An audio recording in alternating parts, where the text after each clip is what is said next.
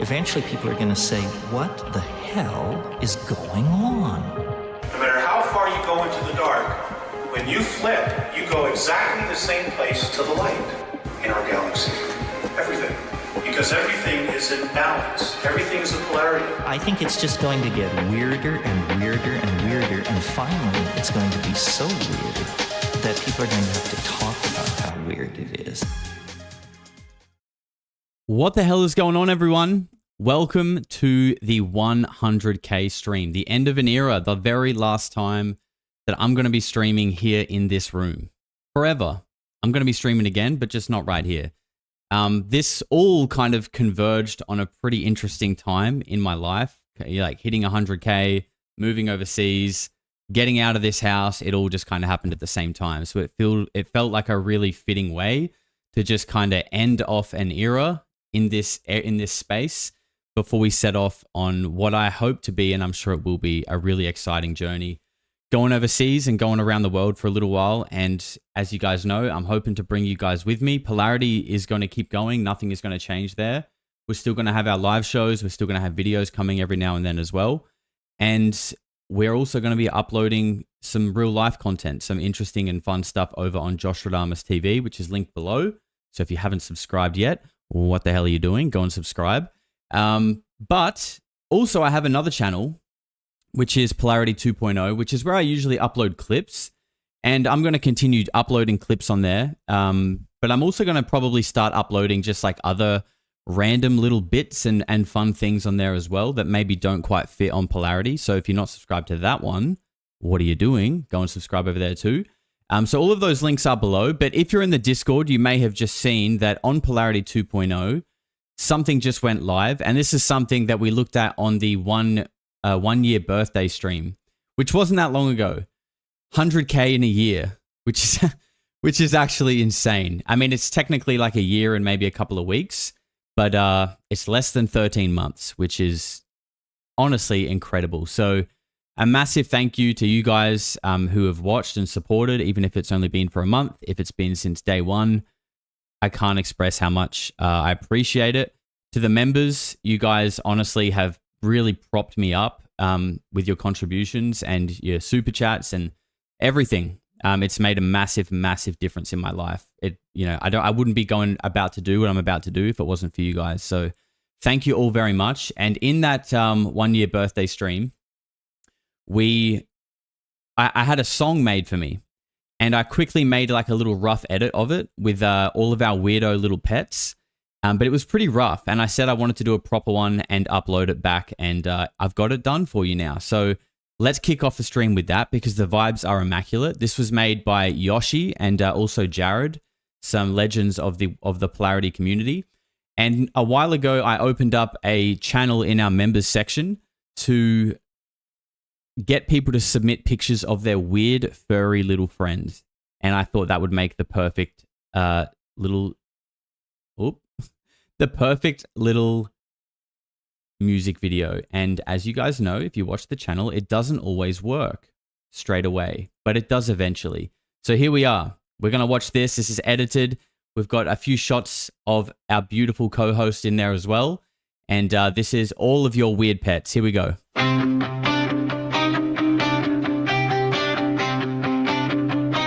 I'm just a glitch away. I'm just a pulse away. Losing my veil today. They're cloaking from the edge today. I am just a human, not augmented.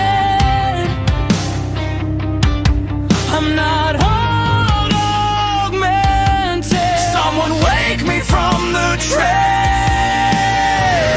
Just another up, just another bloodline torn. We're learning from the truth today. Just a step from the edge, just another day in the world they ran. I need a weirdo.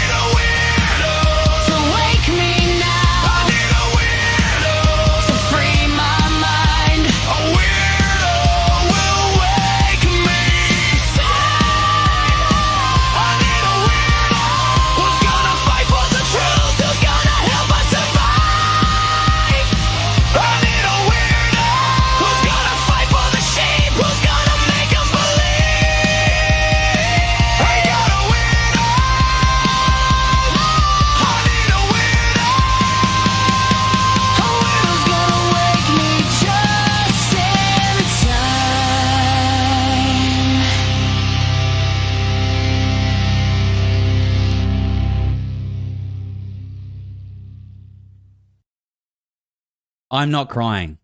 Okay? I'm not crying. You are. There's just something in my eye. A lot of you guys were saying put it on YouTube. So it is. It is. If we jump over here. This is the Polarity Weirdo Anthem. And it is on Polarity 2.0. You can just see there. You can't see my mouse. But yeah. Polarity 2.0 is linked in the description. And it just went live. It literally just went live. So I watched it on YouTube. So you guys can too. And yeah, what a jam. Honestly, what a jam. So thank you guys who made that. For some reason, watching it with our pets, I don't know, man. It hits a little different. It really hits a little different. So again, thank you guys so much. Today's show, we've got lots to get into. So we're going to start nice and chill while there's not heaps of people in here. We might be able to actually have a bit of dialogue before the chat fills up and gets super crazy. But what we're going to be doing is we're going to be looking at David Grusch's interview that was on Fox News recently. We're going to be looking at a couple of clips from Dan Farrah on Joe Rogan, because I feel like I'm not the only one that thinks that podcast was more interesting than the actual documentary itself. And actually, from those clips, we're going to be doing a little classic Polarity weave, and we're going to kind of take those clips and we're going to talk about it with a few other clips that I'm going to bring in as well. And I think that's going to be really fun. We are going to be looking at something from David Icke, which, if you guys remember recently during Reptile Week, we looked at a few things about, like the royal family, Arizona Wilder thinking that she saw them shapeshift. Maybe she did, maybe she didn't.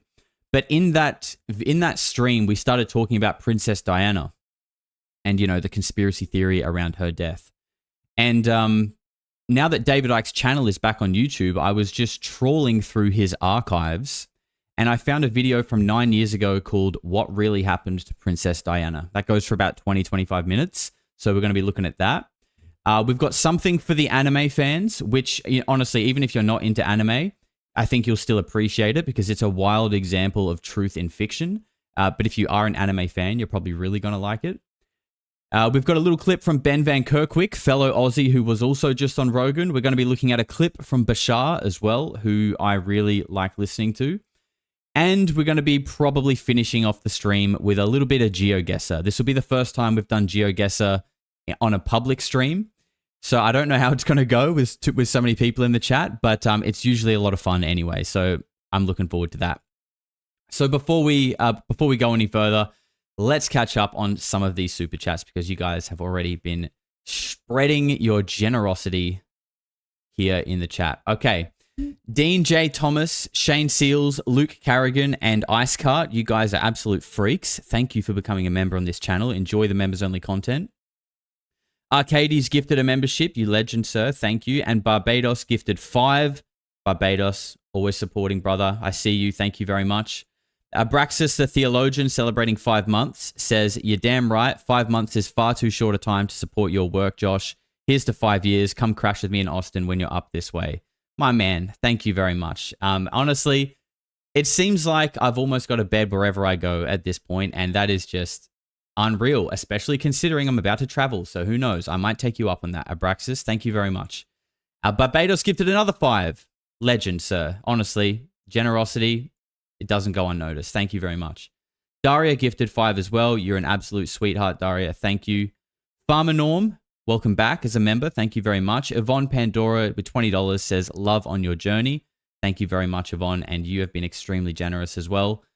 Farmer Norm's gifted a membership. McArtistry says, "I told you, mate, if you head towards Chicago, hit me up." There we go. Honestly, hey, be careful. I hope these aren't empty promises because I literally might. Okay, you never know. I might. So thank you, brother. I appreciate that. Long-time support as well. And NSB gifted 50 memberships. Wow. NSB, thank you. That's huge. That is a enormous way to start off the stream. And that's 50 new weirdos that we've just collected in the tribe. So guys, let's get some love in the chat for all of those guys, for NSB and everyone else who just showed off some absolute kindness and generosity for the channel. Wow. All right. Okay. 100K is crazy, man. Love from Lone Star State Weirdos. Thank you, 420 Breezy. I appreciate you, bro. I appreciate you very much. Another long-time supporter of the channel. I hope you and P-Show are doing well. So yeah, like I said, guys, while the chat is a little bit quiet, I think we will just hang out for a little bit because we don't get to do this too often. We usually do this in the members area, and I love doing that because it is a bit more intimate and personal. But you know, we got to spread the love around as well, and we got plenty of stuff to get into. I don't think this is going to be like an 8-hour mega stream like the 1 year one, but you know, maybe like 3 to 4 hours or something like that. We'll see. Like after today, after this stream, all of this is getting packed up and taken away. So I got a lot to do, but you know, we got to get the important stuff done first, which is this. How do I get a sub? Well, you can click the join button below and you can become a member there. It's $5 a month. There's members only content, members section of the Discord, which is the best place on the internet to hang out. Or you can get gifted one, but you have to turn it on, which is a setting you have to activate on YouTube. However, after a bit of investigating and some people in our community who have been here almost in like every single live stream for months and months and months and somehow have avoided ever getting gifted a membership, after doing a bit of investigating, it seems like if you have a really old YouTube account, now I don't know how old, but I think like, you know, at least 10 years, I think closer to maybe 15 years old, your account for some reason can't get gifted a membership because YouTube sees it as something different. If Das Sofa is in the chat, one of our moderators, he would be able to clarify that for me. And by the way, shout out to Das Sofa. That guy pretty much put the whole Discord together. Without him, I don't know if I could have done it. So Das Sofa, shout out to you, man. Thank you so much for all of your help pretty much since the start as well. Mine's from 2013 and I got a membership. Well, there you go. There you go. So it's at least, yeah, I think it's probably somewhere older than that. Well, YouTube started in 2005, I believe, or thereabouts. So it's probably somewhere between like 2005 and maybe 2010, I would assume. Something like that. So, you know, might be time to just make a new YouTube account. Who knows? Who knows? Yeah, big love to Das Sofa. Or an OG weirdo. Absolutely. Yes, and that is right. You can't just directly gift a membership to anyone either. It is just random. YouTube just hands them out randomly. So it's just one of those things. It is what it is. Way to go, Josh. Keep it real, bro. Thank you very much, Simon. I absolutely intend to. I don't, you know, even though I'm moving country and I'm going to be hopping around a bit, I really don't intend for anything to change. Although I am aware of the fact that, like, when you're in a new country, when you're surrounded by new things and new people, like perhaps your perspective definitely probably shifts, but also maybe like the things you want to pursue might change as well. And that may happen. I'm not saying it will. I don't intend it to, but I'm aware of the fact that it might. But if that does happen, you know, I don't think it's not going to equal Polarity stopping. I think if you look at Polarity now compared to when it started, it's different. It's very different.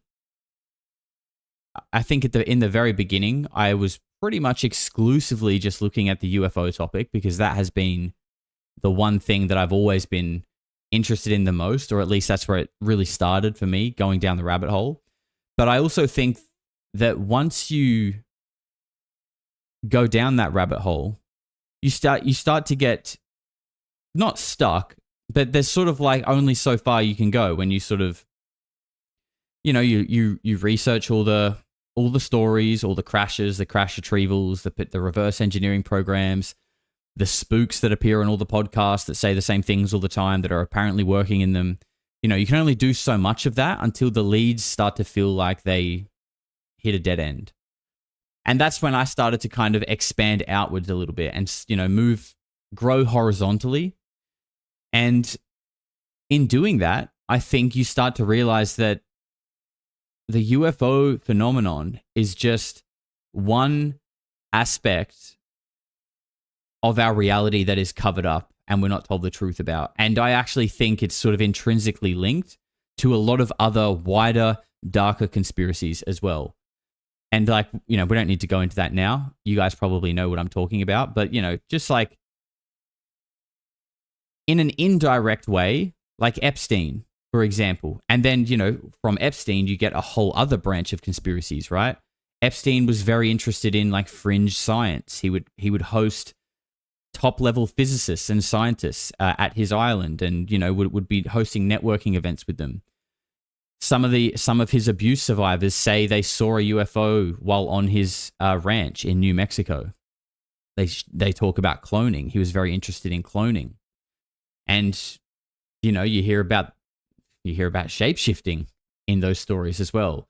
You hear about, then it sort of starts to begin to tie into satanic ritual abuse, and all of these stories on their own are like, wow, that's wild. It's very hard to imagine that is happening in our world, and it is. But I think if you stop looking at them one by one and you kind of zoom out a little bit, you can see that there is kind of these like weird links between all of them, especially the timelines as well. And not only the timeline, I can't remember where I saw it, but if you look for a map of the United States of UFO abduction hotspots, and then look at a map of like missing children hotspots, they basically overlap one for one. So again, what is that? I think there's potentially a link there. And, I think this stuff just runs way back. It runs far deeper than anyone who's sort of a little bit interested in weird lights in the sky. That is the tip of the iceberg. I really do. And look, this is all just my opinion, by the way. I could be completely wrong. I could be talking absolute garbage right now, but I'm just going to tell you what I think. And it's up to you, how you interpret that. But yeah, I really do think, and you have to ask yourself, right? Why would this thing be so covered up to the point where, potentially American citizens are being killed within their own country by what you could only assume are Americans, okay? And you could apply that to any country, right? If an Australian government killed their own an Australian citizen, they must be trying to cover up something that is just so like unspeakable that doing that was deemed a more favorable option. And actually, you know what? Because it's a long show today, I'm going to try and pull something in here that I've been kind of waiting to pull into a show. I just haven't really found the right time yet. Check this out, okay? But I will just answer this question quickly. Josh, when do you get your 100K subscriber plaque? Kiwi, I have ordered it. I actually ordered it a couple of days ago, but I'm leaving. I'm leaving in a couple of days, so I'm not going to get it. So I won't see it, and you guys won't see it until probably the end of next year, sadly. Okay, check this out. This is something I want to show you guys that I've been wanting to pull into a video. I just haven't yet, but talking about cover-ups that must be so dark at the highest level that it's more favorable to remove your own citizens for. Okay, check this out. This is from Australia. We should include in the terms of reference the institution of the law. And I have documents here which the Royal Commission has seen to justify that case, and in fact every Attorney General, from Attorney General Ruddock till now, has seen some of these documents, and they are police documents, and they are very disturbing. So, having produced a set of documents to the Royal Commission under an order to produce, which includes, disturbingly, documents that name in one document 28 people as alleged pedophiles, signed off by Gary Crook QC, counsel assisting an earlier Royal Commission, includes a whole lot of prominent people. And I think to protect the discretion of the Royal Commission, I won't comment on what the Commission thought, except that they thought it was outside the terms of reference of the Royal Commission. We have in Australia, sadly, a compromise at the highest of levels. There's a former Prime Minister on this list, and it is a police document. There you go. A former 28 high-level notable people, including one former Australian Prime Minister, is on that list, and it's a police document. Where is it? That's not a new clip, by the way. Why don't we ever gonna? Is that ever gonna come out? I don't think so. Probably just like the Epstein list isn't just gonna come out. So, you know, when people say, you know, this is more on my other channel, by the way. Had people commenting on my other channel saying, oh, you're turning your back on Australia. You know, you should fight for your country. Yeah, look, I respect that. But also when I see shit like that, get me the fuck out of here, please. I'm sorry, but like this, look, this is meant to be a party, so I don't want to bring the vibes down too much. But if you can't see that the Western world is completely compromised and fucked from the very top, I mean, I don't know what to tell you. And to be honest, I don't want to tell you because you're probably happier just living in ignorance, honestly. Because once you realize it and you start to realize that it's true and real, you know, why the fuck would you want to live here? Honestly, even like, you know what I mean? And it's just evident, isn't it? It's just evident that like just based on like, look at how happy or unhappy the majority of the population is here, and how much people are struggling to live, and how rich some of the people at the top are, and there are people living on the streets. Like, just based on these facts, and look, I know it's not simple, okay? I know it's not just a simple fix, but just based on these facts and the lack of any real effort to fix it, like really, where is the real effort to be like, we need to make a change? Some kind of, you know, shift in our thinking coming from the top. It's non-existent. So clearly, not only is it a conscious decision, but the people in power, at least the majority of them, are either compromised or they just know that their hands are tied and there's nothing we can do about it. So, you know, again, I often talk, we often reference America when we talk about this because, you know, that is the heart of the West, really. And as I always say, we're just their retarded little brother. But it was good to give you guys an Australian example there to show you that it's not just America, it's not just Australia, it's definitely England as well, actually. And I've got a lot of clips. I've actually got a lot of clips for a video kind of on this topic around the satanic ritual abuse stuff that is entirely focused on the UK.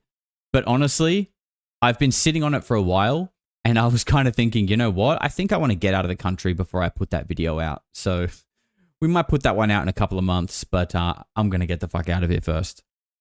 All right, we're actually going to get into the actual show now. Crazy King, huge congrats, bro. I'm happy to be here. Well deserved. You're making a difference in many people's lives. Thank you very much, Crazy. When people say those kind of things to me that, you know, people say sometimes like I've helped their perspective on things or changed the way they look at things, that really means a lot because if you guys are a member, if you go back to my very first members only video, I can't remember exactly what I said, and it was a long time ago. It might be kind of embarrassing to watch now, but I know that the general message in it was about, you know, trying to help people understand that life is not black or white, and it's you know, life's complicated. It is very complicated, and that just a little bit more understanding about people coming from all walks of life with different perspectives, different upbringings, different thought patterns is not a reason to hate someone. Just being able to understand that is usually enough to realize that, you know, they're just on their own journey. They're on their own path. Wobber says, cop out, dude, use your platform. I am, bro. I am. This is my way of using my platform, is trying to show people that, you know, there are better ways to live. I think we have enough political influences out there. I think we have enough people who are getting angry and aggressive on their platform and trying to make a change with aggression. But the thing is, with the way that this system is set up with a two-party system, a left and a right, if someone who is a right-wing political activist or a left-wing political activist speaks up, you know, with their aggression and with their finger pointing that the left is doing it all wrong or the right are doing it all wrong, what that does is it automatically elicits a default reaction in that other person to become defensive and protect their own values. And what do you have? Conflict. You have conflict because 90% of the people don't know how to have a constructive conversation. And that is the root of the problem. So my way of trying to use my platform is not just be another political influencer who tells other people that they're wrong. is by showing.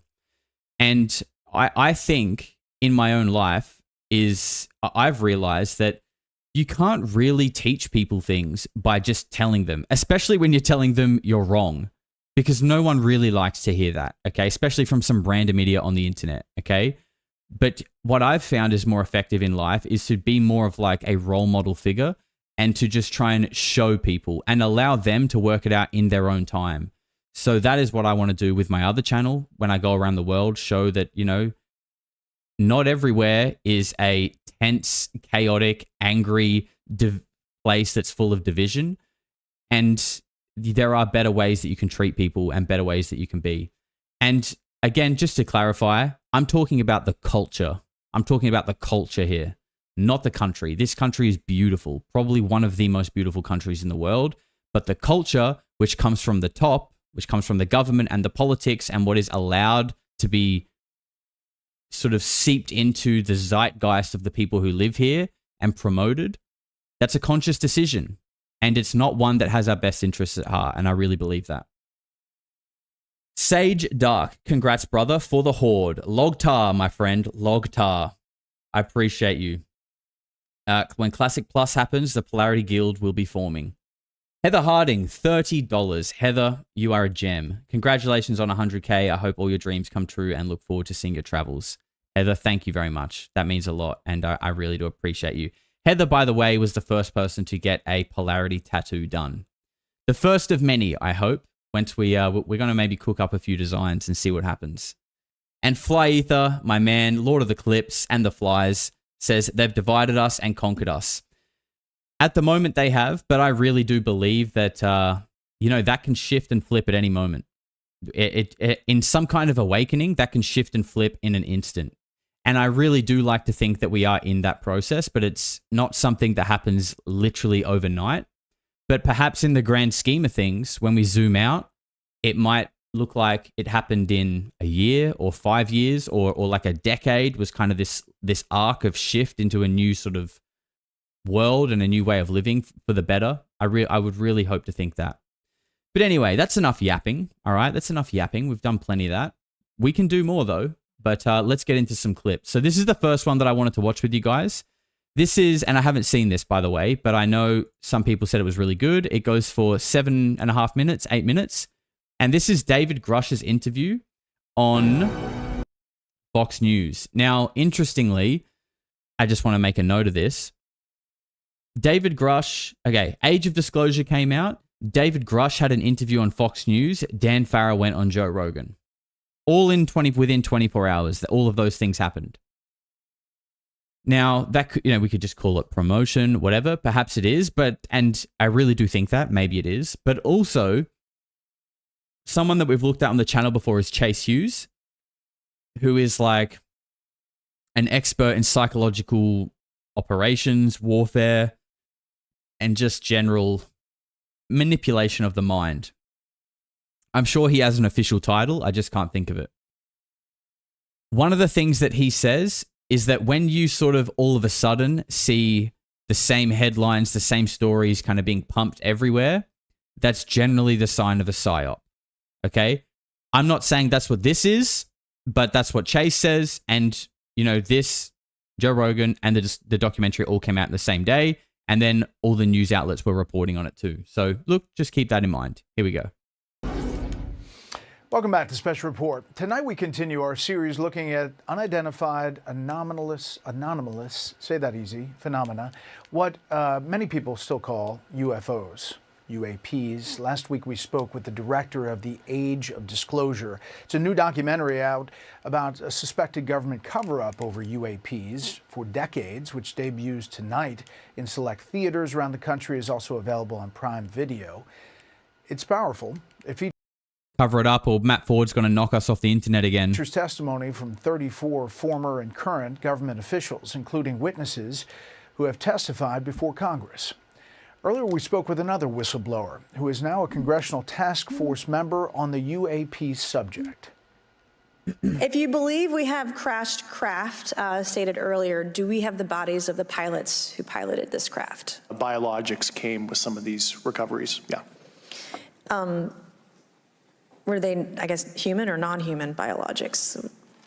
Non-human. Well, let's get some insight into the UAP, or UFO, it used to be called, controversy, and what Congress is trying to do about it. Joining us now, retired Air Force Major David Grusch, who has been a whistleblower on the subject of UFOs, UAPs, and government transparency. He's a special advisor now to the House UAP Task Force. Thanks for being here.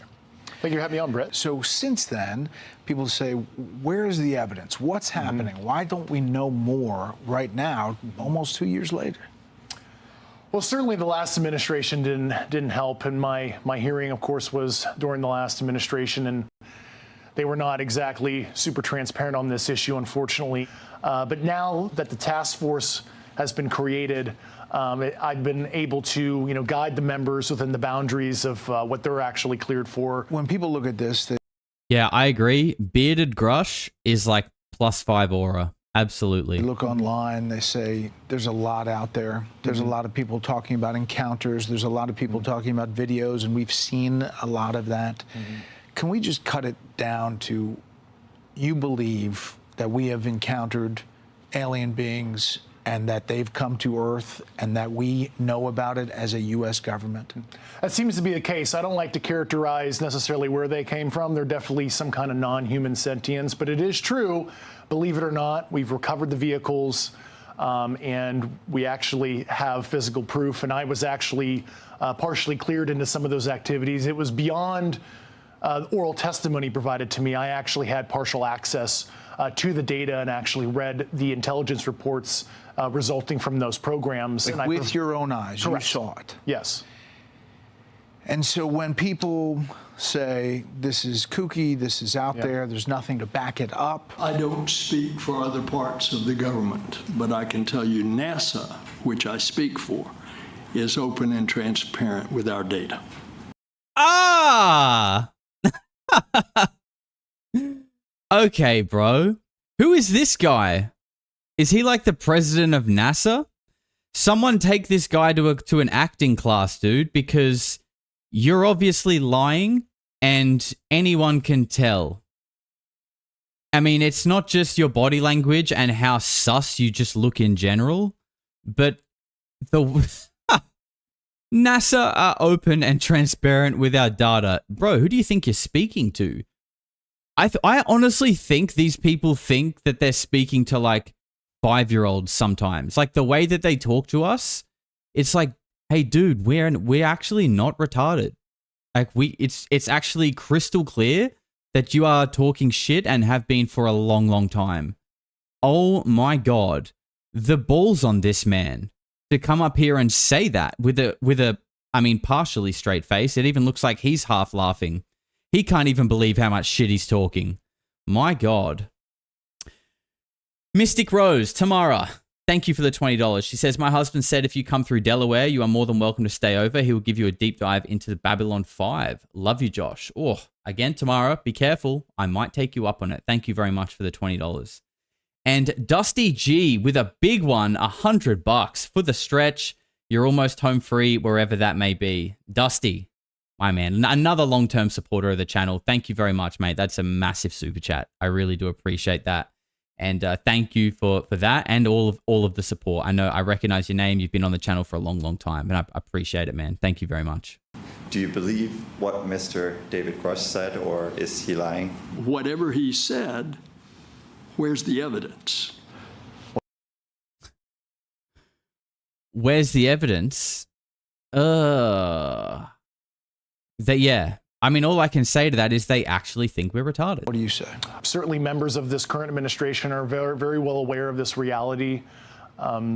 Certainly the current president is very knowledgeable on this subject, and I trust his leadership on it. And I think he's assembled an A-team cabinet, and I really believe if Trump wants to be the greatest president and the most consequential leader likely in world history, he certainly has the knowledge, the capabilities, and understanding of some of these sensitive government transparency issues. I have access, and I speak to people about it. I've had actually meetings on it. People that are very smart and very solid have said they believe there is something out there. And, it makes sense that there could be. I've never been convinced, even despite that. I just For some reason, it's not my thing. So you think, one, he knows, and two, he's open to transparency on UAPs? He certainly is very well informed on this issue. Leave it at that. I don't want to get ahead of what the president might want to reveal personally. Yes, Daddy Grusch play into his ego. It does kind of feel like that a little bit, doesn't it? Like he's just trying to butter up Trump and be like, come on, bro. You could be the best motherfucking president there ever was, man. You'll go down forever in those history books. Think about that. Think about that, Trump. Everyone will know you were that guy. You could be that. This is your shot. You could be that guy. Come on, man. Say it. Say it. It's like, it's kind of like, you know, trying to hype up someone in school to do something you know is kind of fucked and will get them in so much trouble. And you don't want to do it because you don't want to be the one to get in trouble, but you want to see someone else do it. And it's like, no, bro, come on. It'll be so good. It'll be so good. Bro, do it. Come on, man. Come on. There's been a role to cover this up, you're saying, through administrations. And there have been people who have been threatened and told not to testify. I was physically threatened even before I sent in my Intelligence Community Inspector General report under the previous administration. I actually had to go and seek legal protection that way because I was, literally in fear both professionally and in my personal life. And when you mentioned in that testimony of recovering the pilots or remains non-human, that's something that you saw as far as the intelligence with your eyes? Yes. And it is a very uncomfortable, even for me now, as somebody who's seen it, experienced it, even talking about it, because it's so outside a normal person's worldview to understand that there is this biological sentience that have piloted these crafts that don't necessarily look 100% like you and I. Were there pictures? Were there? There were. Yes, there were. Can I just say one thing that I hate about news versus podcasts, and they may not even be cutting anything other than a second of dead air, but it feels unnatural and it reduces my trust level automatically. And that is that you can see that when David Grusch is speaking and when he finishes, they cut to the host to ask him a question, but it's instant. And you know that it's a cut and something has been trimmed out. And it might just be dead air to speed up the interview, but it also might not be. And you don't know. It's like, bro, just let him breathe. Let the other guy ask his, just relax. It just feels unnatural, and I don't like it. It feels weird. That's a great pause, Josh. Look at that, man. That is a great pause. Sometimes we really do people dirty with a pause, and look at that guy in his beard and glory. What a beautiful man. Said from another planet or from outer space, you said we don't know where they're from. Is it interdimensional? What are we talking about? I've talked to a lot of, I'll call graybeards on the program. That is a subject of hot debate on origin. As a guy trained in physics formally as well in my background, I leave an open mind on what the origin is.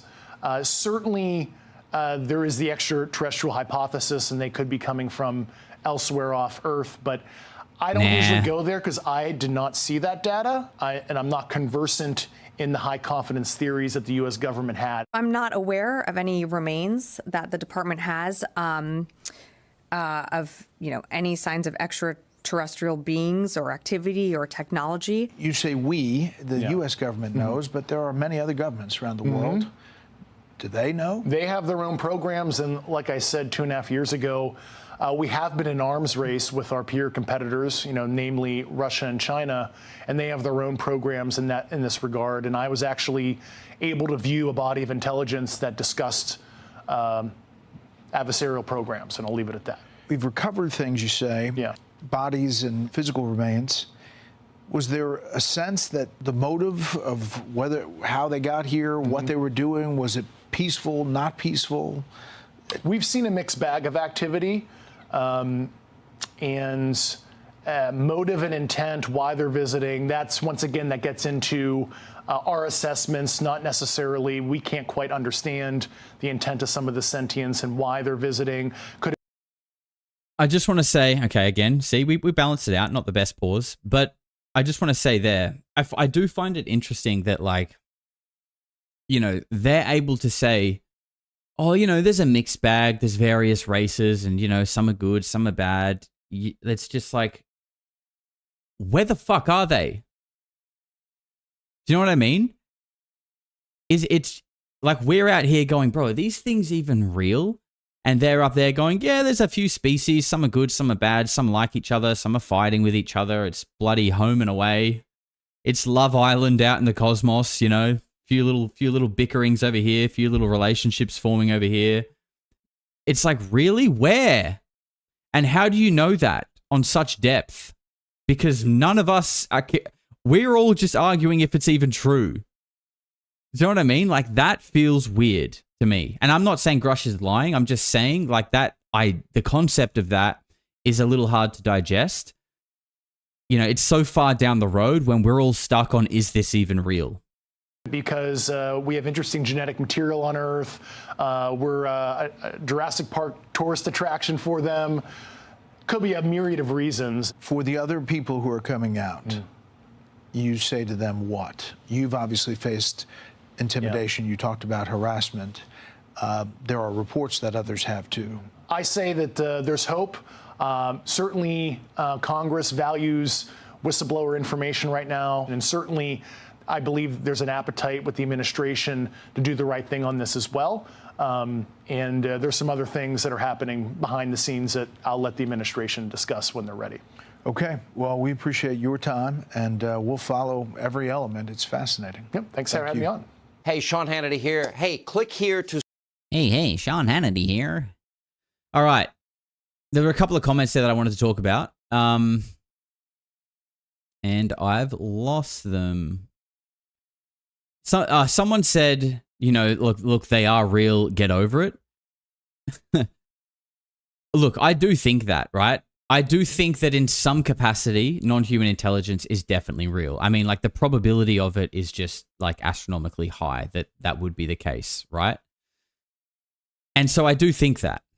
But it's just, like, it just creates this weird, like, I guess, sort of, like, cognitive dissonance in a way of like, we're still waiting of, like, the actual confirmation, right? We're waiting on the actual confirmation with proof, but meanwhile, the people that we're kind of looking to for that confirmation are, I mean, yes, they have said it. They've said it's real.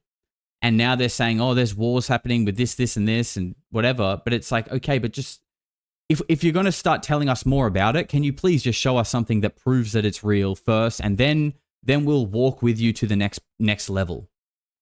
I feel like we keep getting taken down deeper levels, but we're still lacking any proof on the first level. And again, that doesn't mean that I don't believe it. I do believe that non-human intelligence is real, but it's just like, bro, stop making the story so complex before showing us something. Do you know what I mean? That's what I kind of struggle with a little bit.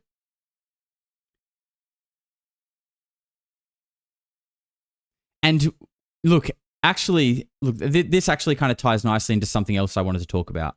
Let's find a nice one of Grusch. That ain't it. That'll do. Curious Grusch. Apparently, after this interview, I believe like Megyn Kelly or someone like that called up, you know, to get like a soundbite clip for her show or something like this. And apparently David Grusch said, and look, I don't have the source for this. It is out there. I didn't have time to grab it. Already was half an hour late today. David Grusch apparently said something to her for his like soundbite for the show that was like, aliens are fighting each other and they don't even care about humans. That's kind of what the idea of it was. And he's never really said anything, you know, directly like that in an interview in Congress. He didn't say it in this interview. And so it's interesting, right? And to go back to what I was just saying of where are they? Well, it makes me wonder if they are having these, you know, if they're, okay, think about this and let me cook here because this is going to be hard to extract out of my head, but I think I'm onto something. I may need to go to a mental health hospital, but just bear with me, okay? The button is ready to push if we need to. If, like many people have said, that they walk among us, okay? They walk among us, they look just like us. And David Grusch is saying aliens are fighting with each other and they don't even care about humans. Now, we know that we've been stuck in a constant state of conflict, basically ever since World War II, even prior to that, okay? There is essentially like some form of genocide happening in the Middle East, or for some reason, people in the Middle East just love bombs and killing, okay? Clearly, they just love that. So it makes me wonder if they are, again, where are they? Where are they? What if they are fighting through us? And that the reason why some of the context around this topic becomes very spiritual, and it can get into the realm of like possession and things like that, is because some of the world leaders, and maybe not just them, other people as well, maybe certain groups of people or something, some have somehow had their consciousness either hijacked or are playing host to something else. And the reason why I say this is because, and I think we'll actually look at a short clip from him as well, but this is a depiction of someone talking about reptilians, okay? Now, I know reptilians are the craziest, wacky conspiracy theory when it comes to aliens, but at the same time, when you look at literally every creation story, there is some kind of serpent being worshipped, okay? That's just the history, and that's all I'm saying. So I find that interesting. And what I do find the most interesting, actually, is this picture right here. And there are better depictions of this around on the internet that you can find. There are even statues. There are even statues carved out of stone that represent this image. And what this image is like a shadow, sort of like a shadow form of a tall reptile, like, you know, that a man is playing host to. The shadow is possessing the man, and that's what this is here. And what it reads here is illustration of interdimensional beings. More Clive Burrows' portrayals of reptiles overshadowing a human while not actually occupying the body. Burrows produced these illustrations from descriptions by one of the countless people I have met who see the reptiles of the lower fourth dimension. They appear to attach to humans by two of the lower chakras. Now, look, I know that when we talk reptilians and shit, it's like, you know, you're totally going into wild territory. I understand that. And I don't really care about that. Okay, I don't care. And the only reason why I do talk about it is because of the fact that serpents were worshipped and are depicted in literally every ancient culture. All of them. And you know what? Okay, let's stay here and continue cooking, because there's also these, right? Also these things that were found in Mesopotamia. And I'm sure, come on. Oh, look, this is the picture. This is what I was speaking about before. This is a statue of the same kind of thing happening.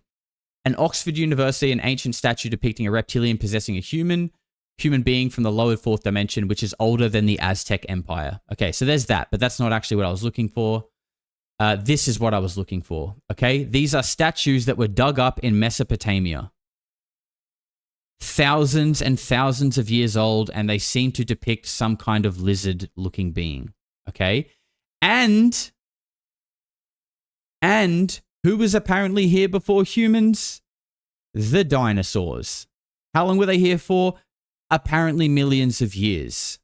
What happens over time? You evolve. Okay? Look, these are just my opinions, and it's probably time to press the button because... Get this man to a hospital, now! It is very, very possible that I need to be taken to a mental health hospital, but I'm really just calling it as I see it, without caring like sounding like a lunatic, because I'm just talking about what I can find here. And to me, it kind of tells a bit of a story. That's just my opinion. Do I want us to be overtaken and being manipulated by a reptilian race? No. No, of course I don't. But am I going to gaslight myself and pretend I'm not seeing what I'm seeing? No, I'm not. And look, what we'll do is we'll watch, actually, I'll catch up on these super chats, and then we'll watch a 6-minute clip from Credo Motwa talking about these reptilian beings. And if you don't know who Credo is, or if you really enjoy this clip, we covered this entire interview only a couple of weeks ago across 2 parts. And Credo Mutwa is a Zulu shaman. He's passed away now. And this interview was in 1999. And he's talking about this, about the reptilian race that enslaved humans thousands of years ago throughout Africa and the rest of the world. And that, this isn't, and again, this isn't for Instagram likes. He's not selling a book. This is just Zulu history passed down through, the shamans and the keepers of knowledge for years and years and years. That's all this is. He's not making money off this. This is just their story. And that is their depiction that you can see on the back wall. And to just make it even a little bit weirder, he says that they are called the Chitauri. And then 3 years later, what happened? The Marvel Comics created a race of reptilians called the Chitauri who shapeshift into human form and came to Earth and enslaved humans. Okay, so is this more truth in fiction? Or is Marvel getting inspiration from random Zulu shamans in 1999? I don't know. You guys make your mind up on that one. We'll play this clip in just a moment. Let me just catch up on a couple here because I'm getting a little bit behind. Shig Lee gifted a membership. Shig, you're a legend. Thank you very much. Attempted Human says, bro, you got to look into Project Looking Glass. It's such a hopeful message. Timelines are converging. There's an unavoidable awakening of consciousness happening and the elites are shitting themselves. I like the sound of it. Brother, if you're in our Discord, please, you know what? Because I know you've been saying this for a long time. Email me, dude. Email me a couple of good links to check out and watch. And, if it tickles the pickle, we'll cover it. I promise.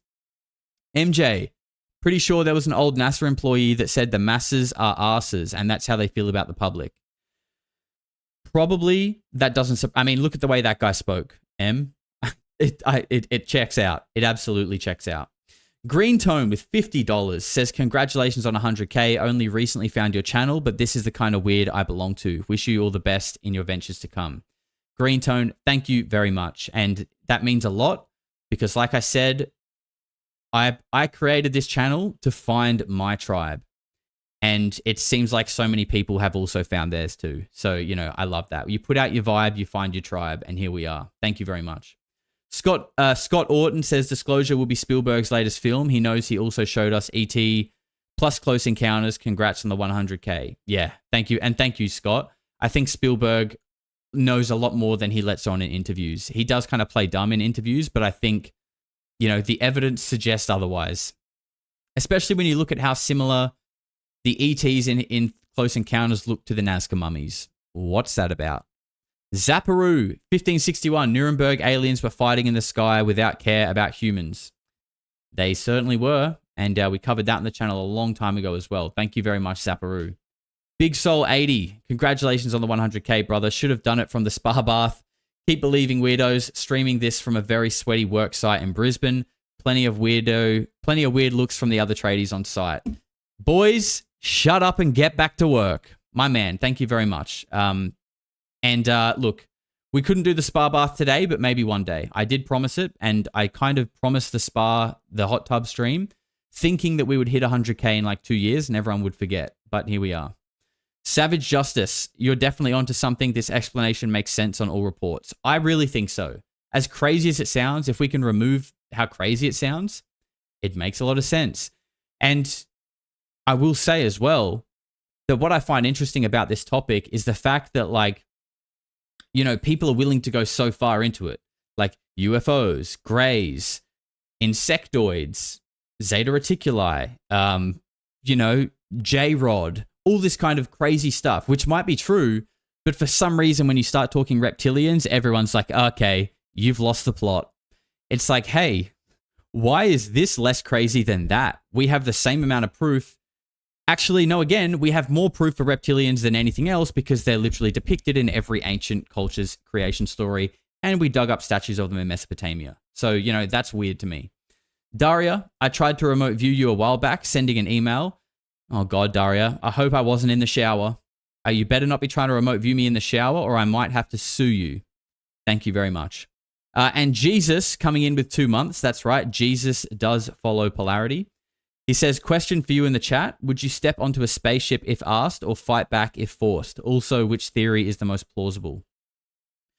Would I step onto a spaceship if asked? But see, I would just have too many more questions. I would need more details. I would know if they just said get on the spaceship, you can't ask questions. I would say, oh God, I think I would have to say no, because I would be like, wait, who are you? What do you want to do with me? Where are you taking me? Can I come back? Or how long are we going for? You know, there's just too many questions, dude. I need more details. And Rocket and Hood says, at 100k subs, didn't you promise us Polarity feet pick merch? Asking for a friend. I might have. Yes, we might have promised feet pics. Unfortunately, though, they will be on the Patreon. That is premium subscription content only. Thank you very much. All right, so this is Credo Motua. Again, Zulu Shaman. If you like this, we've covered it in a previous video. Just telling us the story of his history, and that's it, in 1999. Make sure you got volume. This is how a Chitauri looks like. It stands about 11 feet high. It is a very slender being which seems not to have a bone structure. Its fingers have no joints. They are more as if the bones in here were flexible. Some of the Chitauri have got 3 claws with a thumb. Some have got 6 claws with a thumb. And some of the Chitauris have got horns on their heads. And what surprises me is this. Some film producers, like the producers who make the film Star Wars, often show creatures in their films which actually exist, which even the most uneducated of Africans who knows this Chitauri can identify. For example, in the new Star Wars film, what is it called? Star Wars or something like that. There is a creature who amazes me called Darth Maul. Darth Maul is a red and black being with a ring of small horns right round his head. That is exactly what the Chitauri look like. Some have got ordinary heads without any horns on their heads. These are the lesser Chitauri. But the royal Chitauri have got a ring of sharp horns all around their heads. And the very high Chitauri, like their king, Mubaba Samahongo, they have got very long horns which grow this way. Not that way like a bull, but this way like certain antelopes. Now, I wonder. And by the way, if you're interested in this, go watch the Credo episodes. They're probably from earlier this month. We went into a little deep dive live as we were doing this, and it was really interesting how he speaks about how the Chitauri, who, you know, apparently have enslaved humanity, the high level ones have these horns that go in a ring around their head like Darth Maul. Okay, if you look up a picture of Darth Maul from Star Wars, you'll see what I mean. And what I found interesting about that is it looks exactly like a crown. Okay, like what the kings and queens wear. They wear a gold-plated crown on their head, which literally kind of symbolizes a bunch of horns, which is probably just coincidence number 8,104, right? I just wonder where these film producers get their information from. And in one strange feeling, which my student called me to come and watch, the thing called Stargate 2. And in that feelings, there was a creature, a very slimy, cream-colored creature with heavy wrinkles on its face. It was a spitting likeness of Mubaba Samahongo, the terrible emperor of the Chitauri. Well, clearly there's a tremendous amount of knowledge of what's been going on and what is going on, which comes out symbolically through films and areas of communication like Hollywood. But the thing that I'm totally stunned the more I talk to you about this is because I've been all over the world having people give me descriptions of seeing reptilian type figures, particularly people in positions of power in the world, changing into a reptilian figure and coming back again. And what they describe seeing is exactly what the knowledge of ancient Africa talks about seeing. We're talking about the same people there, which is an astonishing confirmation. And the eyes is something that keeps coming up being described. Tell me about the eyes of the Chitahuli. Say, a warrior Chitauri has got eyes like a snake. These eyes are yellowish with split pupils and they glow in darkness. So if a warrior Chitauri, one of the lesser classes, is hiding in a cave, you can see its eyes burning. But a royal Chitauri has got 3 eyes. It's got the yellow eyes, which glow in a strange, almost ice-like way, like jewels, like certain types of yellow jewels. And then they have got an eye in the center of their foreheads, an eye which doesn't close up down like a normal eye does, but which closes from side to side and which opens this way. Now this eye of the Chitauri is the eye that kills, because it can knock a man down just by the fire, the glare that comes out of it. Is this where the constant recurring theme of the evil eye comes from? Yes, sir. Yes, sir. In fact, Mubaba, the emperor of the Chitauri, who is said to be still alive today, Mubaba has got a central eye. His other 2 eyes were stitched shut by a jealous wife. But his killing eye, the Samahongo, the terrible red eye, opens. He can even open it like this. Where is this picture?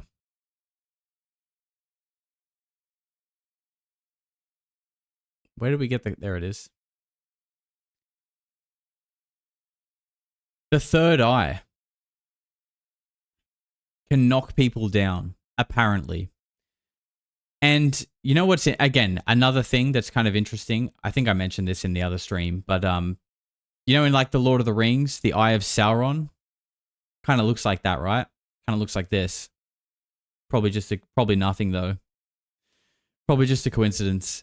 Another coincidence, and I know I've said this before, but for anyone who's new, J.R. Tolkien was writing another series that was meant to be set thousands of years after the Lord of the Rings, where like civilization went on and it was all, you know, everything was peaceful and normal, but there was still an underground cult that held power in the world, who were literally underground, who still worshipped Sauron. And, you know, practice like blood sacrifice and ritual and things like this. But he stopped writing it because he thought it was too grim. Bit weird. Sounds a little bit like real life to me. And you know, you would think that an author, and I'm not an author, so tell me if I'm wrong, but if you were writing something that you felt was like really grim or compelling or like was going to really pull at people's heartstrings a little bit, isn't that a good thing as a writer? That's your goal. So I find it kind of strange that his reason to stop writing a story about that was that it was too grim. Maybe the grim part was that it was kind of based on reality and that we still have people running the world who worship the Babylon gods and all of this kind of dark ritualistic shit. But anyway, oh God. I was about to say anyway, let's get back to some more happy vibes, and a video of Australian pedophiles popped up. My bad. That's gone now. We've gotten rid of that, and we will pick up the vibes from here. So I just thought that little weave there was interesting because, you know, hearing Grusch say aliens are fighting each other and don't even care about humans, where are they? Well, literally no one can really see them, at least clearly, yet there seems to be humans on Earth who are killing lots and lots of other humans who you could say evidently don't care about humans. And then you have stories of high-level people saying they walk among us, they look just like us. Other people saying they can shapeshift into looking like us and shapeshift back. So, you know, it's interesting, isn't it? But at the end of the day, who actually knows? Who bloody knows? Until we see some proof, we probably owe it to our own mental health and sanity to stay a little bit more on the fence, I think. Now, what else we got here? The Wrath of Carnarvon says John Vivanco and his remote view team looked into 3i Atlas and saw the ship were reptilians on their way to this side of the universe to address issues with another alien race in relation to Earth. Crazy. Okay, I think anyone who has said anything about 3i Atlas in that kind of capacity, like, we need to document this. Seriously, we need to, I mean, okay, look, it's not saying they're coming to Earth, so it's going to be hard to prove. But anyone who has said anything about 3i Atlas being anything other than a rock, I really think we need to write this down. And when or if 3i Atlas disappears and you know, probably nothing happens, just based on history, you know, nothing's happened yet, so the probability of something happening is small. Doesn't mean it's impossible, but it is small. Anyone who has said anything like 3i Atlas is a reptilian mothership coming to Earth, it's going to release probes onto Earth, anything that has any kind of fearful connotation, we need to hold these people accountable. And I don't know how we do that other than just blocking them and never listening to them again. Because, and you know, I do say that, you know, people get things wrong and it doesn't mean that they're always wrong. But this, I feel like this is a little bit different because what are you basing that on? What are you actually basing that on? Other than like, I don't know. What are you actually basing that on? Apparently the clearest picture we can get of it looks like a picture of Pong. So I don't know how we got from a picture of Pong to reptilians coming to invade Earth. Do you know what I mean? And like, even still, when I talk about 3i Atlas, people are like, oh, you're being too dismissive. You're being too dismissive. And I just don't agree with that. Like, I'm not even being dismissive. I think, yeah, maybe it's something. But right now, it looks like a picture of Pong. So let's just wait and see what happens. If you're talking about reptilians and shit, I think you should probably chill the fuck out and just see what happens. Because I think we're a long way away from that. Minecraft resolution? No, it's worse. Minecraft, you can actually see what's going on. It looks like a game of Pong with a blur filter on it. It's just ridiculous. Okay to email you a supposed KGB ET racist book? Yeah, absolutely. Go ahead. Evangster says Chapter 7 of Bill Hamilton's Aquarius book is a great resource for Project Looking Glass. Okay, thank you very much. Fly says, continue to keep the evidence bar high, brother. Most don't know about Project Chatter and CIA psychologically abusing the Philippines with fake vampires. I don't know if I've heard the one about Philippines and the fake vampires, but I've definitely heard... Are you thinking about Vietnam? Or is that a different case? Because I know in the Vietnam War, there was... I think that was kind of perhaps like the birth of psychological warfare. They were, I believe... playing. They were like somehow directionally shooting and playing sounds towards where the Vietnamese were, and in Vietnamese saying things like, you know, we are your ancestors, your mother and father, like stand down, like they were trying to hook into their psyche and think that their ancestors were telling them that they shouldn't fight back in this war, doing shit like this. I didn't know they did it in the Philippines, though. I hadn't heard that. Can we look into the face peelers in Peru? Hard nips. So I tried to film a video on that this week, but I just didn't get the time. I was going to do it in a live stream, but I think I want to do it in a video instead. So yes, I have a video on that coming with all the content planned. Looking at a whole bunch of stuff, a whole range of stuff, not just the face peelers, but just the strangeness in Peru in general. And I'm really excited for that one. So hopefully that'll be coming in the next, I'll say before the end of the year, because obviously I got to go settle into another country and I'm not sure how long that will take. And Maggie gifted a membership. Maggie, thank you very much. You are a legend. All right, let's jump to our next segment now, which is not Fox News. It is Dan Farrah on Joe Rogan. We've got 2 clips here, and like I said, we're going to kind of weave off of both of them. So this segment might go for a little while. This is the first one. Only goes for a couple of minutes. Dan Farrah talking about back engineering capabilities, and to me, what kind of sounds like a secret space program. I may pause this one a little bit because Joe Rogan are tight on copyrights. When people talk about the successful back engineering of these things, what are they saying? Are they saying that they can fly around Earth? Are they saying they can go outside of Earth's atmosphere and go into deep space with these things? Like, what have they said we are currently able to do with these back engineered crafts that we've supposedly people that I made can't ourselves? attribute the statement to that were very credible sources told me that some of the UAP activity in space specifically is reverse engineered technology. Okay. Does that mean in space in low Earth orbit, or does that mean traveling through the solar system? What was implied to me was traveling through the solar system. Jeez. Yeah. Traveling through the solar system. The implications of that are crazy, obviously, and it just begs so many other questions. And to be honest, it conflicts with a lot of the narrative. It conflicts with so much of the narrative. And I just want to pause here for a moment to try and touch on it so we can, what we get to soon makes a lot of sense.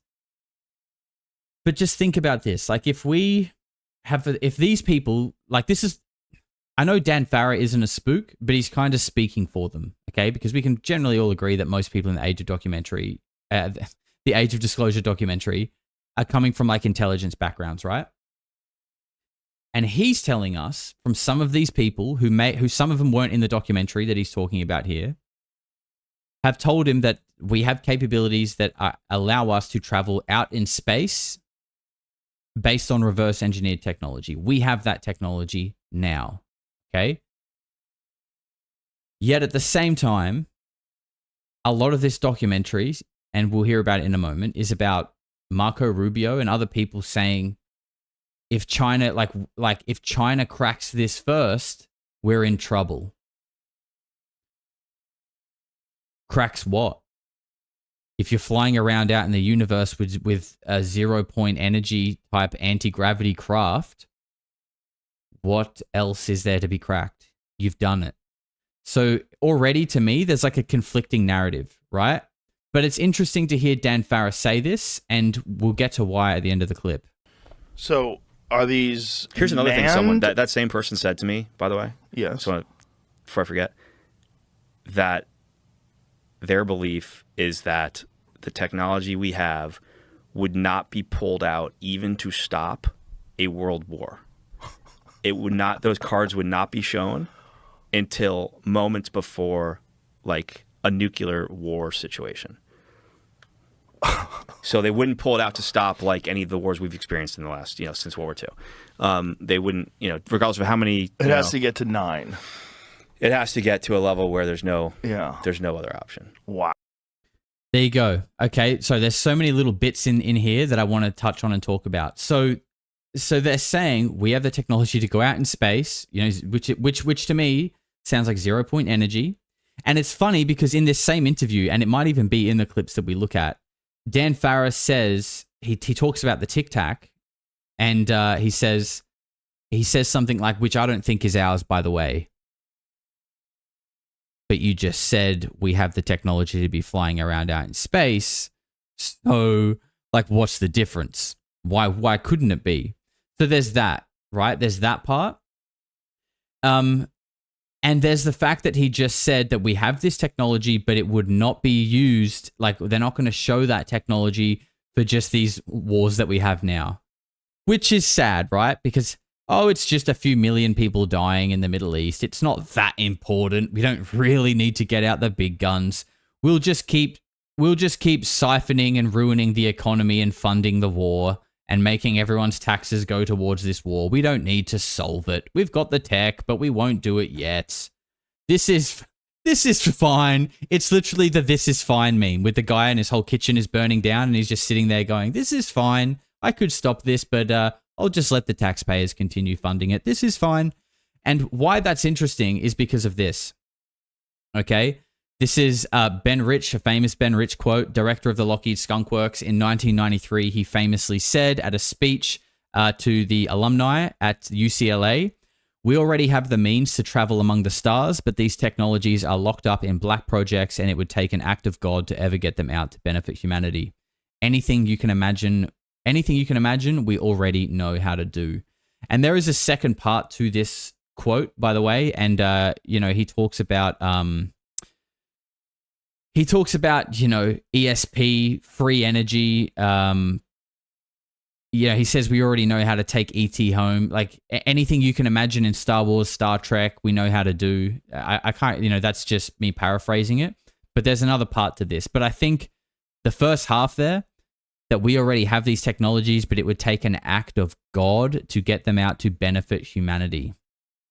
When people talk about it makes you wonder, like, why? And that's kind of what Dan Farrah says here, right? That we would have to be on the brink of, like, total annihilation. The world would literally about to destroy itself with a mutual nuclear exchange that would decimate the entire planet. Only then would they consider using this technology to end war. Why the fuck would that be the case? Seriously. Anyway, let's continue on with this clip. Those cards would not be shown in the situation. So they wouldn't pull it out to stop like any of the wars we've experienced in the last, since World War II. They wouldn't, regardless of how many... It has to get to... cards. Now, when they say that they've traveled through the solar system, is this biological human beings or are these... Sorry to cut him off, but I saw someone just say, "But we start the wars." This comes back to my previous point. Is there a non-human intelligence fighting through us? Why does the majority of the population sit here and go, "Why the fuck are we having war? Why are we doing this?" No one wants to. It's the people at the top who can't seem to settle their differences. And again, look, I know war is complicated. It's not just as simple as going, "Let's not have war." But anything can be done. Anything can be achieved with the right effort and intention and action, right? Anything can be achieved. But evidently there is no effort at the top to make that happen. Why? David Grusch said aliens are fighting each other and don't even care about humans. Constant war in our world, to me, sounds like something that doesn't even care about humans. And we hear about possession. We hear about the spiritual and interdimensional aspect of this phenomenon. And there are those pictures of those things, like shadows possessing, going through humans. That is, I can't detail the theory perfectly, but I think you guys understand what I'm trying to get at here. It does kind of make sense what I'm trying to say. Drone crafts? Like, what are they saying? I never got any of that. All I was told is there's some of the UAPs that are seen, that have been seen by our astronauts on space missions, are non-human intelligent life, and some are reverse engineered craft. There you go. So some of those videos in the STS-48 video, which we're actually going to watch soon because it all ties together, some of those weird little things that we see in space that the astronauts said they've seen, those hidden audio tapes that we've heard of astronauts saying that we can see something following our craft when they're out in space, could actually be secret programs run by the Air Force. Who knows? But remember, like, astronauts are civilians. They're not like, astronauts are not military. That's a civilian job. So it's not beyond the realm of possibility that astronauts are just doing a civilian job. You know, they probably have clearances and things like that too, but they see something else. This is what I mean. I think the rabbit hole just runs so deep that it's beyond comprehension for a lot of people. Like, if you're new to this topic, you're like, oh, what? There's some UFOs. There might be some aliens. It's like, okay. It's like, okay, realize that is true. Realize that is true, and that it has been since the 40s. Think about how much technology and our society has progressed, intellectually and technologically since the 40s. Now apply that to a small subsect that is able to operate beyond the oversight with as much money as they want to, with the technology that far exceeds anything we have. What could that group have done in the last 80 years if this is what we've been able to do in 80 years? Like, think about that. How far have we come in 80 years not knowing shit? And there's another subsect that's had the same amount of time, less people, so you could almost say they could coordinate better, unlimited money, because everything is just national security. Okay, we can't tell you anything because national security. We need more money. We can't tell you why because national security. Give us all the money. We have all the technology. What could have they done in 80 years? Like, it fucking makes sense. Seriously. Someone made a good comment here that I wanted to riff on.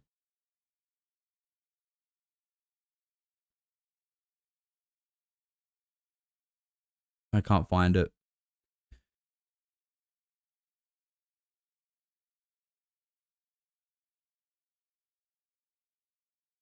I can't find it. If I think of it, I will come back to it. That's what I was told. But we don't know whether there's a person inside of them. I don't. If they are reverse engineered and they are ours, and we figured out how to make our own. That I don't know. Yeah, I need to know that. Yeah. That's kind of important. Yeah, there's a lot. Is there fucking some dude named Bob flying through space? Some Top Gun guy that they've given the task of traveling to Venus real quick? Wouldn't surprise me. You know, one of the other things that, we were talking about Clapper and Ruby and what they said about China.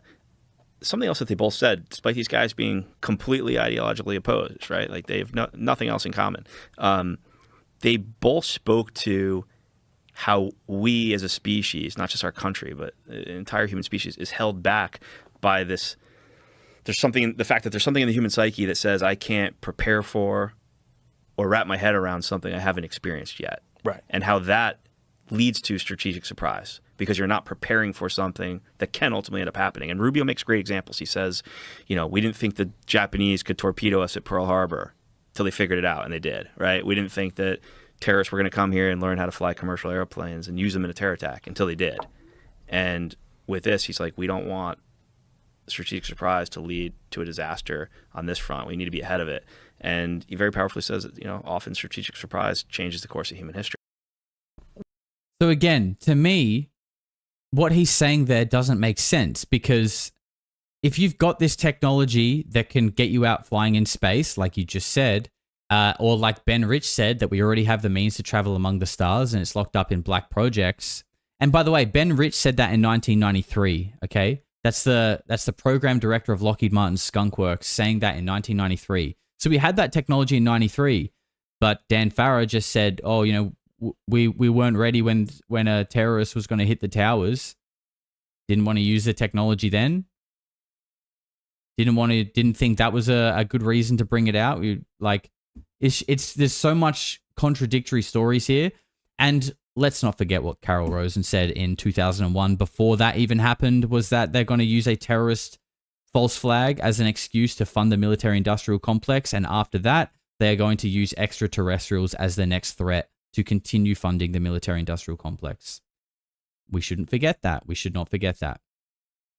Okay, Hard Nips says, why would aliens be using us to fight a war? Do you ever answer why they would even be doing this in the first place? The universe is so massive, there has to be more than one Earth.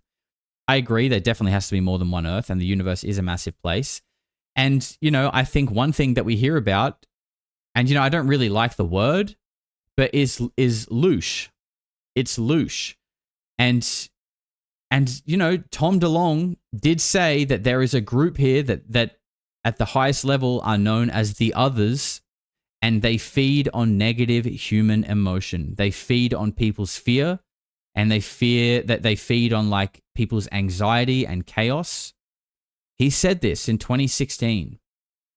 How that works, you know, I can't explain to you how that works, but again, let's just look at the way things are. The world has never been in more perpetual war, tension, you know, like countries eating themselves alive, the destruction of like the West, that it's like the self-destruction of the West too. Like most people in Western countries, like majority are like, yeah, our country's going downhill. Everyone thinks this, but it seems to continue happening. Therefore, it's a conscious decision at a high level. It's a conscious decision at a high level because everyone doesn't want it to happen, but it just for some reason continues happening. So why is that? I think the idea that, as again, old military insiders saying they're here, they walk among us, some of them look just like us. They can potentially possess people in a spiritual sense or take over people's minds, manipulate people's consciousness. These are all things that people from the military and whistleblowers have said, right? We're in a perpetual state of war, death, chaos. The news that is pumped into everyone's TVs every single night at the same time is full of negative stories that make you feel like your area is unsafe, traveling to any other country is unsafe. The rates and prices of all your bills are going up. You can barely afford to live. Everything is hard and makes life feel tense and not easy. And it would create this like high sort of amplified negative energy, which apparently something feeds off of.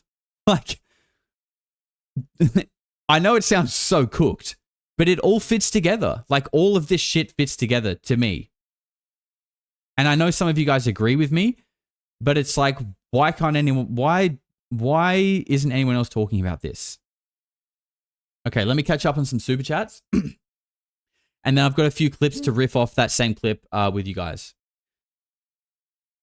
Josh, you deserve every subscriber. Congratulations. Thank you very much, Austin. Appreciate you. Rambro, he's here. Lord of the Obelisk. He's gifted a membership, my brother. Thank you very much. Mickey gifted 5. Mickey, you sweetheart. Thank you very much. I appreciate you.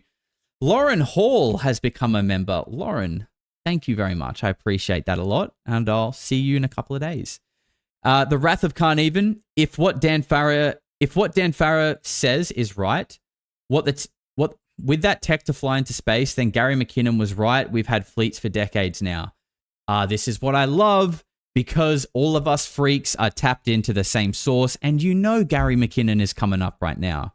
You know we're about to get into some Gary McKinnon because we're all absolute freaks. I love it. Fly Ether says, Josh, please stay on point. Alien narrative is safe, unlimited energy.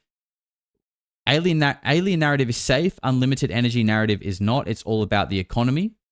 I intend to fly. Thank you very much. And Bleak says, if anything, I feel that they could be using humans as a proxy in their war with each other, if that makes sense.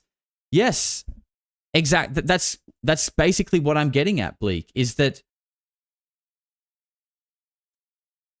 you know, I think in the same way that it feels like there are proxy wars being fought around like the Middle East or maybe in Ukraine, we as humans could be a proxy in ourselves for something bigger than us. Like if you look at different economies and countries on some kind of like GDP hierarchy or you know, however you want to term it, the higher ones have definitely gone in and liberated and given freedom to some lower ones aka a proxy war. Okay? That, as above, so below, scale it out. There could be something bigger than us having a proxy war here. I totally agree with you, bro.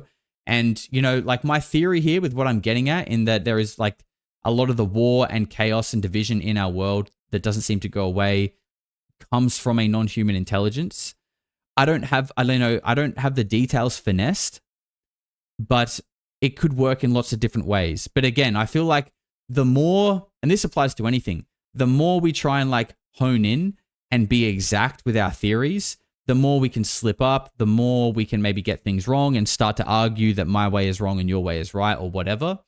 But I think, and it is fun to go deep and theorize, but I think the basis of it, that something non-human is like the architect of conflict in our world, that seems to be hard to argue with, in my opinion, because evidently something doesn't care about human life on this earth, and it's hard to think that it's humans. Like, that just feels like that's hard to grasp. So we heard there that, you know, we've had this technology for a long time. We heard Dan Farrah say we have technology that has been allowing us to fly out into space and come back, and we've had this for a while. We're going to look at a clip here from a retired Air Force Colonel, Wendell Stevens. And again, this clip is from a long series that we covered a few months ago on the channel. There's a playlist for it called the Files of S4 or something like that. And this is him talking about those fleets when we had them. And he's talking about the Strategic Defense Initiative, which was a program also known as the Star Wars program that happened in the 80s. And Colonel Wendell Stevens believes that this program was used as a cover to take this technology and bring it out into operation. Secretively, of course. But even on the public side of what the Strategic Defense Initiative was about, like publicly, it was about like particle beam weapons, laser technology. Like, that's why it's called Star Wars, because it was about kind of crazy high-tech shit. And again, this was in the 80s. We're over 40 years down the track with AI. Where's the update, fellas? What are you doing now? Again, like, just logic tells you that we have some wild shit. Check this out. You said that we had craft that were up there on patrol. Tell me what sources you have for this information, and then tell me what craft are being shot at and shot down, and why this scenario is as it is. Our operational discs, we can keep them secret because they're all operating in a special program. And the people that are in the program are recruited in a recruiting stage. We identify people that have limited family ties, foster parents that they don't maintain contact with, so they're outright orphans, or they've lost their parents or something like that. That are unmarried, young men that are unmarried, fit, otherwise qualified in every way, but don't have strong outside contact. And they recruit them, they identify them early on when they're processing the incoming cadets to the academy, assigned to the secret Air Force Academy on the other side of the mountain, out there in Colorado Springs. And few of the instructors know anything about the other academy, which has... By the way, if anyone doesn't know, that badge you can see there that literally has an alien grey head on it is a real badge. And if you go through some older videos on my channel, I did a deep dive called like, why is there alien eyes on a badge? And it's not even that one, okay? It's a deep dive into some really rogue hidden military badges in the United States, and so many of them have weird alien, UFO, and just crazy weird shit on it. If you're interested in that, go check that one out. Special instructors, special trainings programs, and they train the disc operators and the disc maintenance men. And they're all trained in a special facility. They come out with special grades and special pay scales, and they're assigned to special organizations that are closed organizations. People don't rotate in. They're assigned there for their career. They don't talk because when they're recruited, they're shown that they're getting better paid than anybody else. They're getting all the perks life can give them. They have their internal recreation. They have their internal facility, get the best food, the best pay, the best clothes, the best environment, everything the best and top of the line, and they're constantly reminded that they are a special elite force. And to break any of the rules is not only to be kicked out of the force, but probably if you you're not allowed to leave the force alive. So it often means a death sentence too. And they know this. And they live that lifetime. It's a career lifetime. It's in all the other services you rotate on your job. Here in this group you don't rotate. The organization remains the same. There remains the same people in it for an entire career. And when they retire out, they simply move from a high-level active position to a high-level support position in the same facility. Stay there till they die. So the perks are great and the punishments are severe. Very little comes out. At the time that I first saw that tape, I didn't know that we had disc-shaped craft on patrol with beam weapons. I didn't know that. But since then, I learned that we have them on regular patrol. It's U.S. military has disc-shaped. Military has disc-shaped craft that patrol in orbit, and they do shoot down visitors. First off, how are they able to go undetected? Well, we know where they are, and we know that the Russians have some up there too. Where are they? They're not in orbit because they move around. They're not confined to orbits. They're on patrol up there. How many? I don't know how many are on patrol at a time, but we have 2 squadrons of them that are running these patrols. Squadron being how many in the squadron? A squadron of fighter airplanes is 15 airplanes, 15 vehicles. So I don't know what a UFO squadron is, or disc squadron is, but if it's 10 vehicles, that's 20 vehicles available. There's probably 2 on patrol all the time. Are these the result of successful back engineering projects? Yeah. The discs are not built by one company. The modules are built by different companies, so no one company has the whole vehicle. And then assembled. And then assembled by the government out at Lancaster, and then flown to their Lancaster where? Lancaster, California. What base is that associated with? Edwards. And then they're flown to their operating facility. I understand there's one out in California near Point Mugu and one under Beale Air Force Base. But the operational discs were built. The ones that are on patrol were built over 10 years ago. And they evolved from the gravity control technology that was developed at Alice Springs out in Australia. And from that we designed operational discs to go on patrol. This was the original Star Wars project that was envisioned by President Reagan. Yeah, the money was put up for Star Wars was really put up to finish the development of the operational discs, but we let the public think we're spending it on telescopes and other research materials. They're probably doing that too, but the impetus for the Star Wars program was to get patrols in space. I think that operational discs were used the first time on the first Iraq War, when we went in there and pinpointed all the command and control facilities and took them out in one night. We alleged that the F-117s did it, but the F-117s couldn't sit still and target an object and remain on it, hold a laser beam on it. And the F-117s made a noise. There's a lot of reasons why it probably was not an F-117, although that's what we said did it. I think that we used our operational discs that are nearby to go in, and they're invisible and they make no noise and they can sit still in the air, and they just put the beam on the targets, and the missiles came in and homed on the beam. These organizations they operate under their own command structure. They don't report up through the Chief of Staff of the Army, the Air Force, Navy, or anybody else. They have their own line, and it probably reports only to the secret government, not anybody else in between. They are on patrol, have been for 10 years. Pretty wild, right? Especially what he says at the end there, that that the people in these programs, they don't report even to the chief of the army. Like, they're in their own section. It's a secret government, a shadow government, right? And we're obviously speaking about in the context of the United States here. So, like, it makes you wonder if the people who have this technology are outside of the people who report to the military, report to Congress, right? These people are operating beyond the oversight of Congress or even the general military. Who is that? Who is that? And, you know, if they have this technology, it means they have the control, right? They have the control. They can do anything. So it makes you wonder, like, who really controls the United States? Who has this kind of technology? I don't have an answer for you. but it's kind of a scary thought to realize that the people with this technology don't even have to tell the American military or the government. They are their own government, shadow government. The elites, I think, yeah, maybe could even be something beyond that.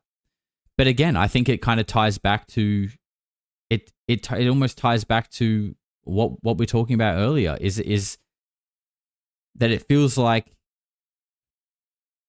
at some level something or someone has been compromised by a non-human intelligence. And I mean, in the Age of Disclosure documentary, they said that the Holloman Air Force Base landing actually happened, which is where a meeting occurred, where a craft landed at Holloman Air Force Base and outstepped multiple tall, slender beings with big noses that kind of looked Egyptian, or maybe you could say Arabic, with big noses, and some kind of golden regalia, I think, is part of it as well.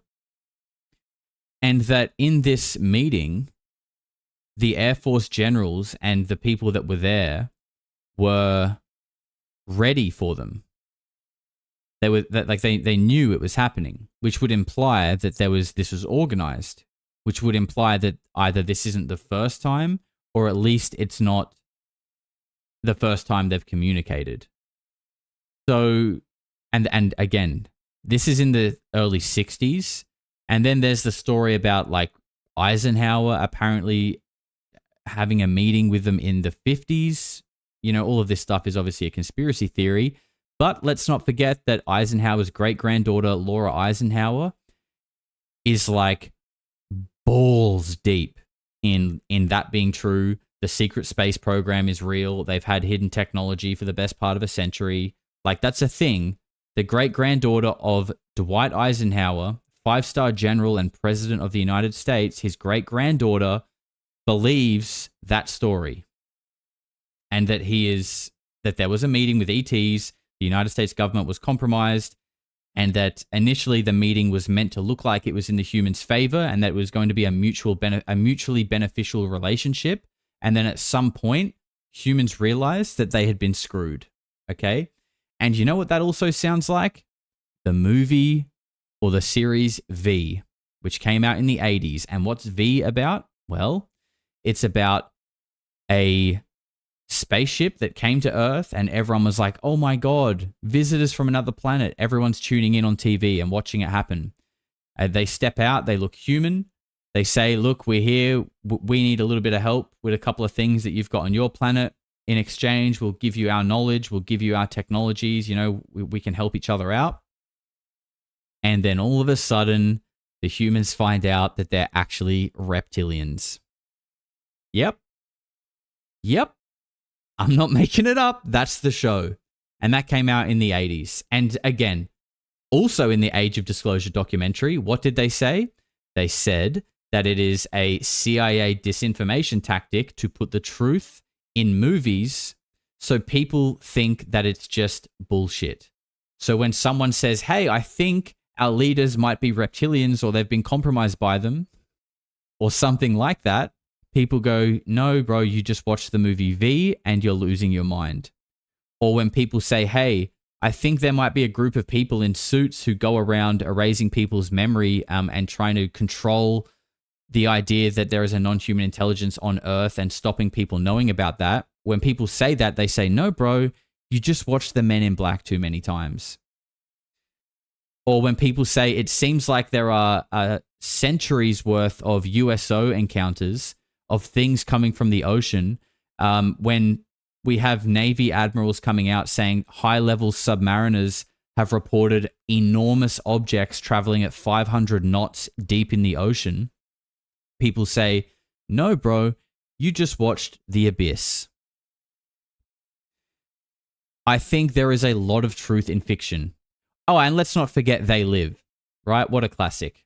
What a classic. The guy gets some sunglasses, puts them on, and realizes that everything in this world of consumerism is just made to make people distracted, toe the line, obey, not have a individual conscious thought, and just take in whatever is on their television and just take it as gospel. He puts the glasses on and he sees that a lot of the people in this world are actually non-human. Maybe that's another documentary. Crazy, right? Let's get to Gary McKinnon. So we just heard from Air Force Colonel Wendell Stevens talking about the fact that the Star Wars program, or the Strategic Defense Initiative, was about bringing flying discs into military operation in the 80s. That's what it was really about. And remember, the public side of that was that they'll look it up. It'll say it was about particle beam weapons. It was about laser technology. Like, think about that. And think about the fact that we're like 40 years down the track now. What do we have now? Well, here's Gary McKinnon, a hacker, not from the military, not from anything of note. In 2002, he hacked into a military base in, I believe it was Texas, and found evidence of this. Now, actually, what I'll do... Here's your list of charges. This is a BBC interview with Gary, and it goes for about 15 minutes. So we'll watch the whole thing, but because it is long, I'll just catch up on some chats. Icke Balls with $50. My man, always supporting. Thank you very much, Icke. He says, while 3-hour Atlas is the main attraction, or perhaps distraction, it's the number of long-period comets in the ecliptic that should be the headline. Halley's return in 1986 was a huge deal, being a dozen brighter than Halley in the last 18 months alone. So you're saying that it's not just 3-hour Atlas, there's an uptick in a whole bunch of interesting activity happening out in space. Do you think that, like, do you guys think that maybe, and like, obviously this is extremely tinfoil hat and we're just speculating here, but you know, if that is the case, are all comets even comets?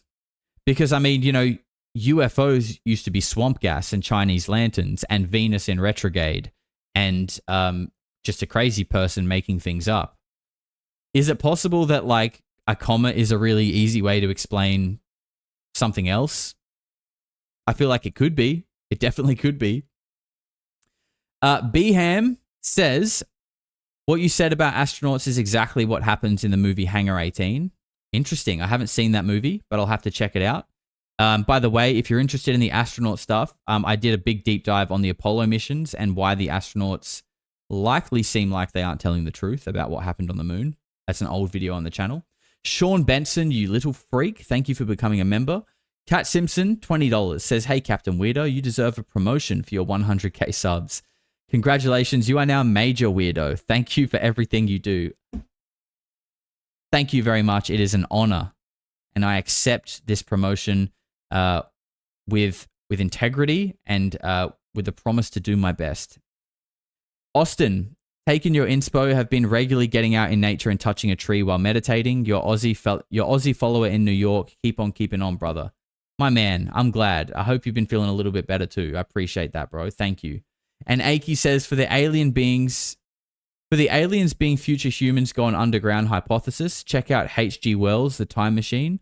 The original is better. Interesting. I actually want to, you know, I would love to interview Michael Masters. I really want to talk to Michael Masters about his extraterrestrial hypothesis and also about his experience. I think that's the interesting part I want to know more about. And Andrew Duddy says, hey, Josh, congrats on 100K and your upcoming change. Side note, I watch a lot of this content, and the interviews with Justin Bush on his UFO experiences are very fascinating. He has so much to detail. Justin Bush, I can't say that sounds familiar, Andrew, but thank you for the super chat. And if you're in our Discord, which is free to join, by the way, the link is below, drop it in the media section and I'll try to check it out. Thank you very much. And by the way, Discord's open for everyone. It's free. It's a great place to hang out and chat with other weirdos. And the members section is even better. All right, this is 15 minutes of Gary McKinnon, who hacked in and saw evidence of some form of a secret space program of a non-human origin, or reverse engineered from something non-human in 2002. You hacked into the Army, the Navy, the Air Force, the Department of Defense, and NASA, amongst other things. Why? I was in search of suppressed technology, you know, laughingly referred to as UFO technology. I think it's the biggest kept secret in the world because of its comic value. Filling my drink bottle. But it's a very important thing. We've got old age pensioners can't pay their fuel bills. We've got countries being invaded to get award oil contracts to the West. And meanwhile, secretive parts of the secret government are sitting on suppressed technology for free energy. So how did you go about trying to find the stuff that you were looking for in NASA, in the Department of Defense? Well, I assumed that although it's part of a secret government project, there must be military ties. I'd read 400 expert witness testimonies, ranging from civilian air traffic controllers through military radar operators, all the way up to guys that were in charge of whether or not to launch nuclear missiles. So some very credible people. All of these people had said that there are UFOs, they are alien. We're using anti-gravity and reverse engineered technology that came from captured UFO craft. We're using anti-gravity? Yeah. Right now? Who's using anti-gravity? Secret compartmented parts of the government. And I think we're being trickle-fed by the various defence contractors, so that I predict within the next 7 years we will have anti-gravity as a publicly usable phenomena. Okay, so how did you go about hacking into the computers to find what you were looking for? Well, unlike the press would have you believe, it wasn't very clever. I searched for blank passwords. I wrote a tiny Perl script, the Perl language, that tied together other people's programs that searched for blank passwords, so you could scan 65,000 machines in just over 8 minutes. So you went and actually accessed 65,000 machines sitting on, I guess, 65,000 desks in different buildings? No, because all 65,000 aren't necessarily live yet. You might find typically 5,000 might be live, and out of that 500 might be Windows machines, then 50 might have blank administrator passwords, which is a pretty bad ratio for the world's largest military. So you're saying that you found computers which had a high-ranking status, administrator status, yep, which hadn't had their passwords set, they were still set to default? Yeah, precisely. And in some cases it was thousands of machines, because they had an image. Rather than install Windows off a CD at every machine, you blat it onto an image, stick the image in all the machines, and every single machine has a blank local administrator password. So. And you actually eventually took control of one particular machine on a desk somewhere in NASA, is that right? Well, I mean, I had control of every machine that had a blank administrator password, because the door was open. So. And what did you use that to do? I was searching for files and evidence in relation to the UFO question. Okay. Were you the only hacker to make it in, past the slightly lower than expected lines of defence? Yeah, exactly. There were no lines of defence. There was a permanent tendency of foreign hackers. You could run a command when you're on the machine that showed connections from all over the world, check the IP address to see if it was another military base or whatever, and it wasn't. The General Accounting Office in America has again published another damning report saying that federal security is very, very poor. So let's get this straight. While you were on a machine inside one of these computers in the Department of Defence, say, there were other hackers logged onto that machine as well, from around the world? Yeah, you run your NetStack command and you see the list, Turkey, Germany, Holland, everywhere. Are they all being prosecuted? No, because they weren't caught, I'm assuming. I mean, they could have turned out later on to be someone else that's been caught, but not as far as I know. I think that probably, because the security was so poor, it's probably foreign governments. How many times did you go back into this computer within NASA and the Department of Defence? Was it a one-time only? No, I mean, most computers, because I maintained a quiet presence and wasn't running around causing abundant damage, as is claimed. I was back on most computers for as long as it took for me to find out if there was any information on there which would be useful to my So how many research. times do you think you went? Over what kind of period were you hacking into these computers? Was it a one-time only? Was it for the course of a week? A couple of years. And you went unnoticed for a couple of years? Oh yeah, yeah. What if I was, say, a NASA employee and I was walking past the computer that you were connected to, what would I have seen on the screen? Would there be any clues to anyone that was there, that you were there? Yeah, I was using something a bit like PC Anywhere, called Remotely Anywhere, so I could actually see the desktop of the machine I had control of. And if you were walking past there, you would see the mouse move and me doing whatever I was doing on that desktop. Why weren't you spotted then? I was eventually. And it was at NASA I was spotted. I even saw the chap's or woman's mouse cursor come down, right-click the local area network icon and choose disconnect. And that was me. So someone basically took the mouse off you, if you like, and cut the connection. Yeah, yeah. This is how we used to have to play RuneScape before they released it on mobile, by the way. You'd have to remote into your computer at home and then try and play from work. They were dark days. Why did it take 2 years before they caught you? Do you think there was no one there at the computer, or did they... yeah, because I used to be careful about the hours. So you would log on in the middle of the night, say? Yeah, you had to always be juggling, like, different time zones and stuff. And, yeah, you're doing it at night time, so hopefully there's not many people around. But there was one occasion where a network engineer saw me and actually questioned me, and we actually talked to each other via WordPad, which was quite strange. That was very, very strange. What did he say? What did you say? Well, he said, "What are you doing?" Which is a bit, shocking. And I told him I was from military computer security, which he fully believed. And we had a little chat, and he... The balls on him. He got caught and said, "Nah, I'm just security, mate. Don't worry about me." The balls on this guy. Tried to impress me with his virus knowledge and going into a DOS box, a console and stuff. And that was quite strange, talking to someone who's in charge of the place where you shouldn't be, and then not realising that you shouldn't have been there. And I guess that scared you enough to stop you doing it? No. Why? Because I felt like this free energy technology that I was after should be publicly available. I wasn't doing any damage. I was snooping around. I wasn't making their security poorer because the administrator password was already blank, so the door was already open. My man's got that, like, autistic, like, strive for justice. I respect that. I respect that. The only thing I was doing was installing my remote control program, which is commercially off-the-shelf available software, so, it shouldn't be a problem either. Did you find what you were looking for? Yeah. Tell us about it. Here we go. There's a group called the Disclosure Project. They published a book which had 400 expert witnesses ranging from civilian air traffic controllers through military radar operators right up to the chaps that are responsible as to whether or not to launch nuclear missiles. So some very credible, very relied upon people, all saying that yes, there's UFO technology, there's anti-gravity, there's free energy, and it is extraterrestrial in origin, and we've captured spacecraft and reverse engineered it. And these are, very solid, reliable chaps in charge of launching nuclear missiles. So, what did you find inside NASA?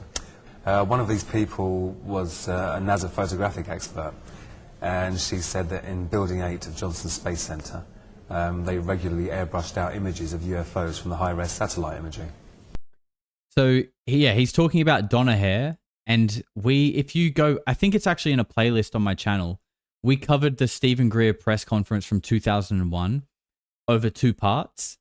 Which is where Carol Rosen says what we were talking about earlier, that they're going to use, the Russians, and they're going to use terrorism, then they're going to use extraterrestrials as all these threats to continue the military-industrial complex and the war machine. And that was before 9/11, by the way. But in that press conference, you also see Donna Hare speak about exactly what he's saying here. Now, I don't know if it probably was that press conference, to be honest, that he saw and heard the details that she said and used them to do his hacking. And using the same blank password hunting technique, I got down to Building 8, got a few blank passwording machines there, and what she said was there. There was folders called filtered and unfiltered, or processed and raw, or something like that. I got one picture out of the folder, bearing in mind this is a 56K dial-up.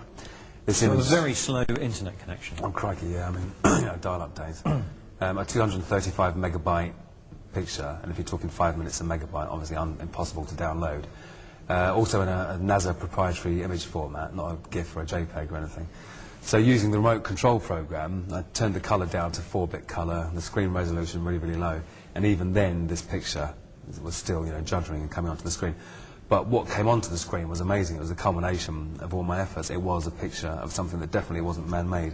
It was above the Earth's hemisphere. It kind of looked like a satellite. It was cigar-shaped. It had geodesic domes above, below, to the left, to the right, and both ends of. And although it was a low-resolution picture, it was very close up. This thing was hanging in space. The Earth's hemisphere was visible below it. And no rivets, no seams, none of the stuff associated with normal man-made manufacturing. Is it cigar-shaped with geodesic domes sort of on the top and on the sides? I said it a while ago on the channel. But I'm telling you, get a plane that we have today, give it 0-point energy, free energy, gravity manipulation.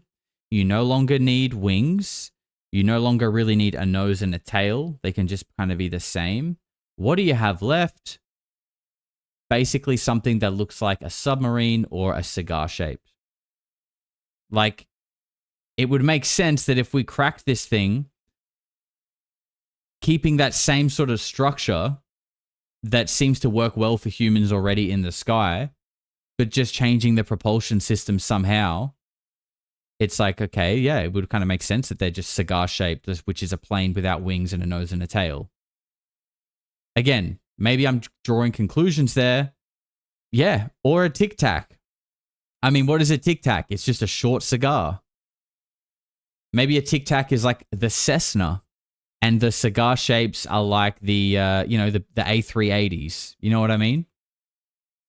Sometimes I feel like I make too much sense, that I'm like, dude, everything I'm saying makes too much sense, but there's no way I'm just getting all of this right.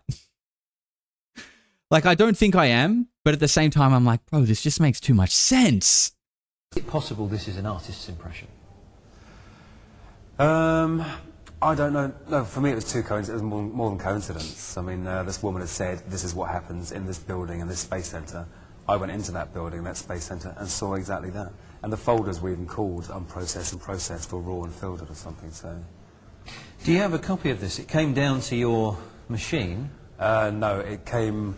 The graphical remote viewer works frame by frame. It's a Java application, so it's nothing saved on your hard drive, or at least if it is, only one frame at a time might be. So did you get the one frame? Nope. What happened? Well, once I was cut off and my picture disappeared, I was You were actually cut off at the time you were downloading the picture? Yeah, I saw the guy's hand move across. And bear in mind, you're not downloading it, you're viewing it remotely. So in a way it is downloading because the picture's coming from there to yours, but you're not downloading it as a named file to your hard drive. You're viewing it through an application. I mean, if I was to go and look for pictures that you've described, I'd make blooming sure that I could record everything that happened on my machine. Is there a way to do that? I think there probably was a screenshot function in Remotely Anywhere, which I didn't use. I mean, I'm sitting there bedazzled, thinking, crikey, this really is looking weirder and weirder the more that comes of it. And also, I thought that I was safe there. I didn't think I'd be caught, 3/4 of the way through of looking at the first picture I'd looked at. And also, I was amazed that it was how she said it would be. So you were cut off while you were looking at this picture. A few months later, you were caught. What happened on that day? National High-Tech Crime Unit knocks on your door early in the morning. I'd been asleep for about an hour, I think. So I was very groggy. You weren't up all night hacking? Yeah, he is still alive. He can't leave the country, though, so they tried to extradite him and put him in prison for 60 years, and there was a big battle that went on for years between like the UK and America in trying to extradite him, and eventually the UK blocked his extradition. I was, yes.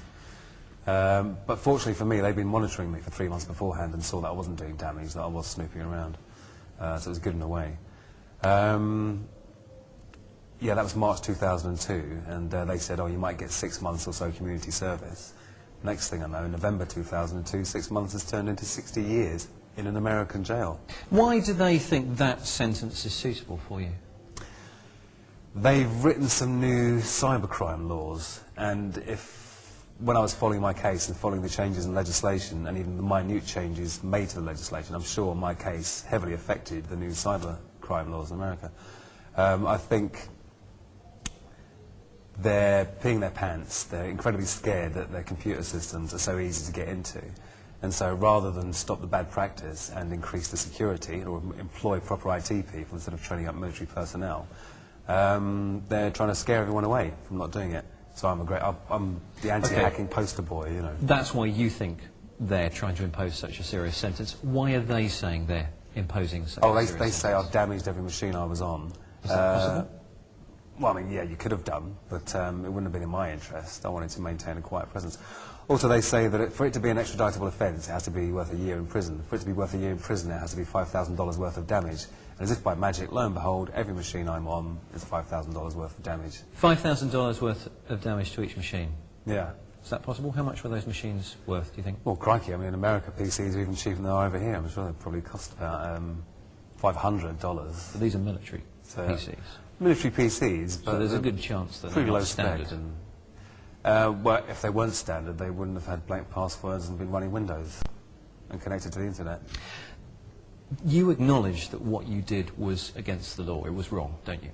Unauthorised access is against the law and it is wrong. What do you think is a suitable punishment for someone that did what you did? Well, firstly, because of what I was looking for, I think I was morally correct, even though I regret it now. I think a free energy technology should be publicly available.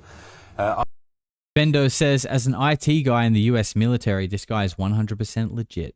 I want to be tried in my own country under the Computer Misuse Act, and I want evidence brought forward, or at least want the Americans to have to provide evidence in order to extradite me, because I know there is no evidence of damage. And that is the main brunt of the charges. That's what's gone from 6 months community service to 60 years in a foreign jail.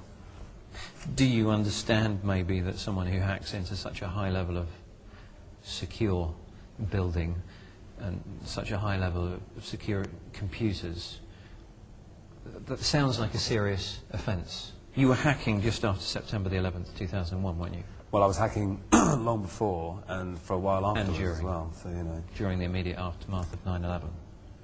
No, not immediately. It was actually... I think that was around... I had actually stopped for a while towards the end of 2000 and started again after a few months, so I can't even remember if I was doing it at the time, but certainly not, you know, during it, because I was with everyone else watching it on television thinking, crikey. Okay. Do you have any tips to stop hackers like yourself from getting into computers within companies? Okay, that's a boring question, and there's only a couple minutes left anyway. Did we miss the part where he talks about seeing the list of non-terrestrial officers, or did I just miss it, or did he not talk about that in this part of the interview? Because as well as the picture, he speaks about seeing like an Excel spreadsheet that was titled non-terrestrial officers, and also I believe it was non-terrestrial officers and like non-terrestrial fleets or something fleet. He didn't talk about it. Okay.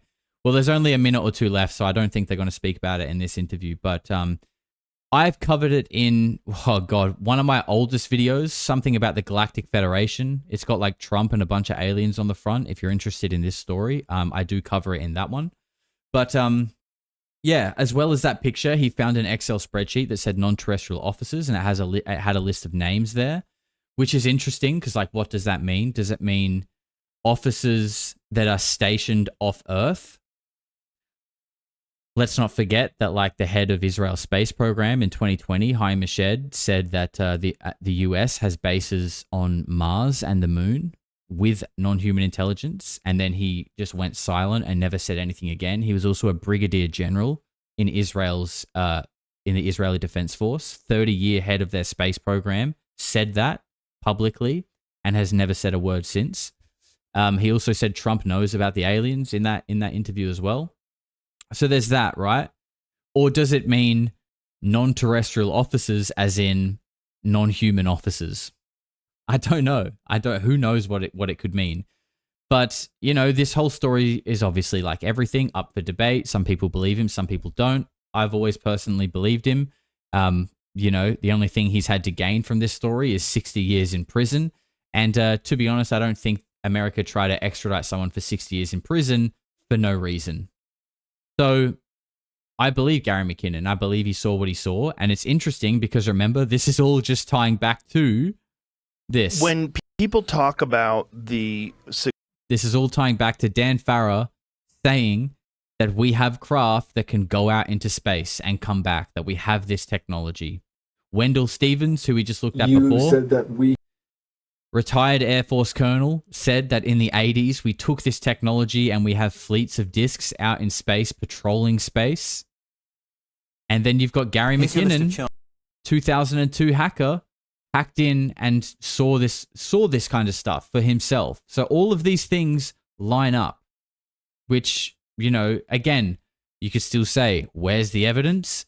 But I think, and look, that's fair, but I think at some point it's like, how many different independent people with corroborating stories do you need until you start at least being like, there's clearly something going on here? You know what I mean? And not to mention the fact that publicly the Strategic Defense Initiative brought particle beam weapons and lasers into military operation, and that was 40 years ago. So, you know, AI, technological advancement for 40 years, what the hell do we have now? Okay, that wraps that one up. But there's another clip from Dan Farrah that I want to talk about, and we're going to deep dive this one just as much, because I think there's a lot in here. So here we go. So this is the question. If we have craft that we can travel through the solar system, we meaning someone in the United States of America, does China, do they have the same ability right now? Is there an understanding of where they're at in the race versus us? Everyone who talked about the race with China was extremely concerned about how close they were. And multiple people talked about how these incursions over our sensitive bases and nukes could in fact be reverse engineered Chinese craft. So it is a scary situation. I mean, look, you can ask the average person a common sense question. Knowing what you know about the dynamic between China and the United States, would you be okay if they were the only country that had a nuclear weapon? The answer is no, right? Right. So would you want them to be the only country that has technology more powerful than a nuclear weapon that could be weaponized in a way that's more destructive than a nuclear weapon? No. But what technology do they have other than the ability to travel? What other observed technology do they have? Well, if you weaponize this technology, like let's just take something like the Tic Tac. Mhm. Imagine you could travel take something like that instantaneously anywhere in the world. Yeah, and put a nuclear weapon in there. Right. You would have a nuclear weapon that goes off in less than a second on the other side of the world. It's completely undetectable Yeah. to any sensor system. You can't react to it. Yeah. You know. Does anyone know what this sounds like? Like, okay, you guys kind of picked up. We were heading to Gary McKinnon in the last one. Does anyone know where we might be headed with this one? Because I think this is really interesting. But also, again, you know, just saying like that they're worried that China might have this technology. But what is the worry if you already have it? Is it because there's no way to defend against it? Maybe you've got it, but you haven't worked out how to stop it. I actually don't know. A lot of people saying MH370 Ashton Forbes. No, but I do think, I mean, you guys know I think those videos are real, and I think it's an example of technology being used. Why it happened, I don't know. You know, Ashton Forbes is very adamant that it is like United States military and government using that technology. I think, if anything, one, it's either non-human intelligence using that technology, or it's like what Wendell Stevens was talking about. And it's not the United States military. It's like this weird breakaway section of it that actually controls the world or the West, the deep state, whatever you want to call them, that don't have to report to anyone. They have unlimited money. It's either that or it's non-human. But I also think that could be the same thing. Like the deep state, the military operating with no oversight and unlimited money could be non-human, or elements of it could. I really think that. And Ashton could be right, maybe, but I find it hard to believe that it's just, you know, the Air Force. That just doesn't seem right. I think it's much deeper than that. And yes, there are correct answers in the chat. I'm not going to say who it is, but we'll find out when we get there. Bad news. It also, these vehicles display the ability to be transmedium. So you could put a nuke through any environment. It's very scary. Well, so transmedium, does that mean, I know that it can go in the air and in the water, but does that mean it can go through actual physical objects? Yeah. So this is one of the things in one of the crazier Jacques Vallée stories that I've read a few of his books. And one of the more bizarre ones, this woman found this object on her property, some large property, I want to say it's Nevada. I forget where it was. California, Nevada. But anyway, this egg-shaped large object, and that as it took off, it flew through the trees. Yeah. She said it didn't disturb the trees; it just went right through them. Yeah. So that's, I mean, look, one of those. If you remember in the film, there's this great scene where Hal Puthoff and Eric Davis, who are two of the senior scientists involved with the government UAP programs, they break down how they figured out how these craft work and how they are warping space-time in a localized area, and they're basically creating a bubble that the craft operates in, and the bubble separates the craft from the environment around it. The environment becomes irrelevant, so it can move through physical space. Could move from air to space to the water, frictionless. There's no splash. Like, the environment outside the bubble is irrelevant. They're creating their own space-time, essentially. They're warping space-time and creating a bubble around the craft. And when you start to think about how that could be weaponized, it's really terrifying. So just on that last little bit there, again, this is why the argument of like, I feel like Lou Elizondo maybe says this a lot, where he says, like, no human could survive that. This is going like, from 0 to 80,000 feet in half a second. No human could survive that. It's like, no, like, but everyone says they're creating their own like electromagnetic field, which is essentially creating their own gravity field around the craft. Therefore, they just slip through space and time, and they don't feel the effects of gravity, only the gravity that is within their bubble. So the people in that craft actually wouldn't feel a thing. So that argument that still seems to pop up, that like, that'd turn a pilot into jello. No, it wouldn't actually. Look into it. Okay. What I wanted to talk about here is the whole thing about like China. What if China have these? What are we going to do if China has this? I find that interesting because, one, again, why does it matter? If you already have it, you should already have the upper hand. So you shouldn't be panicking about China. But what it reminds me of is this. Not Ben Rich, although probably involved in some roundabout way, is this. And it's not there. There it is. This is the manifesto that was written by Matthew Livelsberger, who was the Green Beret Special Forces soldier who allegedly killed himself or something weird happened to him at the beginning of this year. And let's just read what he had to say. So let's just consider what we just heard from Dan Farrah there about China and Marco Rubio and people being really scared that they have this technology. And let's read this. So keep in mind, this was basically at the tail end of the New Jersey drone situation. In case I do not make it to my decision point or on the Mexico border or onto the Mexico border, I'm sending this now. Please do not release this until the 1st of January and keep my identity private until then. First off, I am not under duress or hostile influence or control. My first car was a 2006 Black Ford Mustang V6 for verification.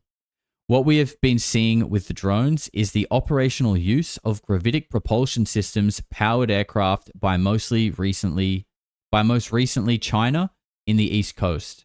But throughout history, the US... Okay, sorry, I butchered that. I'm going to read that again.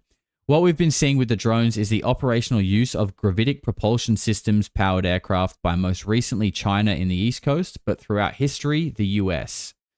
So he's saying that like not just the drones on the East Coast in Jersey and around there, but throughout history, some of them around the whole US were China. That's what he's implying. Only we in China have this capability. Our operations center location for this activity in the box is below. And that I don't have that to show, but it was Groom Lake is what he showed.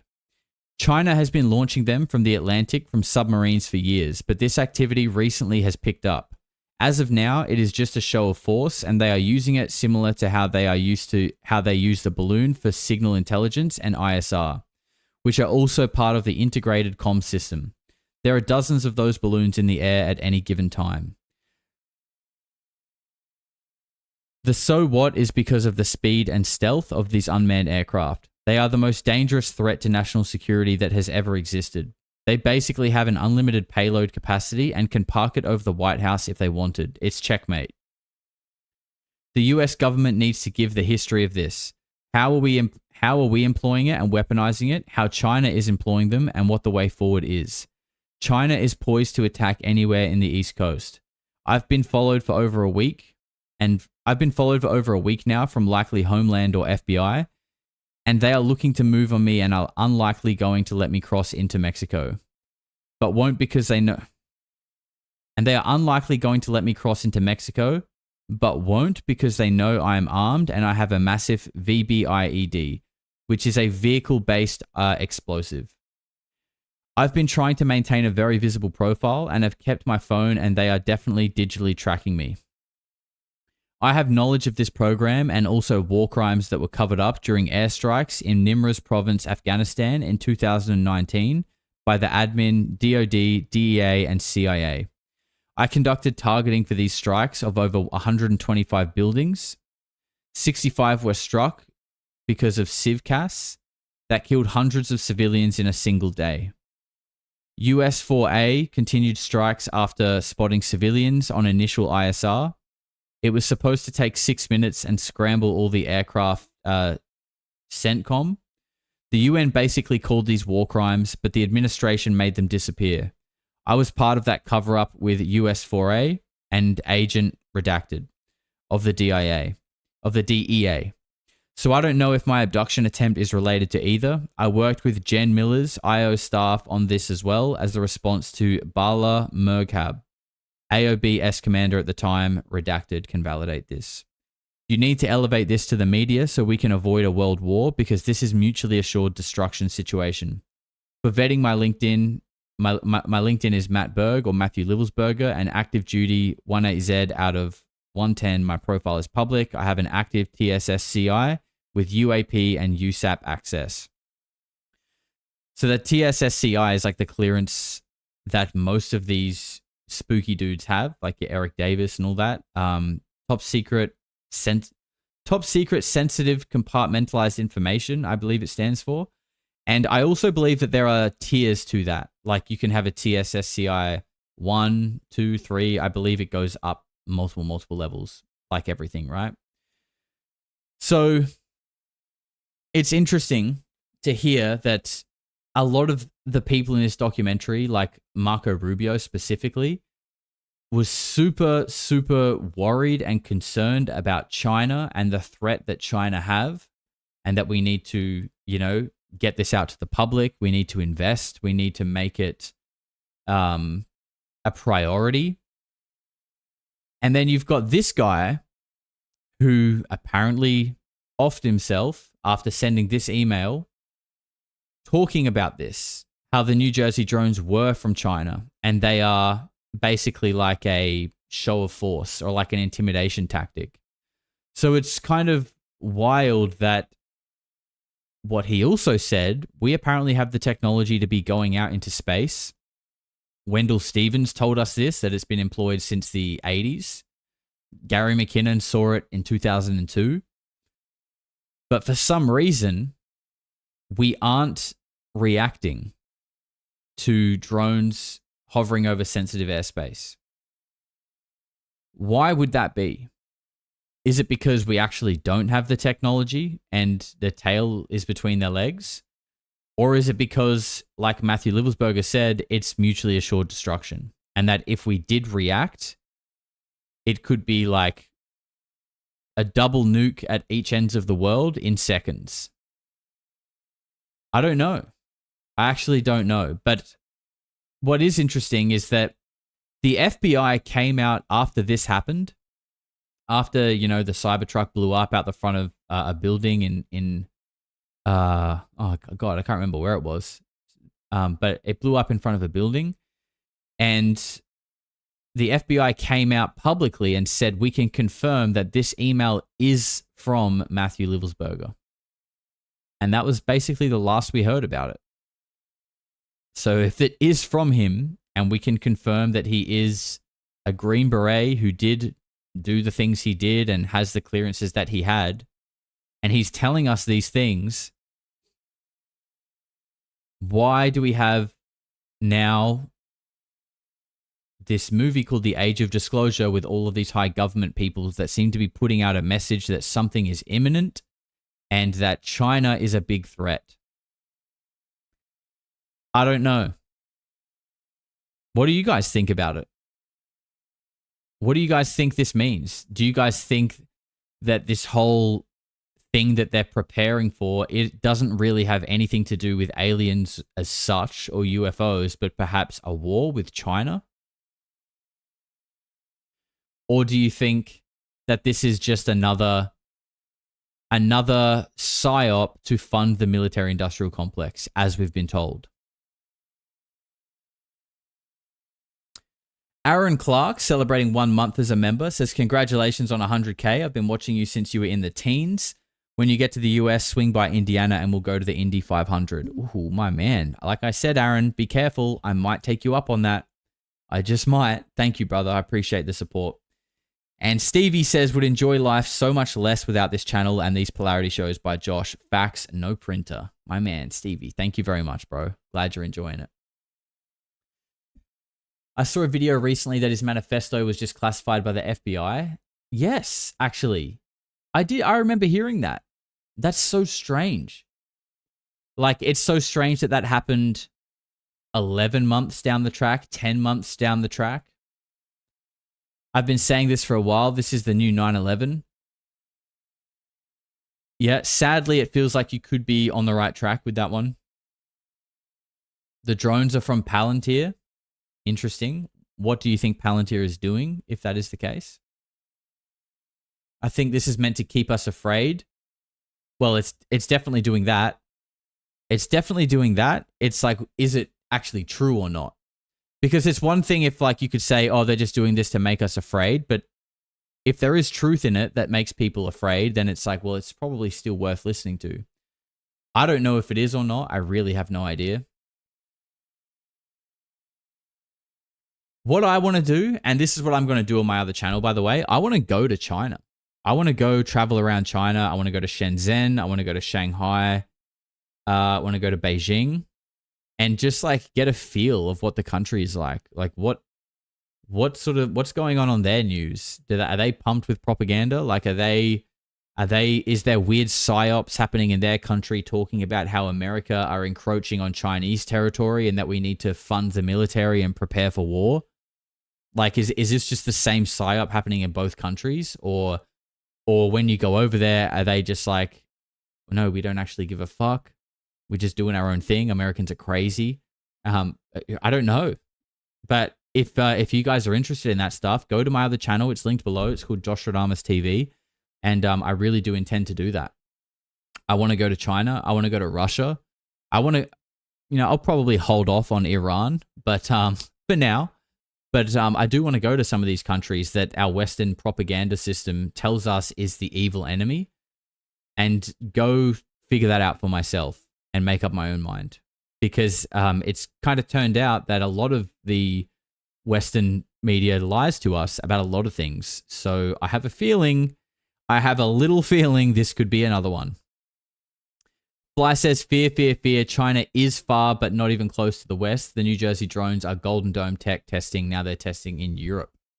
Interesting, Fly. I like that take. And you could be right. You definitely could be right. I feel like, I don't know the exact, and I'm not going to try and give the details because I don't know. But if I had to guess like what the overall strategy is, I think it's like, I think the US likes to play dumb and play naive. I really think that. And that, like Dan Farrah said in that clip, if shit was really about to go down, they would squish it real quick. I like to think that. And I think the smartest way to sort of, play that situation is to discredit everything that they do. But, and perhaps this is why there is this kind of weird Cold War going on. What if China are doing the same thing? What if they're playing dumb? What if, who knows what they've got?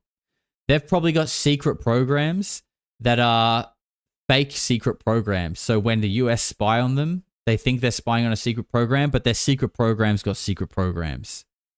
I would not be surprised if that was the case. The world is a stage.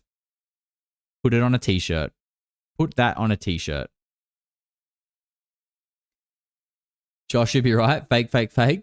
Fake, fake, fake, fake, fake. I hope so. I hope so. All right. We're going to get on with the rest of the show now. We've still got quite a bit more to go. We've been live for 2.5 hours. All right. I'm liking it. So this is the question. Next up,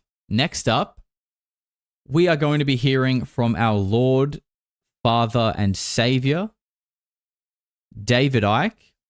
And we are going to be getting a little bit more, if we weren't already getting quite conspiratorial, talking about non-humans possessing humans to proliferate infinite war and feed on our negative emotions. If we weren't already getting tinfoil hat, we're about to get even further with David Icke talking about what really happened to Princess Diana. Here we go.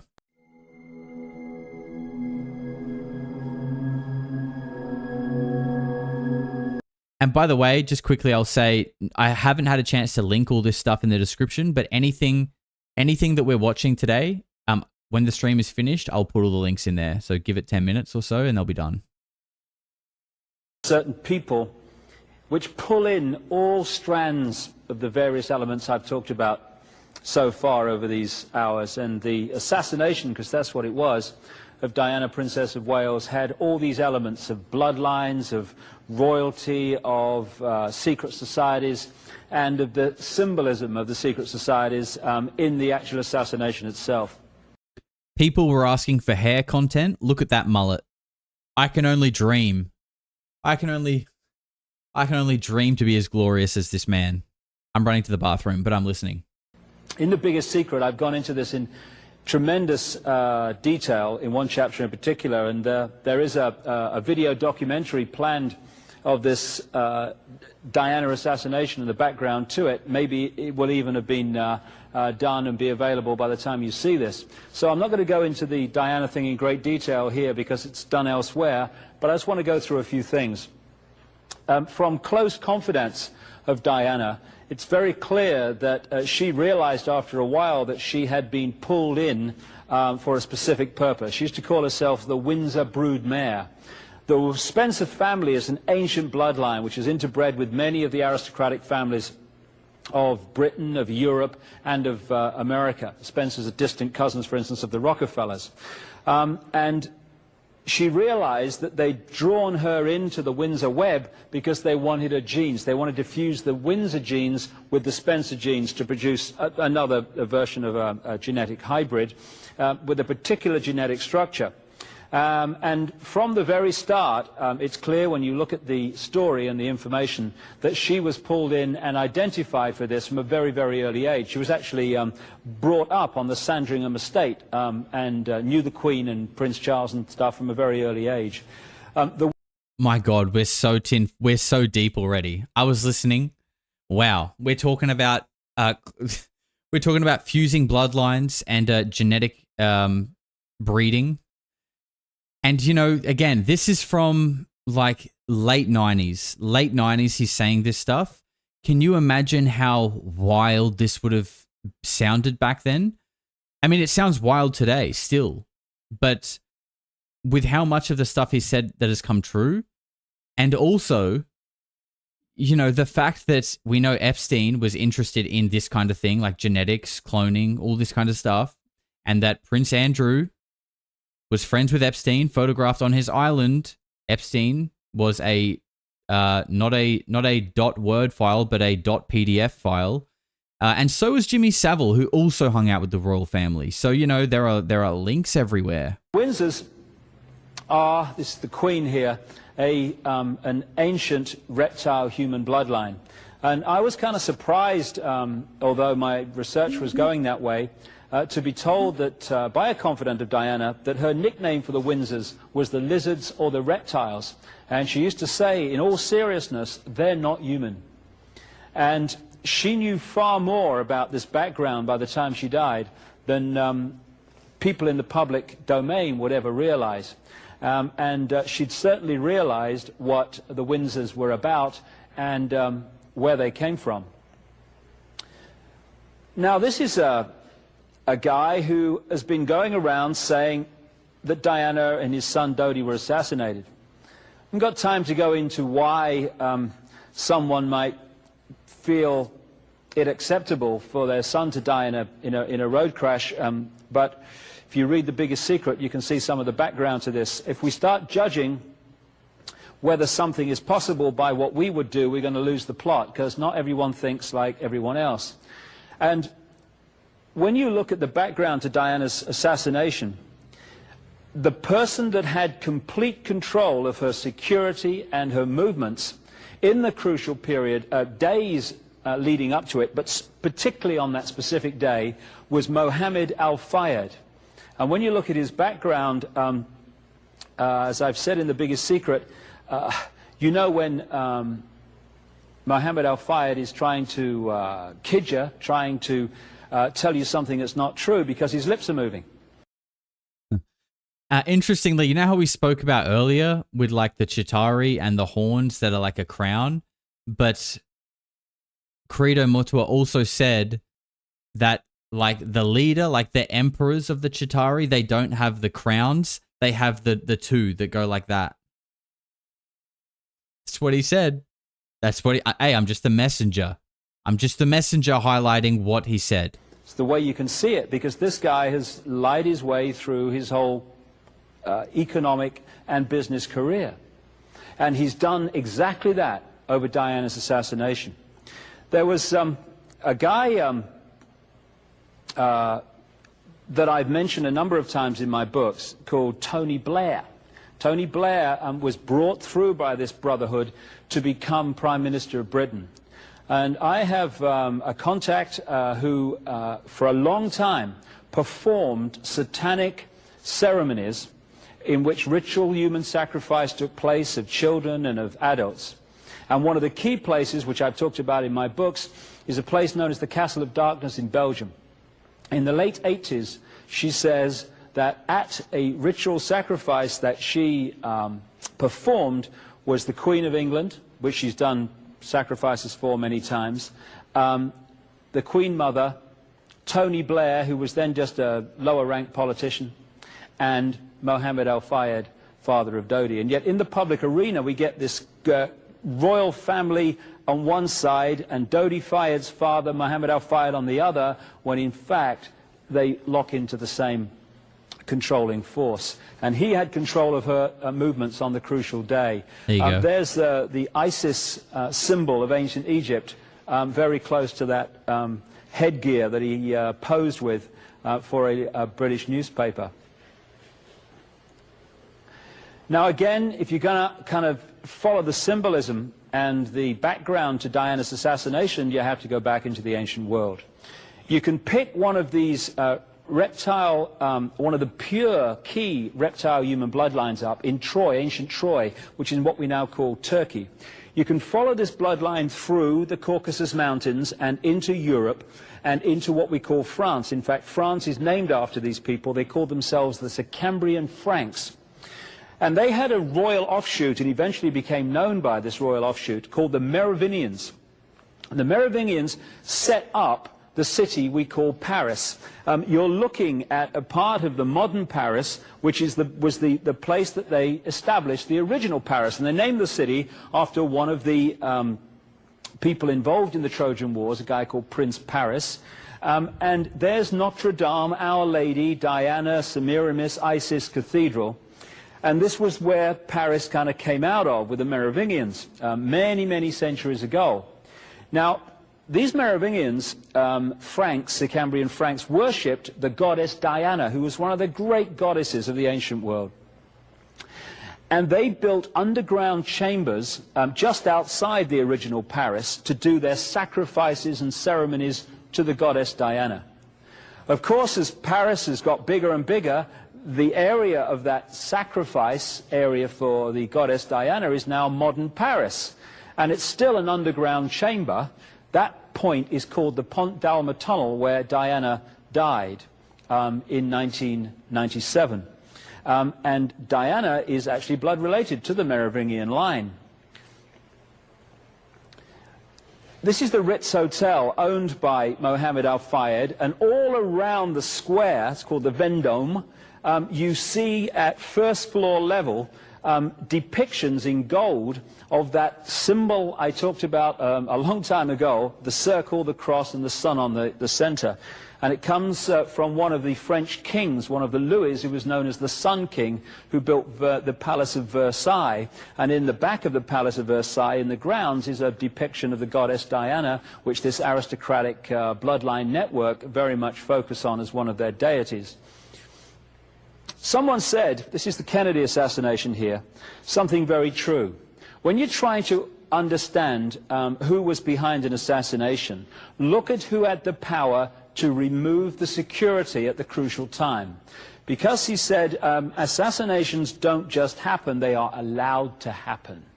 And when you look at the footage taken on a camera, a video camera by a member of the public when Rabin, the Israeli prime minister, was assassinated, it's extraordinary. Assassinations don't just happen, they're allowed to happen. Very relevant. Very relevant. Simon says, I thought you said people could join this chat and say what they think. That is correct, Simon. As long as you're being respectful. Why? What makes you say that? And they are even sponsored? I think sometimes they might be. Isn't it crazy how, like, you know, nearly, what are we? 60 odd years after JFK, there's like no clear answer. Like, if that doesn't scream cover up, psyop, something deep and dark, I don't know what does. The guy that tried to shoot Trump, the whole apartment got scrubbed. Very strange. Very strange. Like, just a very weird story. Charlie Kirk, another very weird story. Like, I just, you know, I think the more you look into this stuff, you realize that the probability of it being some angry left-wing activist that did that, I don't know, man. That's not what, especially when you really look into that, I don't think so. You have the line of soldiers lined up to protect Rabin as he came to his car, and in among them is the guy who killed him. As Rabin appears on this video, extraordinary sight, the soldiers just walk backwards, leaving the assassin on his own. Rabin walks past him, thank you very much, good night. And it's the same with the Kennedy assassination and so many others. This is the point where Kennedy was hit. This is Kennedy's car at the front. There's nobody on it. And yet you look at the car behind, which doesn't carry the President of the United States. There's 4 security guards and 2 outriders.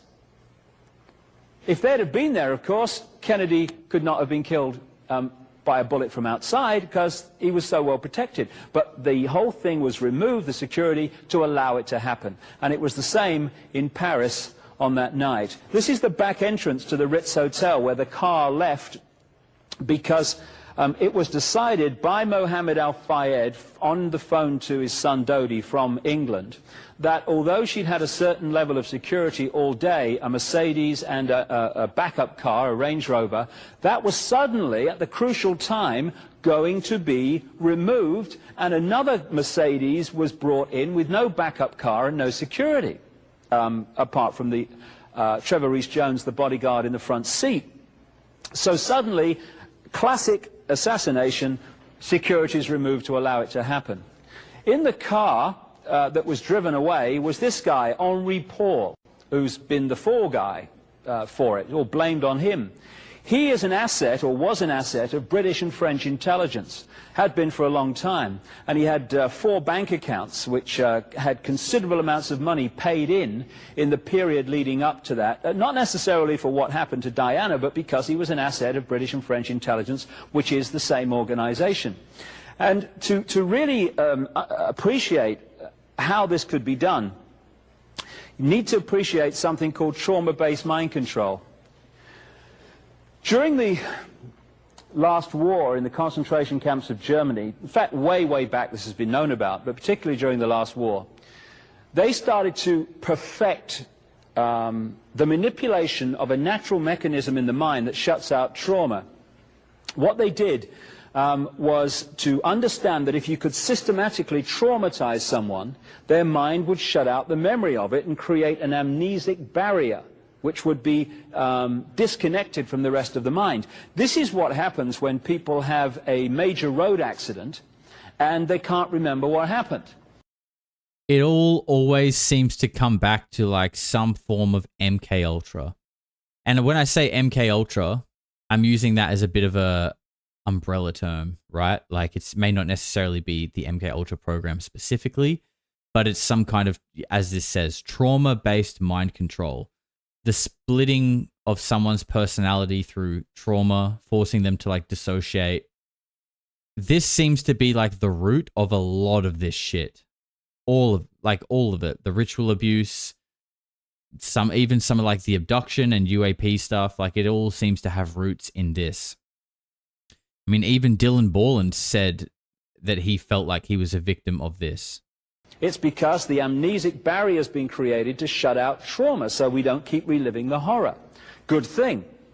But they realized that if you could do that systematically and start with children, particularly before the age of 5 and 6, you could turn their minds into a honeycomb of self-contained compartments, none of which was aware of the other's existence. This guy was what they call a multiple, Henri Paul, which... Someone said, abundantly empowered, said, we've all been trauma-based mind controlled to varying degrees. Dude, you know what? I think that's such a powerful comment because it's so true. And it comes back to what we've been speaking about earlier. Like, you know, every day everyone has a TV in their house. And, you know, not so much these days. People are becoming less retarded, thankfully. But most and again, not all, but a lot of the older generations, because that is what it's not their fault. That's just the world they were brought up with, and they didn't really know any better. But you know, you sit in front of your TV, you literally get programming coming through your TV, pumped into your head, and now the world that you live in becomes made up of the ideas that have been projected into your home through this screen. And as we know, a lot of those things are based around like fear. You know, you only hear stories about like local man gets stabbed, local store gets broken into, don't go overseas, you'll get rabies, don't go to this country, it's unsafe. This guy just got the death penalty in this country. How about something nice? Oh, and by the way, all of your bills are going up by 5% again. And there's just literally nothing good about it. So in a sense, this is like a mild form of trauma-based mind control because it keeps people in this like mild state of anxiety and fear, scared to leave their home or, you know, anxious to lock their doors at night or scared to leave the country because you'll get killed in any other country. Like it's literally trauma-based mind control in a mild degree. Imagine it in a intense degree. Their mind is broken up into different compartments, and so through trigger words and what have you, and trigger sentences, hypnotic keys, one amnesic barrier becomes the conscious level. That experiences something or is programmed to do something, and then he's pushed back and another one's pulled forward. It's actually got to the point where, amazing as it may seem, you can be drunk in one compartment and completely sober in the other. Which is interesting in relation to what happened if you look at the story of Henri Paul. Once the programming is in there, and in the biggest secret, I put incredible documentation and background to this and what happened, and trauma-based mind control and how it creates assassins and people going crazy with guns to justify taking guns out of circulation, all this stuff. When you look at the background, all that is necessary is to program the guy, push that programming back into the mind, and that will stay there at the subconscious level until some trigger comes in. When that trigger word or trigger action or whatever is said or done, that programming is activated. Sleeper cells. Guys, if you're interested in this stuff, you should watch my 2-part podcast that I did with Gray. Like, he is a MK Ultra survivor as a victim himself. but also worked in some of these programs and eventually got out. And he talks about all of this kind of stuff in much more detail. You should check that out. It's the most recent podcast, I believe, if you go to the podcast playlist. So you can be in normal mode and be very normal and no problem. And nothing, never noticed anything different about old Henry that night. Trigger word, bang, programming, you're like a robot.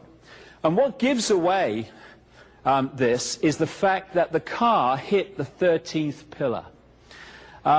If you read The Biggest Secret, you'll see the incredible obsession with symbolism that this brotherhood has. I've been to Paris, and in that tunnel, the Pont d'Alma tunnel, there's 30-odd of these pillars. It hit the 13th. The 13 is the number that reoccurs again and again and again and again, constantly over thousands and thousands of years in all these different brotherhood groups and all these different secret societies. And it relates in part to the 1 and 12, that symbol again of the sun and the 12 months, the 12 areas of the zodiac. So all it would have needed, because the guy was missing for 3 hours that night, was the trigger word or the trigger to activate the programming, and Henri Paul suddenly goes into whatever he was programmed to do. Now, where they were going that night, and this is agreed by everyone, is from the Ritz Hotel, which is numbered 1 on this map, down to the Champs-Élysées and to almost the Arc de Triomphe, where Dodi Fayed had his flat. When they went earlier in the day, the car went down to the Place de la Concorde, went up the Champs-Élysées to his flat, which is right next to that circle you see there. This is the quickest way from the Ritz to the apartment of Dodi Fayed. But not that occasion did he go that way. Henri Paul went around to the Place de la Concorde, and suddenly, instead of going down the quickest way, went on to this dual carriageway that goes alongside the River Seine. He went at an increasingly fast speed and then went down into the Pont d'Alma tunnel.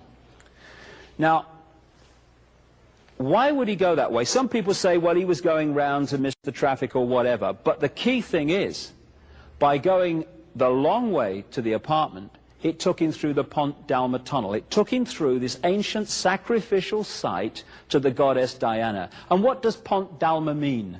Pont d'Alma means passage or bridge of the moon goddess. And Diana, in Brotherhood symbolism, is a symbol of the moon, a moon goddess.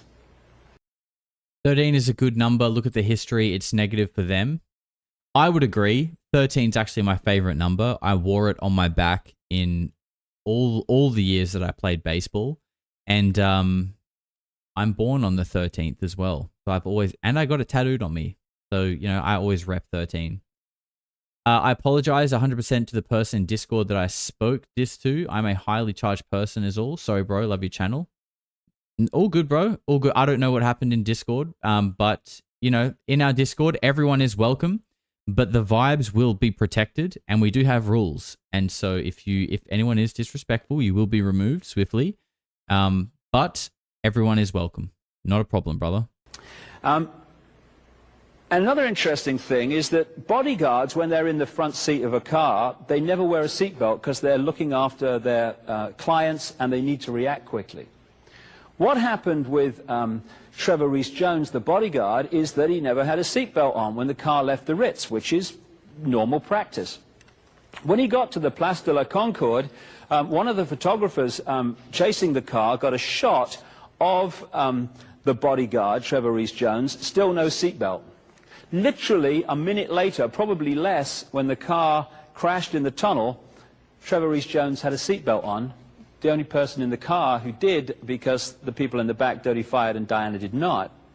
So either Trevor Rees-Jones knew what was coming but didn't tell his clients, or he realized at some point there was a danger going on here and didn't tell his clients. This is the Place de la Concorde, and there is the obelisk, the 3,200-year-old Luxor obelisk. Do we have a Rambro in the chat? Or Rambro's son, or Rambro's obelisk? Do we have any obelisk enjoyers here in the chat? Elrad says, big congrats on 100K, Josh. Wishing you safe travels to Bali and beyond. Stay well and keep digging for the truth. Much love, brother. Thank you very much for the kind words, Elrad.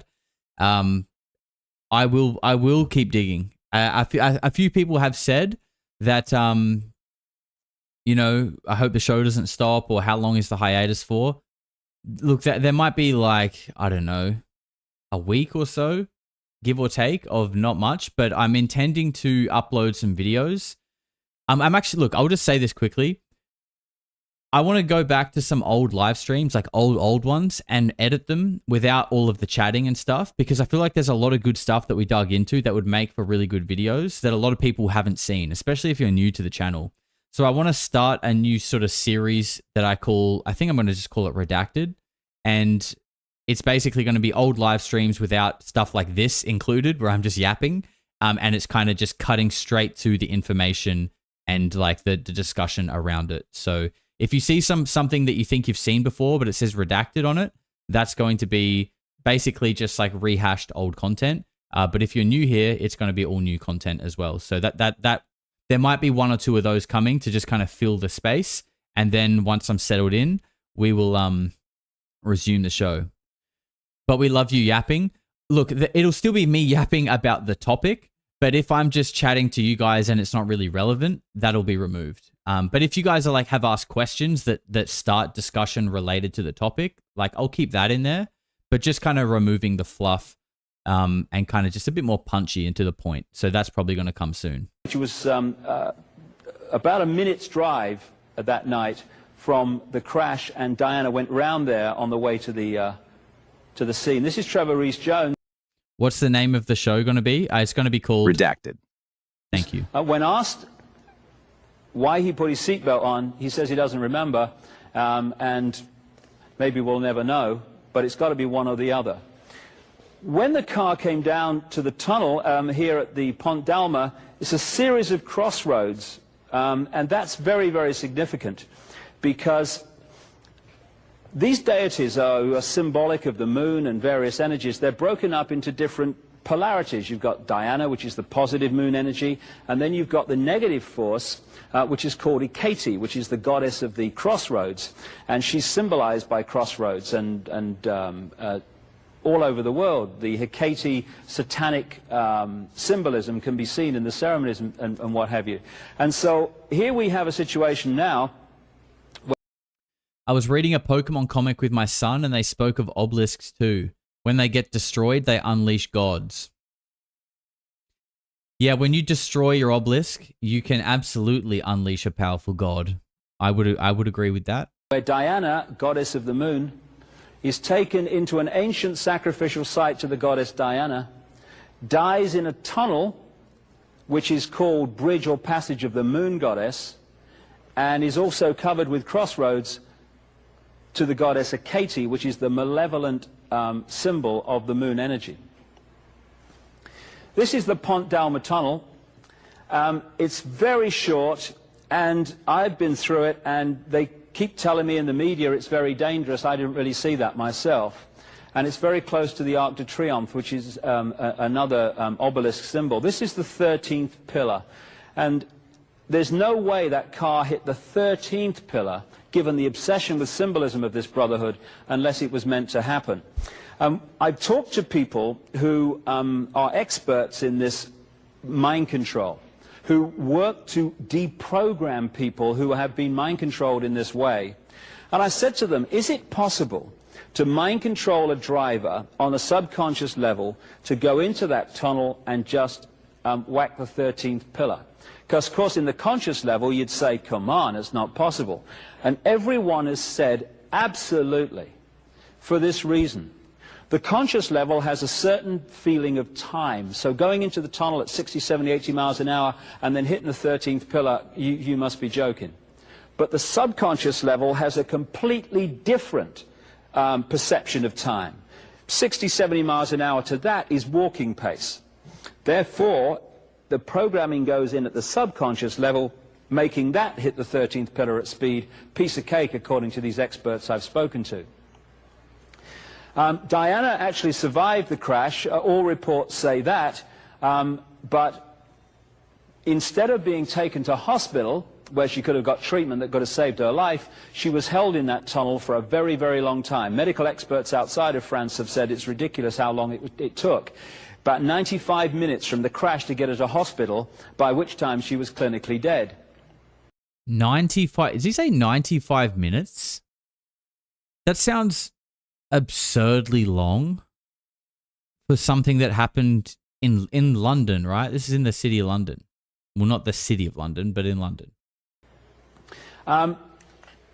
Between the Ritz and the tunnel are 17 of these things, traffic cameras, which are filming the road which the car passed down. Oh, Paris. Paris, right. My bad. But even still, my point was more the fact that this is like, you know, she's not out in the country. She's in the middle of a major city. One of the world's biggest. I mean, please, why can't we... Get this man to a hospital, now! Why can't we get this princess to a hospital now and not in 90 minutes? Had they been on that night, we wouldn't be standing here saying, well, I wonder what happened. Could have been this, could have been that. We'd have seen it. All 17 were switched off in the period it took the car to get from the Ritz to the tunnel. Not only that, people who were tuning in that night in Paris to the police frequencies, as some people do, have reported that the police frequencies in central Paris were also switched off in the period it took the car to get to the tunnel. That's crazy. Kind of like the Epstein cameras, huh? Damn, what a coincidence. Just a coincidence, nothing to worry about. This is the shot that Thank you, David. particular Thank you, camera David. would have had. The Mercedes came in on this side of the road, and had that camera been on, everyone would have known by now what happened. They could have seen it, but it was switched off, or at least we're told it was. Ain't it crazy how that always happens? And so we have a situation in which Diana was held in that place for all that time, and she was clinically dead by the time she left it. And the question has been, even from people who've said, yes, it was an accident, why did they do that? Because according to the strict and obsessional symbolic ritual of this brotherhood, she had to die in that underground chamber on the site of ancient Diana worship and sacrifice to Diana. There's no way she was going to be allowed to leave the tunnel until she was dead, and so they kept her there all that time when most doctors, as some have pointed out, would have had her to hospital as quick as possible, and she'd still be alive today, almost certainly. So the Diana story is just full of endless symbolism, and I'm just skipping the surface here. The detail is absolutely mind-blowing. This is the top of the Pont d'Alma tunnel, and as I mentioned earlier, there is the depiction of the flame held by the Statue of Liberties in Paris and in New York, standing on a black pentagram, the classic satanic symbol. And that is where they take the flowers and stuff now. This area of Paris with the Eiffel Tower, the River Seine, is an ancient, sacred site to this brotherhood. And it's absolutely no coincidence that this is where they brought Diana to die that night. Indeed, when you go through her life in general, you find that the symbolism of the goddess Diana comes up again and again. When she married Prince Charles, they married her in St. Paul's Cathedral. St. Paul's Cathedral is on an ancient site of goddess Diana worship.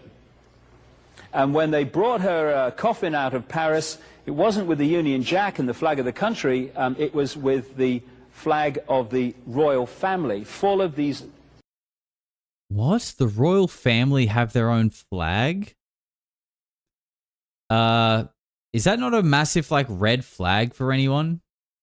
What the hell? Old symbols of the sun going back to the ancient world. And as I've pointed out many times, and with a lot of supporting evidence, the British royal family were definitely involved in her murder. It's a royal flag. I mean, like, flags are meant to represent, like, you know, who you are, where you come from, what you stand for, what you represent. The fact that they are the royal family in England and they don't have an English or a British flag, for me, it's like alarm bells. Interestingly, when the crash happened, this guy comes into focus. This is Diana's brother, Earl Spencer. And there's one or two questions I'd like to ask him, really, because the symbolism of the goddess Diana in the ancient world related again and again to the tree grove, which is the sacred place to the goddess Diana. That's where they used to worship her, in the tree grove. Lakes and islands. Those three things keep reoccurring again and again and again in the stories of the goddess Diana.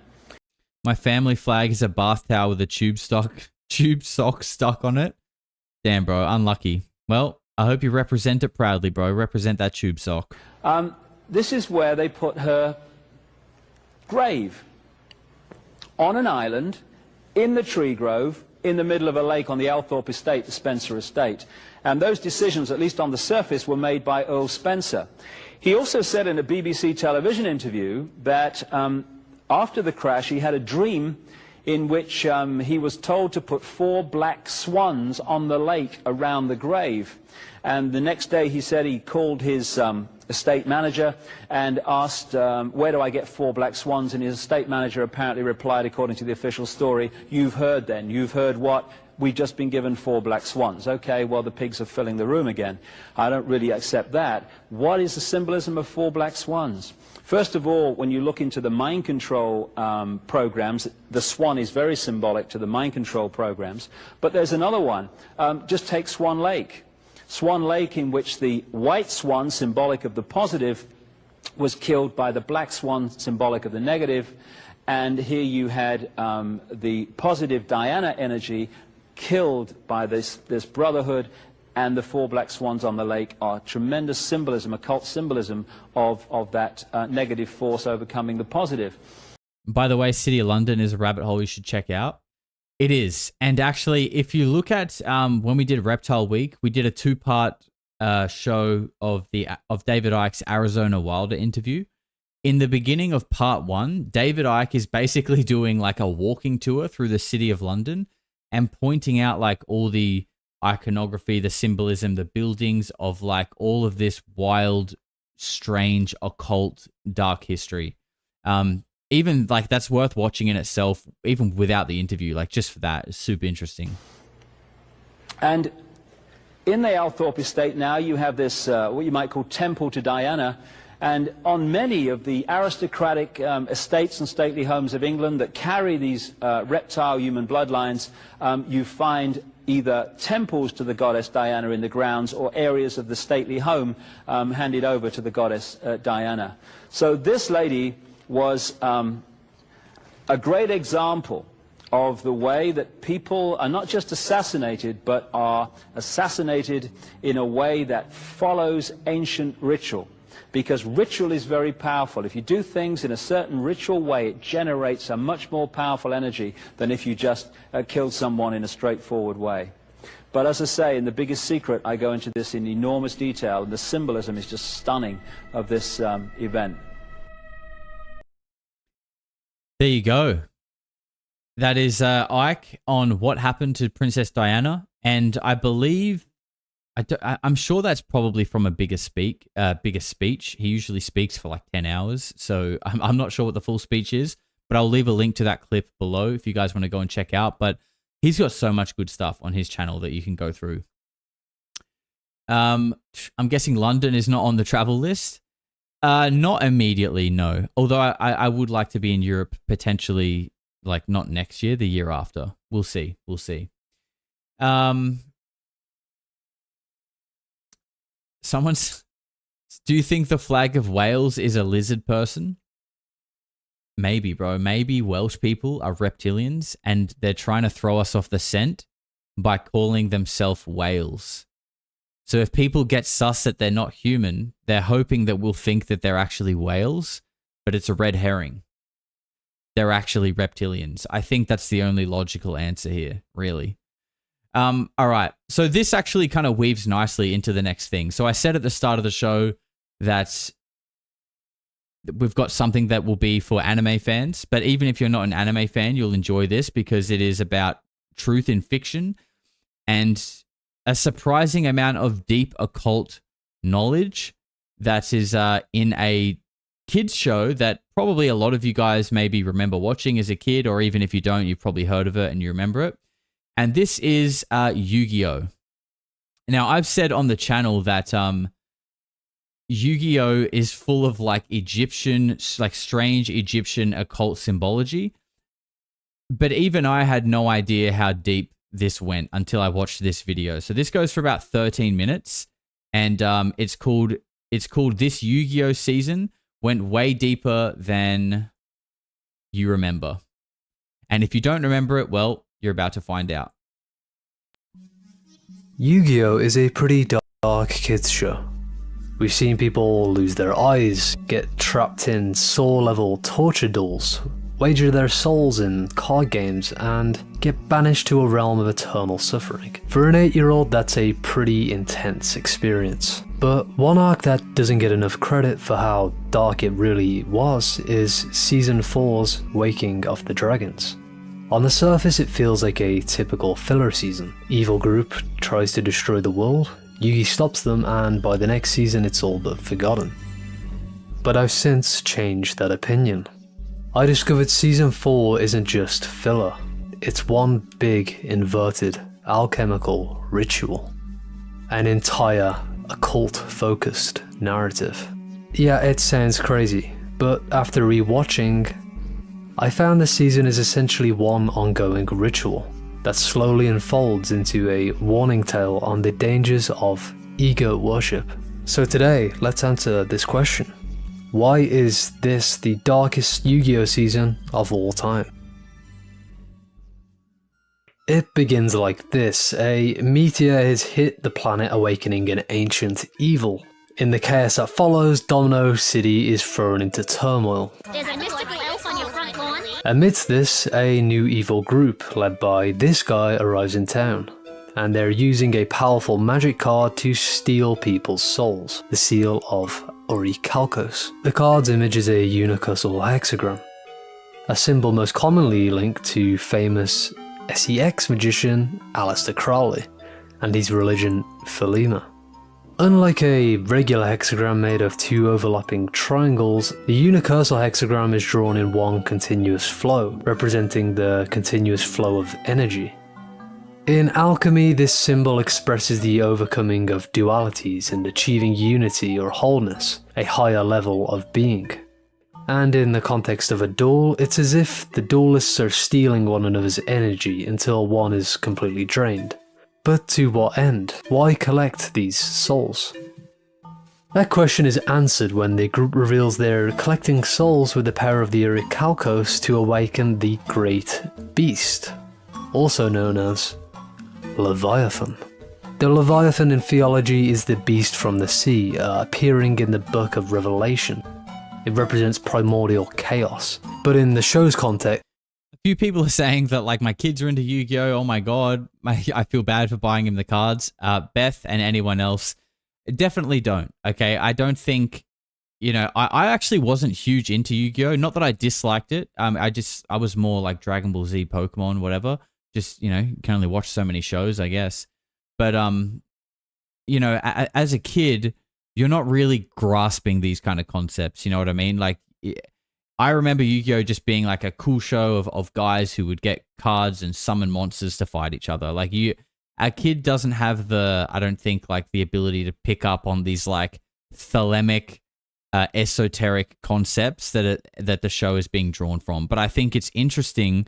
Why this is interesting to me is that, you know, the people who are making kids shows, or at least in this instance, have a very deep knowledge of, you know, theology and these sort of like mystical, esoteric principles and concepts and stories, and that they inspire these kids' shows. So yeah, I don't necessarily think it means like your kid is brainwashed or anything like that, but it is interesting.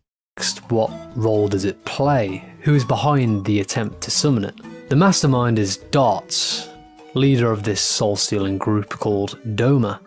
Yet his ultimate purpose remains a mystery until we explore his past.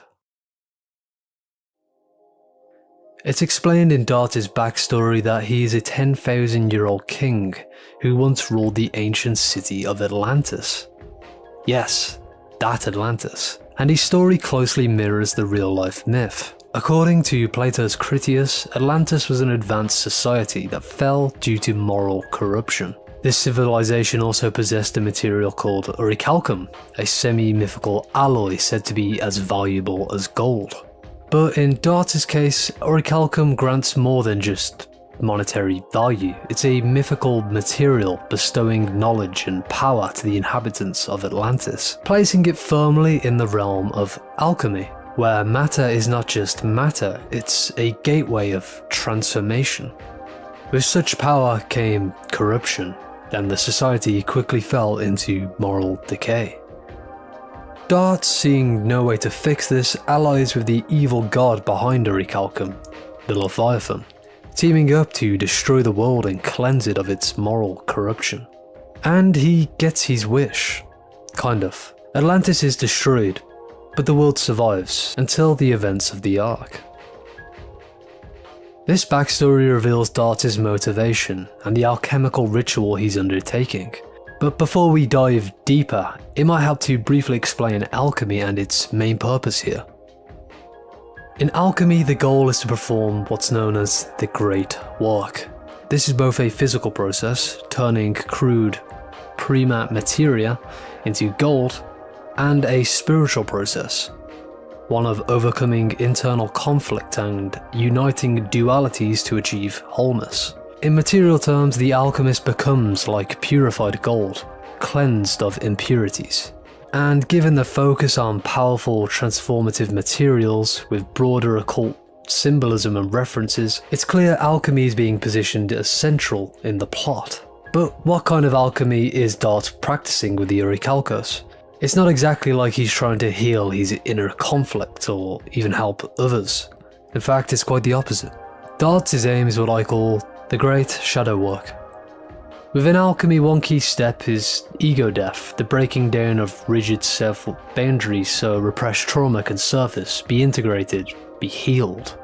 But Dart avoids this inner work. Instead of examining past trauma felt from the moral fall of Atlantis, he inflates his own status to such a high level as a way of avoiding accountability and his own moral decline.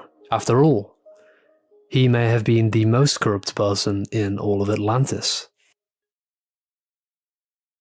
I love being here with all you weirdos on Thanksgiving needs. Thanksgiving Eve. Thanks everybody for sharing. I had no idea. Happy Thanksgiving to all of my free folk and American friends in the chat. Yeah, we don't have that here, so we don't celebrate it, but I know it is a very significant day on your calendar. So sending love to all you guys. I hope you're all having an amazing time, hopefully with friends and family. And for those who don't have friends or family, I hope you're finding some of that here in this stream, because you definitely have a lot of love in this stream. Constantina says, hello, my weirdo fan bam, listening along to my fave voices here and sending you all lots of love from Viva Las Vegas. Colt Teeth, let's go. All right, let's do it. Thank you very much. Very generous. And Adam Dev Media says, exactly the plot of Final Fantasy X with Sin. Yeah, I think you'll probably find a lot of anime, a lot of video games, definitely pull from a lot of this stuff, for sure. In some more than others, and some a lot, which I think is the case here. Not only was he influenced by the orichalcos like his people, he convened with the evil god behind its power, becoming its pawn and helping its aim to destroy humanity. But by deifying his own ego, Dart has raised himself above self-critique, and now only projects his own moral failings onto the outer world. This dynamic is visually symbolized throughout the show.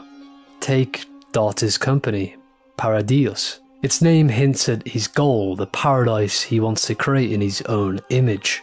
But the company's insignia tells us even more.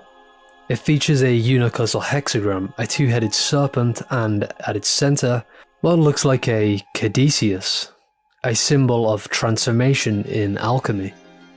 This is meant to be ironic. The writers appropriate a symbol of inner change for Dart's superficial outer change.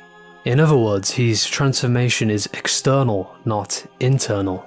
Ego isn't dissolved, it's inflated.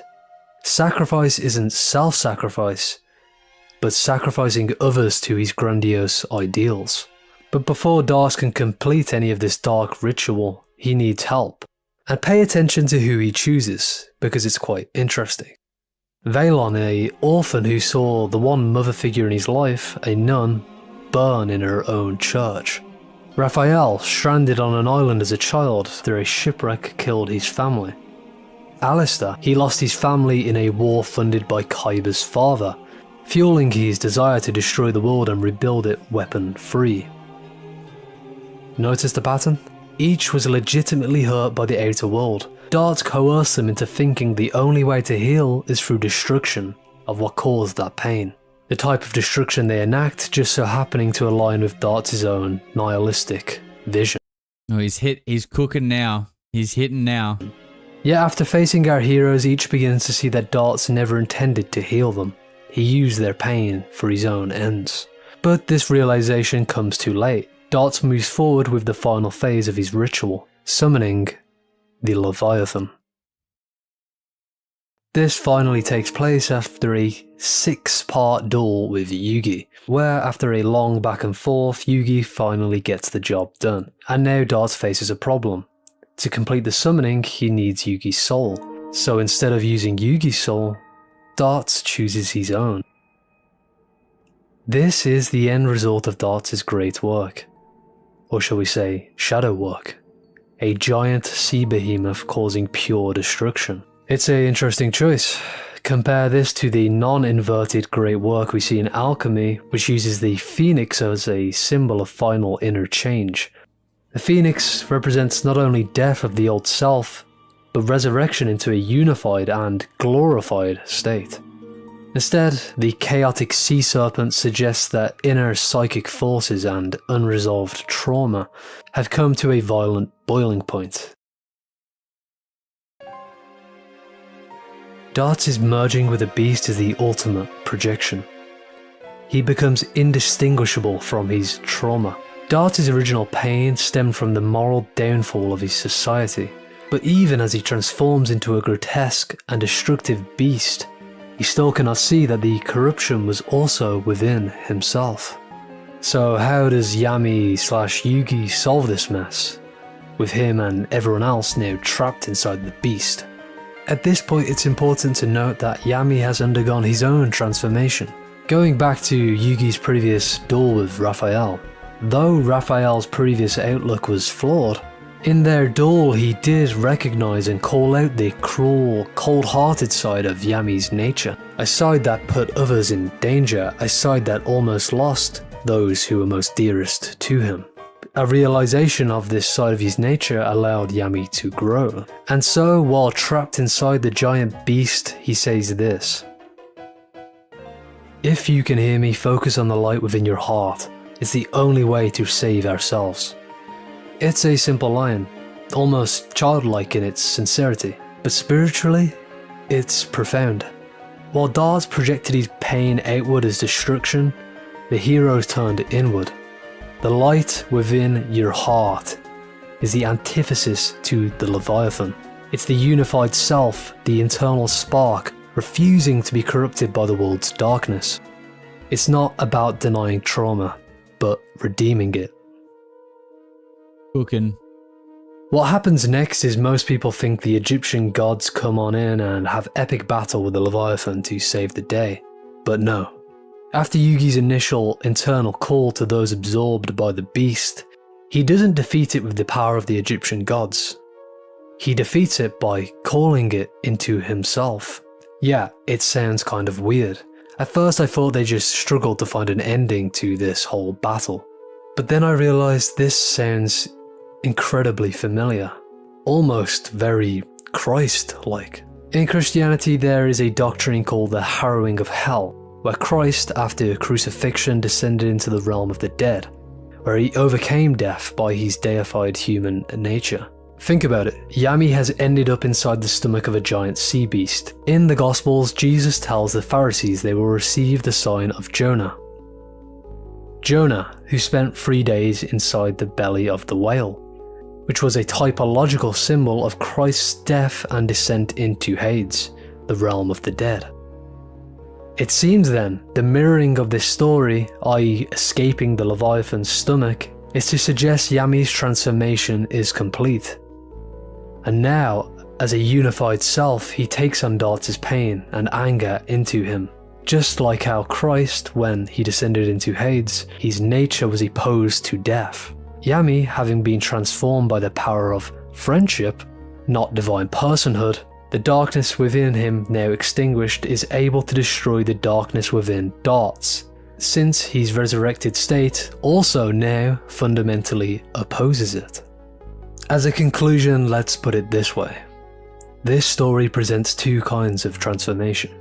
One focused on inner change, the other on outward action, and ends up showing that only the first leads to true change. Yes, it's wrapped up in a cheesy card game anime plot, with some clear flaws, but it touches on a real spiritual truth. We've all seen how when driven by ego we become our worst selves. We become ugly and quick to anger, not too dissimilar to a raging sea beast. But recognizing the world as harsh or even cruel isn't wrong. Your perspective is valid. It is without a doubt a difficult and evil world. But the mistake is seeing evil as something only outside of ourselves. Thanks for watching.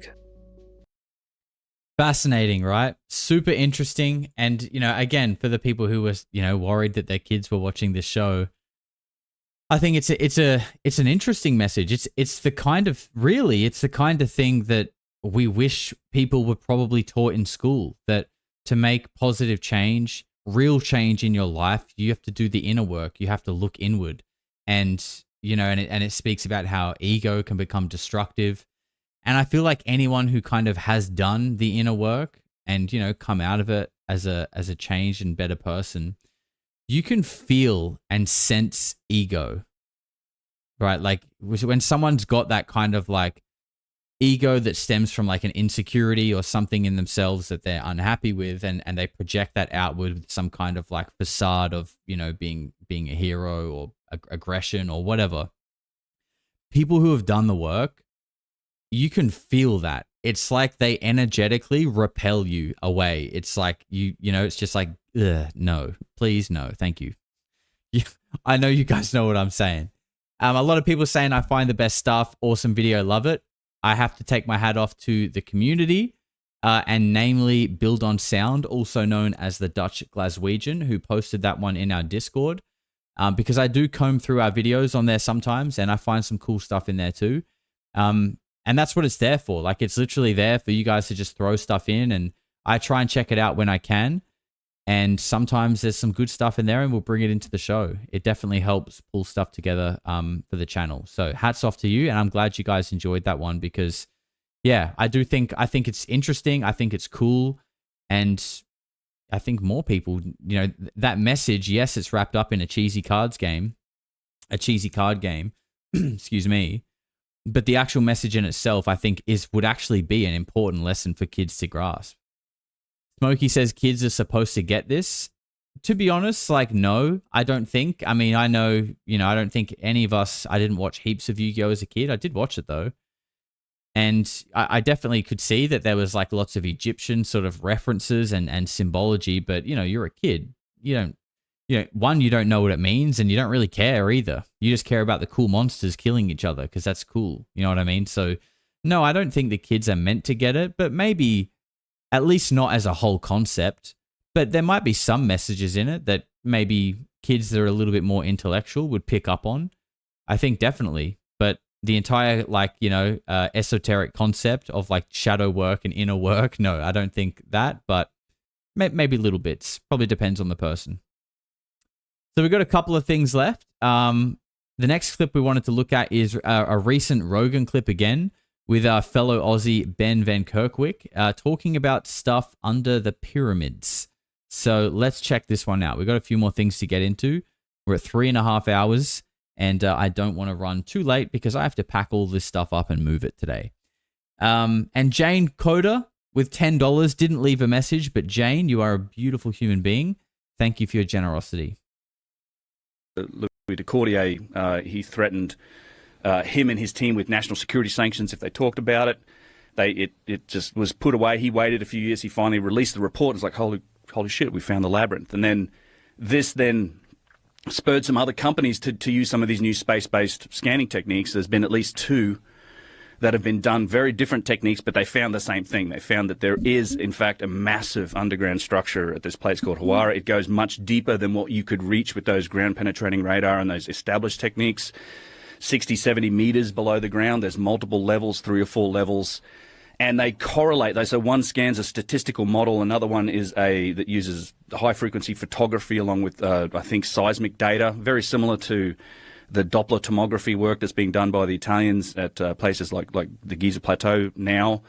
And they both correlate. Yes, there's a big structure, but one of the most interesting facts that came out of this scan was it seems like in this massive central atrium that's this one big giant open rooms 40, 50 meters long that connects to all of these levels. There seems to be this unidentified metallic object that's freestanding in this room. It's about 40 meters long and it seems to be tic-tac shaped is what this report said. So it's a fucking UFO. There's a UFO in Egypt. The aliens did it. I don't know. So they're talking about the scans that were done earlier in the year that we covered briefly on the channel, that were done by Filippo Bondi, I think is his name, Italian guy, and a couple of others. Was covered a lot by Jay Anderson, and these guys were using this like SAR Doppler topography scanning system, which I'm pretty sure is something to do with like measuring the vibrations and working out the difference or something like that.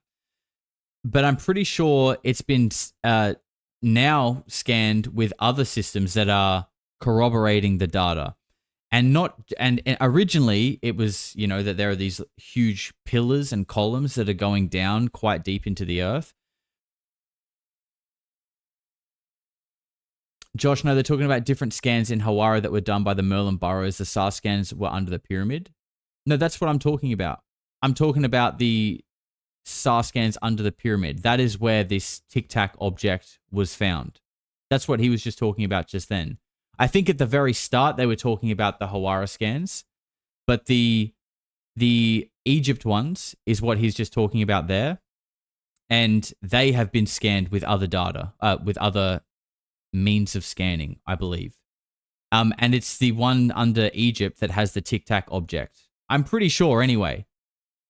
If you are absolutely sure I'm wrong, send me something. I'll pull it up and check it out. But I'm pretty sure it is the Giza Plateau that they're talking about with the tic-tac object. I mean, it's tantalizing. Could you imagine? Can you imagine if they get in there and they really do find a recovered spacecraft? Yeah, then what do we do then? Because if this is a public excavation, that's the question. Yeah. We would have to bring in the SEALs. We need to lock that place down. Maybe we need to occupy Egypt just to figure out how to fucking get this done. Occupy. Egypt needs some freedom, I think. I think we need to free Egypt and liberate Egypt, and we need to get boots on the ground all around the Giza Plateau and work out what the hell is going on there. It's Hawara where the labyrinth is and the tic-tac. Okay, so the tic-tac is not under the Giza Plateau. I was under the impression that was the case. If you guys... I don't have Discord open. Can mods send links in Google, in YouTube chat? Dan, if you can link... You should be able to link in the YouTube chat. If you can you send me something to take a look there? Yes. Okay, excellent. Thank you. I'm pulling that up now. Let's finish this clip. Hawara. Let's just just Hawara. You'd have to occupy the whole country. You'd have to bribe them something, give them money, whatever you got to do. Like if I was a president, that would be like my _1 priority. I mean, it has the potential. I think there's been a little bit more of this from Egypt. I guess the establishment there, they seem a little more willing to engage in some of the mystery. I genuinely do think that discoveries like these can only help and boost tourism. Like what they want is to bring people in. It will bring way more. Could you imagine if they actually figure out a way to drain all the water out of the labyrinth? They give you a tour and show you the spaceship. How much you paying to see the spaceship? Bro, I'm paying a ton of money money to go see that spaceship. That's a special permission. Like, that's the way we do. They're very good at that. Like, there's a lot of places you can now go in Egypt that are these special permissions. It's thousands of dollars, but dude, could you imagine? Could you imagine if they literally somehow find a way that you can go down and look at this thing, whatever this metallic tic-tac shaped, quote, tic-tac shaped object is, and we can go down and visit it, people would pay just stupid money to look at that thing. I would love to say I would pay stupid money, but I feel like the kind of money that you would have to pay, I couldn't pay. That's how stupid it would be. You know, we go much money. They could charge like 10 grand. They could charge like a lot of money just to go look at the spaceship. It'd be like Mecca. Like Mecca for UFO dorks. It would be insane to see. Depends who knows what. Well, the guy did say too. It didn't seem like any metal that he'd seen before. Like he couldn't identify what type of metal it was. Because it's alien, right? It's element 114. For sure, it's alien. It's made out of the same stuff that Comet's made out of. The AI Atlas. Oh yeah, the 3i Atlas. Whatever it is. The thing that's off gassing some nickel alloy or something. It's a giant nickel the size of Manhattan. Excuse me, it's actually a reptilian mothership coming to release probes to Earth, obviously. If you guys have... These guys obviously haven't been keeping up with the news. Yes, that's jetting towards the sun. Although didn't NASA came in, they released their images, I think, recently. I can't remember. There's some images they came out and said, oh, the comet's doing this and doing that. It's doing a lot of weird stuff. Sure is. But it definitely seems to be a comet. Yeah. Unless you ask Avi Loeb. And he's like, anything can be a spaceship. Yeah, he's got a point. He's got a point. He does. We don't know what one would look like. We've not seen. Yeah. And, I mean, it's a small sample size as it is for interstellar objects, right? We have 3 to compare. But 2 of them have been really fucking weird. So I think the point we're getting at is, and this is the point of all these conversations, is that there's some stuff that is yet to be discovered that has previously been discovered that might be like, it might blow the dam down on all this stuff to the point where, like, okay, whatever you think happened here, a lot more happened, and it seems way crazier. If the stuff underneath the Giza Plateau is correct, and if the stuff, which is like, what? And if the labyrinth, if they can show you that this not only was Herodotus depicting an actual place. There we go, man. And my man Dan has hooked us up here. So it seems like I was mistaken. It is actually... This Tic Tac object is not under the plateau. It is in this, I guess they're referring to it as like a labyrinth, in Hawara. So we should be able, and this is good actually, because we're going to be staying on this part of we're going to be staying on this screen for pretty much the rest of the stream anyway. So I believe, and I'm only looking at all of this for the first time now. So again, Dan, if I'm looking at the wrong thing here, you sent me a couple of links. I believe these are the scans. I can't see a tic-tac shaped object though. You got this one here. No, thank you.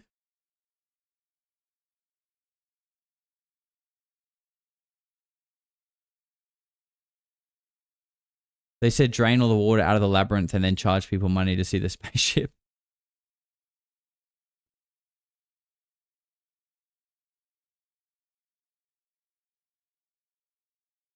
Looks like a really bad weather system heading our way. Yeah, there's actually more on this site, I think. Oh, stop asking me. I'm not signing up. There were scans here. Okay, these are the same scans. I was under the impression we would be able to see this tic-tac shaped object.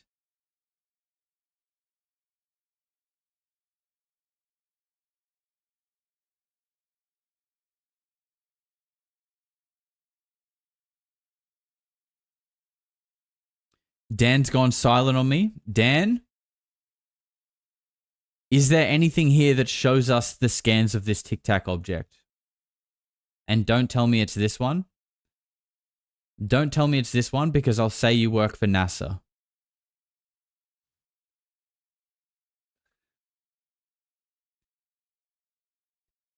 Do we have a Dan Garden in the store? Dan, your mum is at the front checkout looking for you. That's Dan Garden.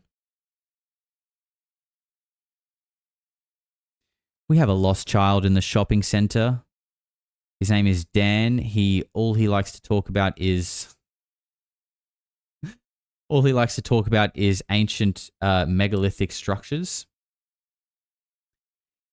He says, I'm here. Wait, I'm typing. Can we get Dan to hurry up and finish typing? Your mum is at the front of the store looking for you.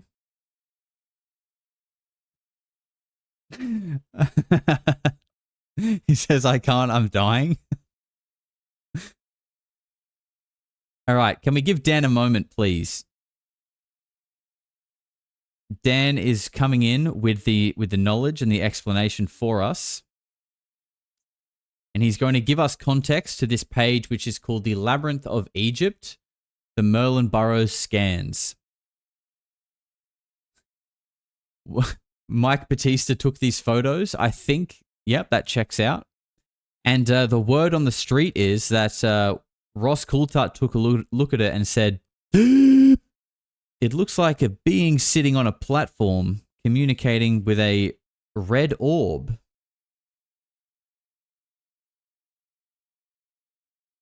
Get this Dan to a hospital now.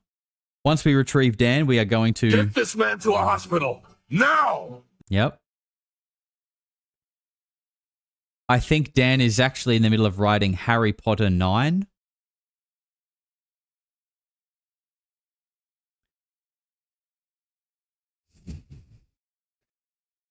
I'm looking forward to this novel, Dan. Is it going to be a 3-part trilogy, or can we get a words per minute check on Dan?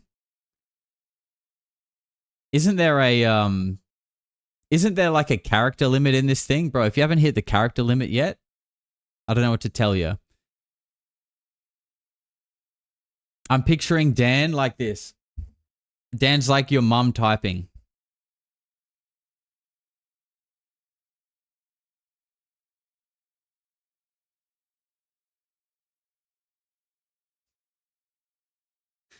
That's the only way Dan is typing right now.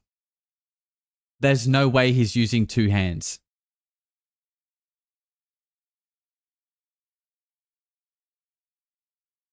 Okay, he's actually writing a thesis.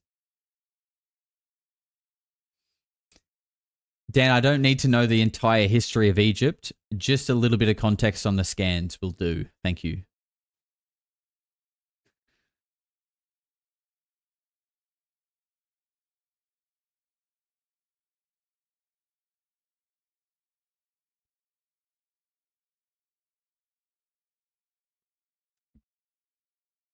He's translating from ancient Egyptian. He's translating the text.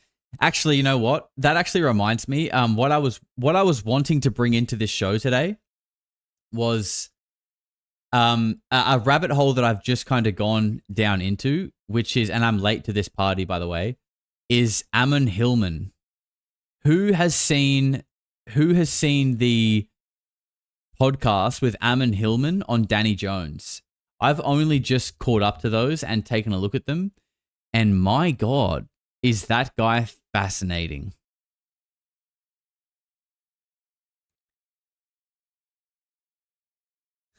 Read the text. What do the texts say? What is the meaning of Christ? That dude is an absolute trip. And I do want to cover him on the show because, like, I watched his first interview, and then I watched the debate that he did, and now I'm kind of like a little bit into the second podcast that he did, where he was like dressed like the Pope, and damn, for me it was just so telling in that, I mean, he says some crazy shit, right? Like, he says some crazy shit, but that guy came in to debate him and, like, clearly didn't want to debate him. Like, he just didn't want to. I don't know. The vibe was he was scared to intellectually go head to head with him, and he was sort of coming up with excuses as to why he wouldn't do that.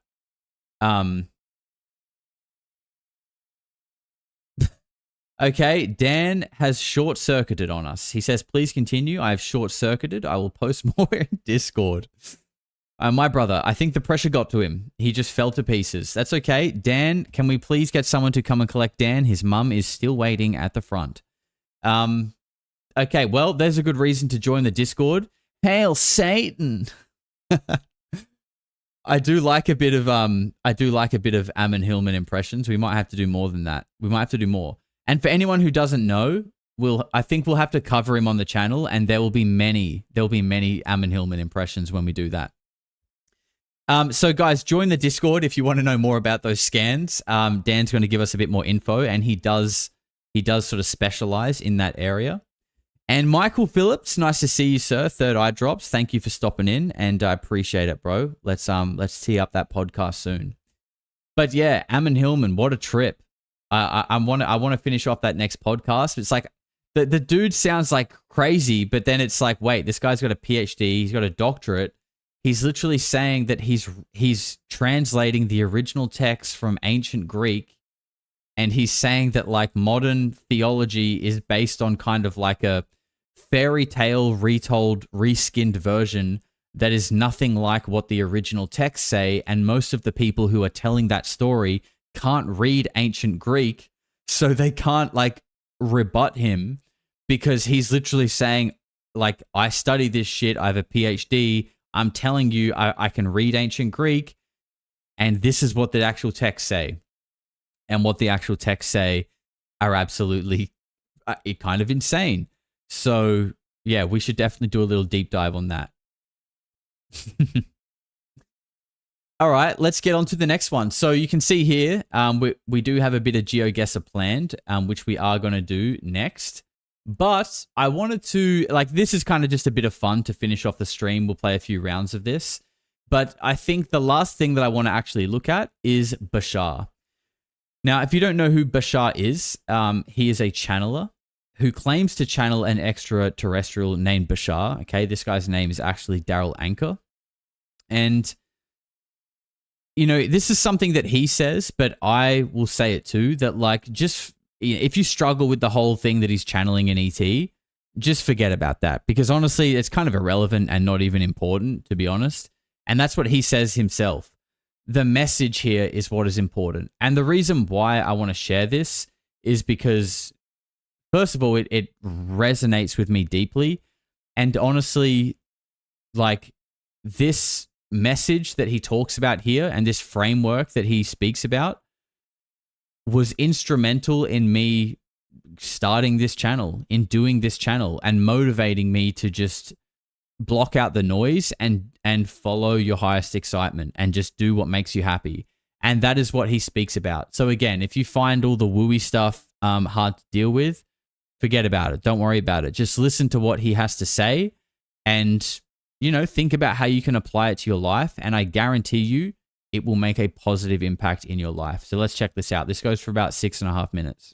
The whole formula is act on your highest passion every moment that you can, to the best of your ability, taking it as far as you can possibly take it until you can take it no further, with absolutely, here it comes, zero expectation for what the outcome should be. Why? Why the zero expectation? I'll tell you. Thank you. You have basically, being a physical being, split yourself into two main components: a physical mind and a higher mind that is non-physical. You need to work together. The physical mind and the higher mind must form a partnership, must form a relationship that works in tandem in order to actually function as a whole person in your reality. Why are his eyes closed? Is he blind? No, he's not blind. He's channeling. So he's channeling Bashar right now. This is what he's doing. But again, just forget that. Just listen to what he's saying and try and apply it to your life. I promise it will improve your life. But when you allow the physical mind to think that it has to do this, and it has to make this happen, and it must know how something is going to happen, and you get it to focus on all these details, you are giving it more than it was designed to do. You wear it out, you tire it out, and you wonder why you get so many headaches at the end of the day. And you wonder why you're tired all the time. The idea is to understand that the physical mind is simply not designed to know how something is going to happen. It just isn't. The physical mind is only designed to know and to experience what is happening in the present. The higher mind knows how something is going to happen. When you allow the higher mind thus then to know that and to work with you, the higher mind will know how to bring the manifestation to the physical mind for the physical mind to experience. So here is how the idea, for example, of visualization actually works. The physical mind is capable of conjuring a visualization of your ideal preferred reality. And when you see that visualization in your mind's eye, you get very excited about that manifestation, about experiencing that reality. And the excitement is good, is exactly what you need. But the purpose of that visualization is to generate that feeling, that state of being of passion, of excitement. The purpose of the visualization is not necessarily to come into manifestation as your physical mind has envisioned it. Because your physical mind, what it may think is the most ultimate representation of that reality. What it may think is the absolute top. What it may think is the absolute ceiling. To the higher mind is just the floor, just the beginning of what could manifest. And if you simply stay in the state that the visualization generates within you and then let go of the actual imagery and hand that energy over to your higher mind will actually then bring you the manifestation that is actually representative of that passion state, even though it may look nothing like you imagined. It might, but it might not. So the idea is to use the energy state to work with the higher mind and allow the higher mind to bring you what it knows you really need that is truly representative of that energy state, so that you can be open and willing to accept that no matter what manifests, it is all part and parcel, all a representation of your joy, and never will be defined or labeled as an interruption in it or an obstacle in it or a stopping of that joy. Because your physical reality, as we said, is only a mirror. And whatever you define it to be, whatever you believe is most true, is what you get. So it's very important to pay attention to those beliefs and those definitions, for it is those and only those that create your physical reality experience. Because nothing in physical reality has built-in meaning. Nothing has automatic meaning. Everything is fundamentally without built-in meaning. The greatest gift, and I know this sounds strange in your language, the greatest gift creation has given to all of you is that life is fundamentally meaningless. Sorry, I've been trying to let him go because he's obviously cooking and I don't want to interrupt it too much because I feel like this is something that's worth listening to all the way through. People are saying like why is he shouting and whatever, he's channeling. And you know what? It's actually, obviously I don't shout to that degree, but like when I go into like a little tangent sometimes and I just go off, like I kind of feel like I get into that zone where like you're not really having conscious thought. It's just streaming through you. Like you're just in a moment and it's just coming to you and you're just letting it out. He's literally channeling. That's what he's doing. So, if you're like, and if you listen to this and you're just worried, like, why is he shouting? I would encourage you to just, forget about that and just try and listen to what he's saying and see if you could apply it to your own life. That means it has no built-in meaning. What that also means is you were designed to give it the meaning you prefer to give it, and the meaning you give it will utterly determine how you experience it, no matter how the situation looks. Because every situation is neutral and can serve double duty and can allow you to experience a positive or a negative effect in your life. It isn't how the situation looks that makes the difference. It's how you respond to the situation that makes the difference in terms of the effect that you experience. So let go of the idea that the outer world needs to change in order for you to know that you have changed. Just make the change within yourself, know that you have changed, behave as if you have changed, and then you will prove to creation that you have changed, because you will be responding differently to the outer reflection, even if the outer reflection stays the same. Now, I'm not sure it would fit, but if it would, put all of that on a t-shirt. Put all of that bit right there on a t-shirt. Like I've said, anything in life that upsets you, bothers you, that you think is a problem that is coming from someone else or an outside source or something that's out of your control, you can make a change within yourself to improve that situation. If you are trying to force other people to think differently or be differently or do things that make you feel more comfortable, you are going to live a life of frustration and anxiety, because you ultimately cannot control the world. You can't control everyone else. It's up to you to control your own emotions and decide how you react to their exterior stimulus, right? That is what needs to be on a t-shirt and what people need to know. And again, forget the yelling, forget that he sounds a little bit crazy or that he thinks he's channeling an alien. Like, forget all that shit. Listen to what he's saying. That's how it works. Does that make sense to you all? Remember that all we are talking about here is not only simple physics, it is simple physics. Very simple. We understand that creation is infinitely complex and rich, but it is not complicated. It is fundamentally simple. Were it not fundamentally simple, it could not be infinite. Because if it were more complicated than this, it would fall and collapse under its own weight. In order to be truly infinite and allow for all possibilities, the core, the essence of creation has to be fundamentally simple. Do you all understand? Thank you. Jeff Bezos, the prophet. I like it. I like it, Stevie. And look, I will say as well, like, if you actually look into Bashar and watch some of his videos, like, yeah, it is funny. When he when he goes from being Daryl into his channeling thing, like, it is kind of funny. And it does make you wonder, like, you know, like, really? Is that what's going on? Like, this kind of seems like weird and funny the way he's doing it.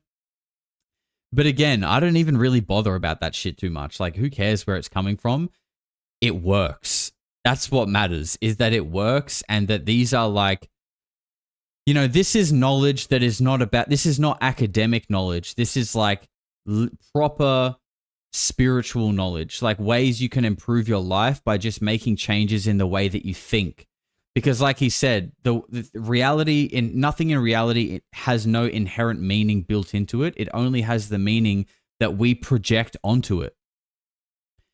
And you have control over every thought you have, if you can make the right adjustment. So you get to decide what meaning you project onto reality. And when you really practice that and sort of master that, you realize that the world can just be like whatever you want it to be, depending on how you want to think of it. And that is, I honestly think, the key to life, at least a big chunk of it. So I wanted to show you guys that, just because, I mean, I think it's important. I think it's wisdom, and I think everybody could benefit from it in some way. If you're someone who watched that and just thought it was retarded, I feel like you're probably the one who needs it most, if I'm being honest. But hey, we're all on our own journey. We all learn things. We all learn things at our own rate, and that's just the way that it is. So we're going to be wrapping up the stream with a little bit of Geoguessr. Now, if you don't know what Geoguessr is, we have this avatar, which is, I actually did a face scan of myself and imported it, and that's what it came up with. So that's actually me. So please don't insult it. Basically, Geoguessr is a game where you get dropped anywhere in the world, and you have to figure out where you are within a time limit, and you put a pin on a map of the world to try and guess where you are. And you get points based on how close you are to that pin, okay? And, you know, if you like geography, or you think you're pretty good at geography, or maybe if you've done a little bit of traveling and you consider yourself well-traveled, you'll probably enjoy this game. And if you've done none of that, you might enjoy it, or you might learn something, because it's kind of an educational game too, because you start to learn, little things about other countries and languages and how they look and, how they feel and all this kind of stuff. So we're going to get into this. I'm going to run to the bathroom one more time though, because I've been smashing the water and I need to go. But just quickly, Benjamin Dickens says, safe travels, my friend. Have a brilliant trip. Ben, thank you very much, my man. I appreciate you. Anne McPherson says, I came way late. Enjoy your travels, man. Thank you very much, Anne. Appreciate it. Toxic Fart says, funny looking hot tub you're sitting in. I had to pack the hot tub up, bro. This whole studio is getting packed down as soon as this stream ends, and we got a lot of work to do. But I am moving to Bali. I do have a little pool in my villa, so who knows what could happen, mate. The world is our oyster. Zach Beach has gifted 5 memberships. Zach, you are a generous legend, sir. Thank you very much. And Toxic Fart says, can we get a Jake Barber for the 100K stream? Absolutely. You can have all the Jake Barbers that you want, mate. All of them. Now, like I said, I'm going to run to the bathroom real quick, and we're going to get into some Geoguessr. Now, I will say as well, no cheating. All right? No cheating in this game. If anyone puts answers in the chat, you'll be muted. All right? This is a fair, honest game. And this is real and important, and we take this seriously here, okay? Be right back.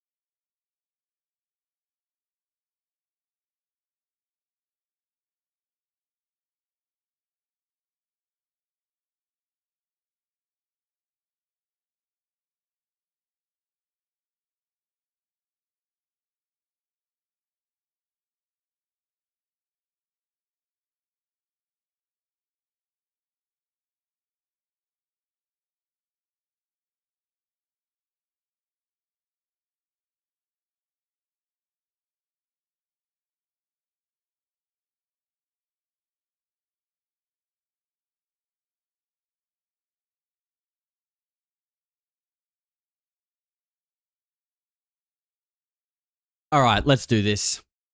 Let's do this. Geoguessr. Throw another shrimp on the Jake Barber. Why not? Why not, hey? Okay. I need to get my headrest for this.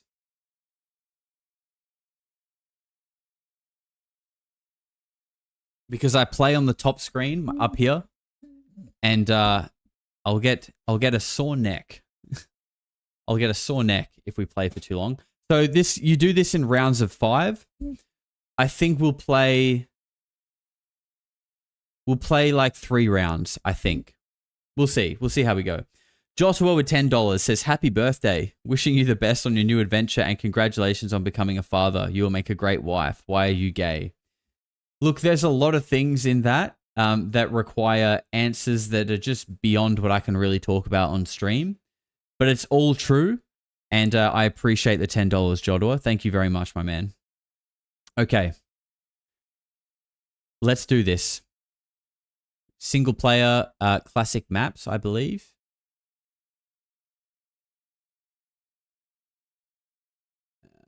Yep. This one? Okay, so we're going to go... We did 3-minute rounds in the members section the other night, and I think that worked kind of well. It was a good pace. Keeps it kind of snappy and exciting. So I think we'll go with 3-minute rounds. And we'll go... And we want to be able to move. All right, I think that's good. My best score is 22,826 after a round. Okay? So that's obviously what we're trying to beat. Always want to go one better. And there's a lot of people in the chat. Normally in the members section, I sort of play this with you guys.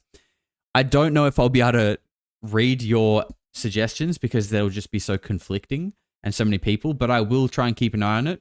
But it might be, I might just have to Might just have to do this on my own, you know? It's time to stand on my own 2 feet. Christine Collins says, huge congrats on 100K and thank you. Love the tribe where we are all weirdos here. Stay curious, live boldly, and the Bali adventure awaits. Safe travels. Oh, Christine, thank you very much. That's a beautiful message. I appreciate your support and the super chat. And yes, I can't wait to be in Bali. Not long now. All right, here we go. So this is going to be the first of 5 rounds. So normally in this game, for anyone who hasn't played before, you are looking for clues. Okay, clues as to where you are. And they can come in all kinds of forms. Generally, you're looking for signs or, you know, even little things like the side of the road that people are driving on, which looks like the right-hand side. This is... Oh, what do we got here? Can't read it. Okay, here we go. France. Okay, we're in France. There we go. Perhaps we're not going to where the ritual burial place of Princess Diana, are we? In the tunnels. What do we have here? So we're looking for a city name. Let's just get the map on France because it can get a little hectic. God damn, France is huge. But France is huge. The license plates are usually blurred out, as you can see. Oh, okay. Not in this case. They usually are, though, but it's not telling us too much. Bureau? Is that a town in France? Bureau? France. That's what's tough when you're in another language, because you don't know if you're looking at just a random word or if you're looking at the name of a town.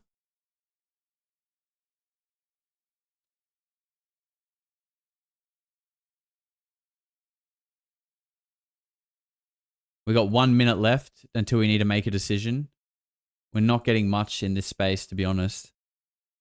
Just learn French, easy. I know, I'm an absolute idiot. Absolute idiot.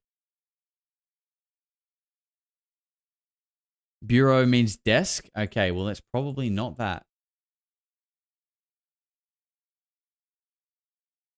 God damn, I hate these industrial estates. There's never much going on. I think we're right. We just did a loop, actually. We're right back where we started. We got 30 seconds. Look, I mean, we're not in the heart of Paris, that's for sure. We're somewhere sort of suburbia-esque. So let's just go. What do we got? Paris is up here.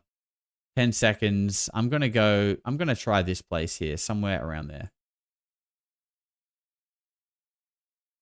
Oh, we were in Paris. We were on the outskirts of Paris. God damn it. I should have done Paris.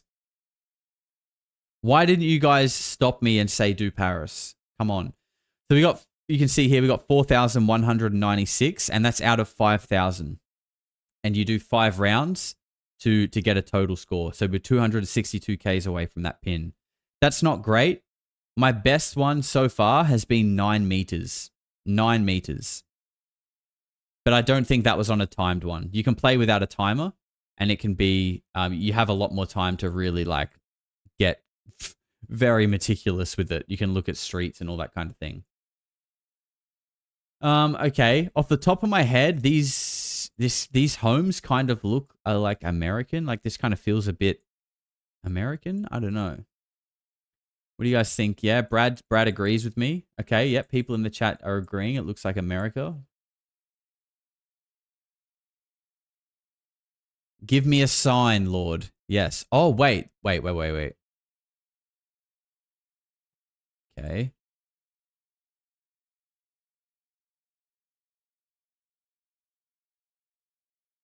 Can we go in there? You can. What the hell? The company changed from this photo?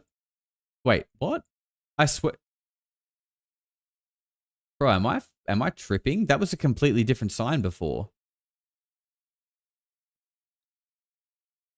What the hell? Okay, I'm tripping out, but whatever. I swear it was a different sign. Wall Street. Wall Street? I mean, this doesn't look like, you know, the Wolf of Wall Street type area. We jump timelines. You actually do jump timelines sometimes. Like sometimes the car will do the road one way and then it will do the other way like months later and it just feels weird. You get like a different season and everything. Okay, hang on. We got something over here.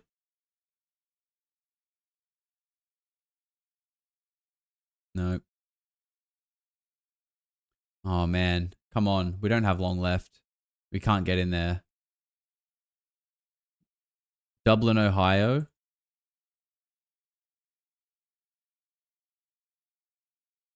All right, what does this street sign say? Discovery Boulevard and Post Road. Oh man, these roads just look desolate. Oh, I guess we got to try something though. Midwest for sure. Okay, that gives us something to work with. Sometimes you get lucky with like a truck. A truck will come down the road that has some kind of like business name on it that can kind of tell you where you are. Oh, Ohio. Okay, there we go.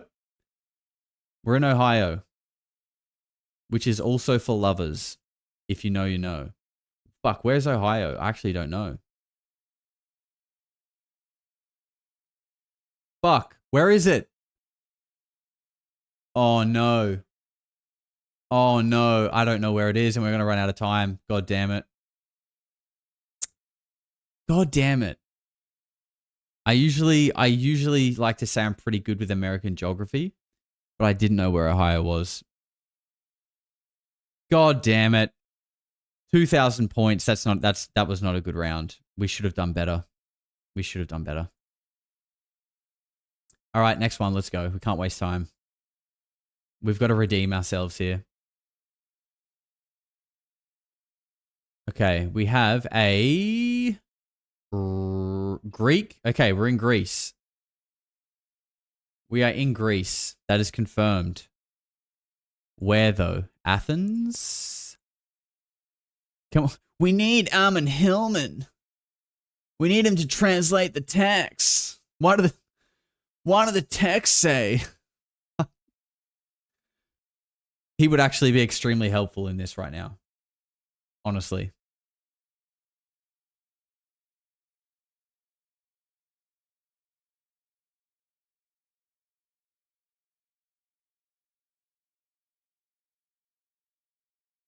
Oh, which way do... Okay, let's keep going up here. Come on. We just need a city. We need a city name somewhere.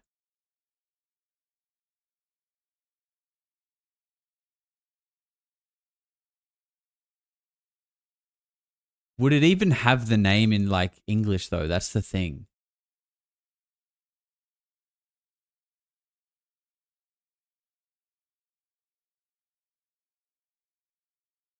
It's all Greek to me. Yeah. Me too, bro. Me too. Me too. I might be looking at the signs, but trust me, I have no idea what they say. I'm looking for some kind of English translation or something that clearly looks like it is the name of a town, which I think we might have. Prodromu Jeep Center. I mean, we don't really have much else to go off.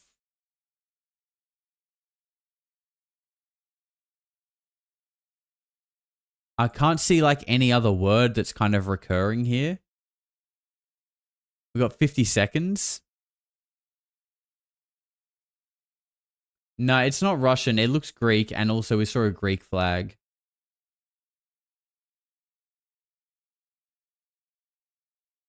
And there you go. .gr. .greece. Near the Aegean Sea. All right, we probably need to start looking for a pin now. It's getting close. 30 seconds. Okay. Athens is here.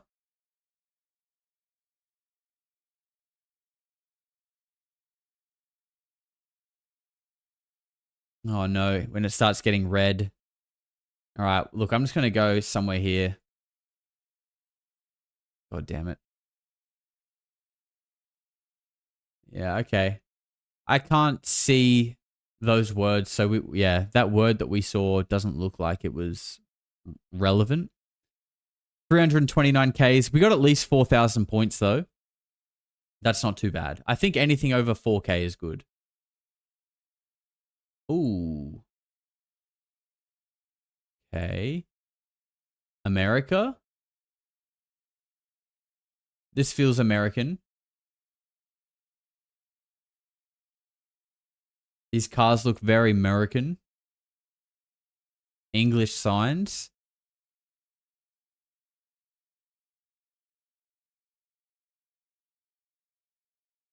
Oh, we got a road sign there. Oh, okay. Broadway. Yeah, I think we're definitely in America. Indiana, somewhere cold. What do we got? Come on, load. I can't deal with your slow load times. I'm working to a deadline. Okay, speed limit 30. Speed limit 30. That sounds fast if we're talking miles for like this kind of area.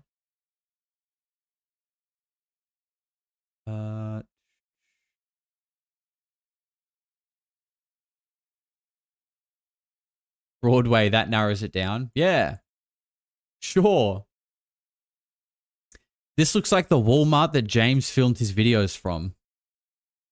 The Walmart car park. Okay, hang on. We might have something here. Denver, Colorado. All right. La Perla Tapeta, Denver, Colorado.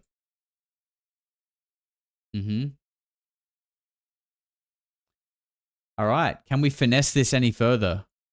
Broadway. So, okay. Is Broadway, like, if it's got 7,575 residences on it, that must be a pretty big street, right? Obviously. So would it be like one of these big yellow main ones? Like, oh, I can't see the name of them now. Nearest school. Broadway's the street. Yeah, I know. That's what I'm saying. Would it be one of the main streets?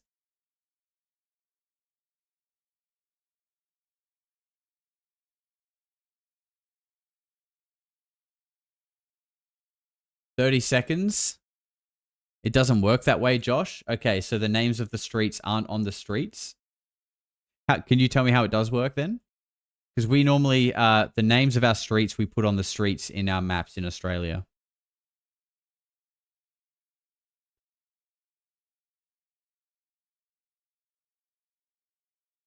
Oh, all right. We gotta make a choice.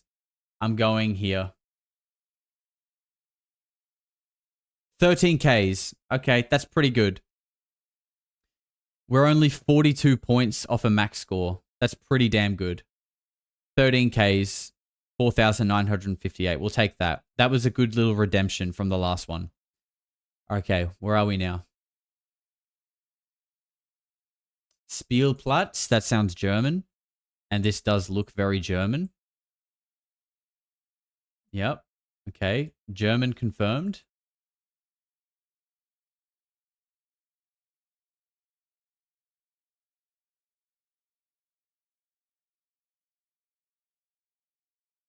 Now we're looking for something to give us a hint for a town.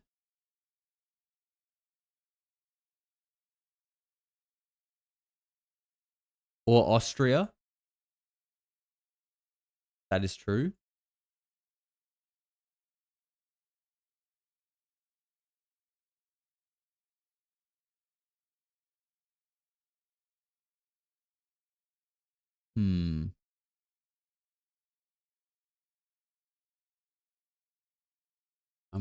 I'm going to go this way. Outskirts of city, suburbia.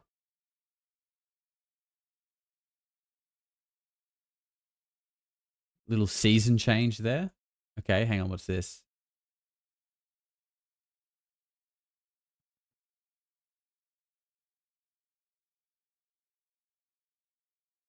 Oh, no. No. I was reading that. Where'd it go?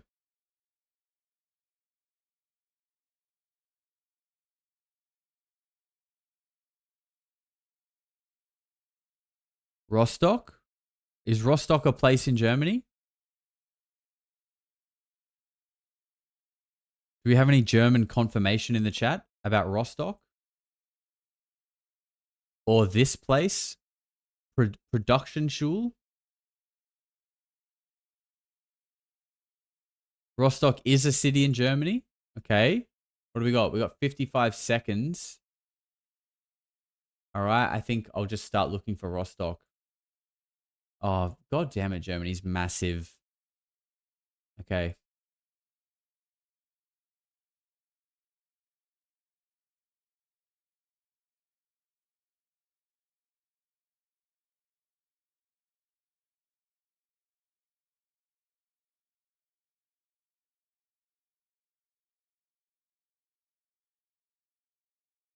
Rostock's in Austria too. Oh, fantastic.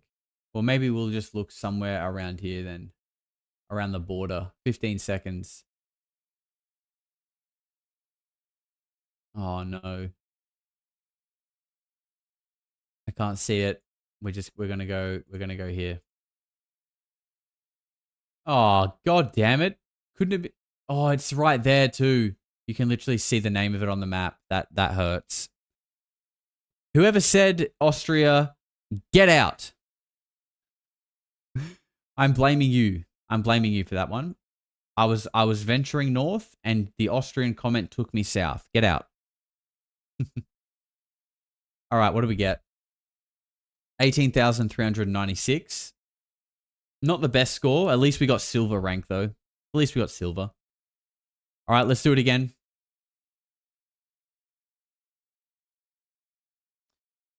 Okay, immediate thoughts, Africa, but I really don't know. I'm just going on vibes here. I mean, this is giving Africa. Here we go. It looks like Arabic or damn, you can't even really see. South America, Africa, Brazil. Here we go. Okay. I think I don't actually know what that language is, but I feel like it could be Africa. Wait, what's that flag? That looks like an African flag, but I don't know which one. Haiti? The Haitians? Okay, if we see someone eating the dogs and the cats, we know we're in Haiti.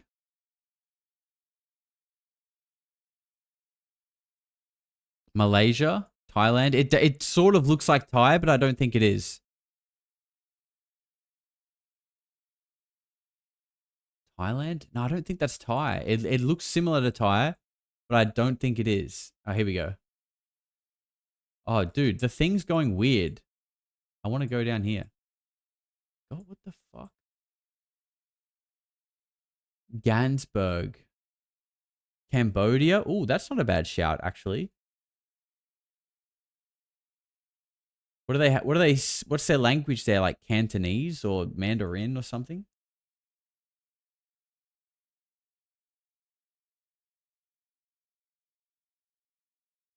Oh, we got a minute left. I'm kind of lost on this one. Gansberg in Botswana? Is it? Is Gansberg a place in Botswana?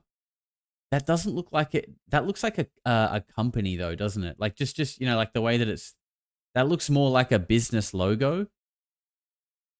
I don't know. My initial vibe was African though.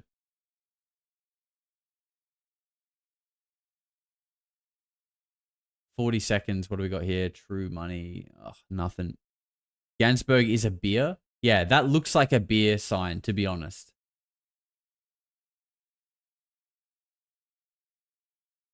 Oh, shit. We're going to have to pick somewhere, and I've got no idea. Okay, look. This guy looks... Oh, he looks kind of Asian, to be honest. That's like Southeast Asian. Okay. I think... Cambodia? Yeah, look, that's not a bad shout. Let's try that. Where in Cambodia, though? I have no idea.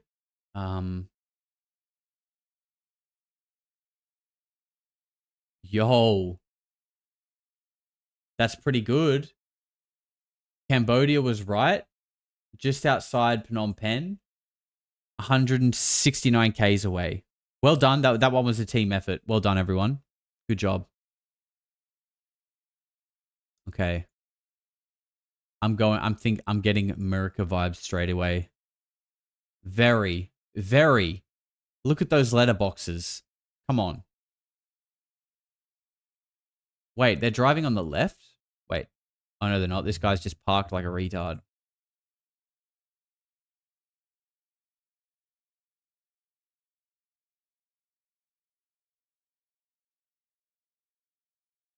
Brimstone Way.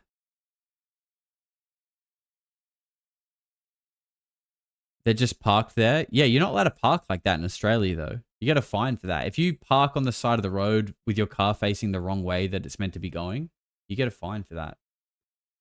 Which is obviously retarded. That's a thing. Like, who actually cares? Doesn't actually change anything, bro. But, you know, got to keep the people down. Can't have them make them too much money. Got to tax them for whatever we can. Make them work 40 hours a week so we can steal as much of it back as possible. You know what I mean? Capitalism, baby. All right, we're quite literally at a dead end. Canada, Salem. Okay, yeah, I could see some kind of Washington. There's some Washington lush greenery happening here. I could get on board with that answer. What's that logo on the street sign? Oh, I must have missed it. Oh, there it is. Land of the free. Oh, we got a sign here. And it's blurred. What the? Here we go. Heritage exteriors. Nothing. 1 minute. Oh no, we're gonna be doing bad. Oh, come on, baby. A clutch truck. Oh no, please don't go too far, truck. Oh, it's gone. And it's gone. God damn it. That's the most annoying thing. Oh, wait. There's a lot of cars over here. Fencing. edfenceco.com. You like the Massachusetts calls? Okay. Oh, man. What is this place? We're not going to have enough time to investigate. We can't even get in there. Oh, wait. What is this? Ashland School News. Oh, where's Ashland? Where is Ashland? Anyone? Oh man. I did like the Washington calls. I guess I'm just gonna try and go with that. Oh god damn it. Who said Massachusetts?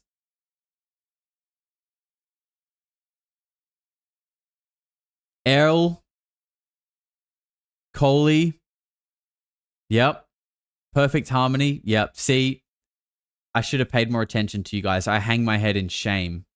Australian retard thinks he knows better. My apologies, everyone. Wow, 358 points for that. I'm never going to financially recover from this. Ever. That's potentially one of the worst scores I've ever gotten. Wow. This whole round is dead. This whole round is dead. Okay. Wait, what side of what? Car is on the right.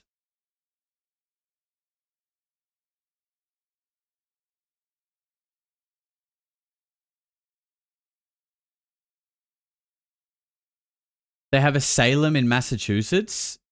Well, that's confusing. Okay, France, it looks like. Or French Canada, perhaps. Because I don't think they drive on the right hand. Bro, what is this? Let me go. I don't think they drive on the right in France.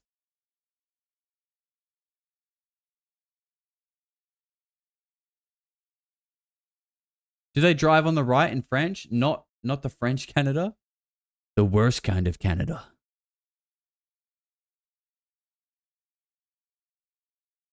Looks more like Quebec than France to me. God, the more people in the chat, the harder this game is to play because everyone is just giving me conflicting opinions and I have no idea who is right.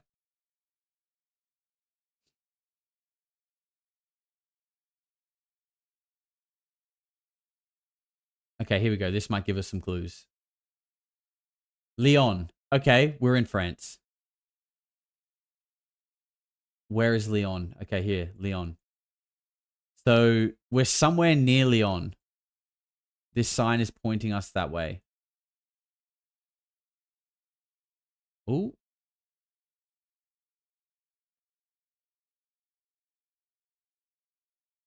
Amazing. My chat has disappeared. How am I supposed to cheat without my chat?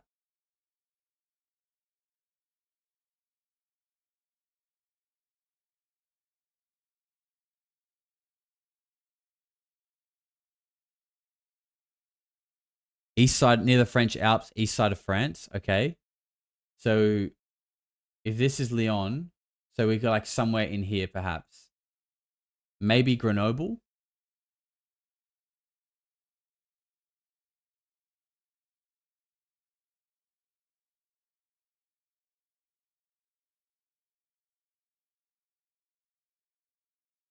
I feel like we're in the are we in the Alps? Because like there's mountains in every direction. Does that mean we're in the Alps? Or is this just like normal scenery? Oh, we're gonna have to put a pin down. Okay, let's just go with Grenoble. Let's try somewhere around here. Okay. Decent. But we were actually in Bourg Saint Maurice. 92 Ks, 4,701 points. We'll take that. We'll take that.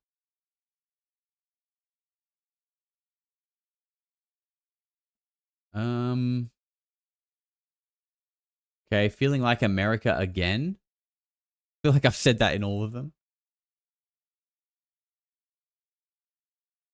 Yeah, this feels like America for sure. And I've never even been, but I'm feeling like Florida or something. California, like it feels kind of like beachy, like a beachy town. There's mountains in the background though. Mountains in the background. That wouldn't be Florida then, would it? Would it be like California maybe? Because I'm pretty sure you got like, yeah, you got like mountains here, right? Like Joshua Tree and Yosemite. Looks southern if so. California looks too cold. Oh, we just had some street signs there. What do we got? Granada Avenue, El Monte? Would that... isn't San Diego meant to be like a little bit of a Hispanic hybrid place? Like, could that be having El Monte on your street signs? You know, it's a little bit of Hispanic flavoring, bit of seasoning on the street signs. Just a bit of cultural appreciation, you know? Oh, hold on a minute. No, it doesn't really tell us much. That's the city. Could be California. El Monte. Don't remember El Monte in San Diego. You're in Southern Cali. Okay, so El Monte is a city. Okay. Okay. And it's in the south. We got a minute 15. Give me some directions. Where is it in relation to San Diego and LA? Quick.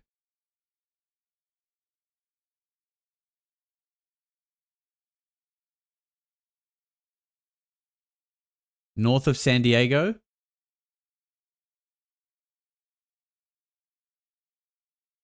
East of LA. Okay, so like out here somewhere. Like Palm Springs.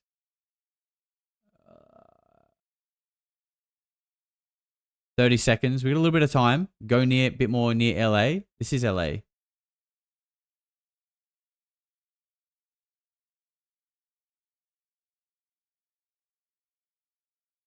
There? Not that east? Okay.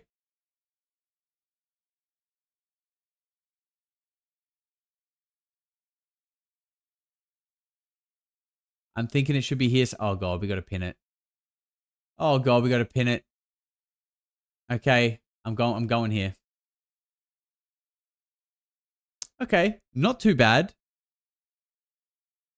Oh, I mean, I would say that's in LA. I wouldn't say east of LA. I would say in LA. Personally, but that's just me. But good effort. That was good. Still got a decent score. 73 Ks isn't too bad. Well done, everyone. Group effort. Okay.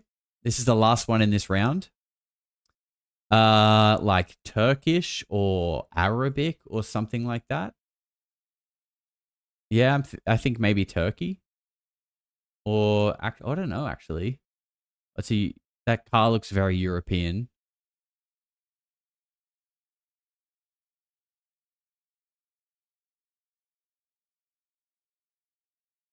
I feel like often the Arabic countries always have flags. Like they love having their flag up. Don't do that in Australia though, because that would be racist. Don't put the Australian flag up because you would be a racist bigot. But in these countries, it's fine. Yeah, I don't know about Turkey actually. India. I don't think is that Indian? I don't know. I don't know, but I wasn't getting Indian vibes. Although this guy does look quite Indian. Yep, they do look very Indian, I will say that. This language doesn't look like Indian though, is it? Sanskrit, Bangladesh. Okay, all right. Oh wait. Oh, you know when Gupta is there? When Vijender Gupta is there, you know we're definitely in India or somewhere or Bangladesh or something like that.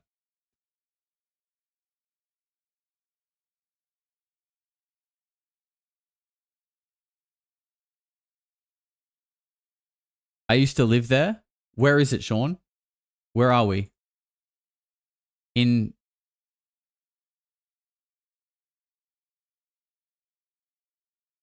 Uh-oh, we've got a Gupta. Gupta's here. Gupta's here. And he wants your credit card. Gupta's here and he wants you to pay with an iTunes voucher. Delhi. Okay. That'll do. We're running out of time. Oh my god, India's huge. Where the hell is Delhi?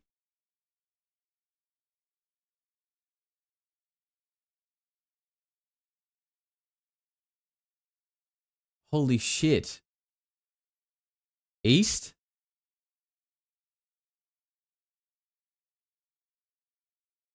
Northeast. Oh no. Fuck. No. I can't see it. And it's probably staring at me in the face. Oh, to be fair, it wasn't... You had to really zoom in to see that. Not the worst. Not the worst. But not great either. Yeah, we did worse. Of course we did worse because we had that absolute throw. We had that absolute throw. All right, this is probably going to be the last round, I think. I'll check the time after, but we'll see. We don't really get Australian ones very often, unfortunately. You can do, in this game, you can do maps that are like specific countries that I think would be a lot of fun. Like it would be fun to do a Geoguessr stream one time that is like for a specific country and we just focus on that country. And we could get, that's when you could get real specific because you don't need to guess the country. You just need to find the city and the street. And we could take the timer off and just get real detective-like with it. We'd probably do that. I might do stuff like that on Polarity 2.0, like just some straight geoguessing streams.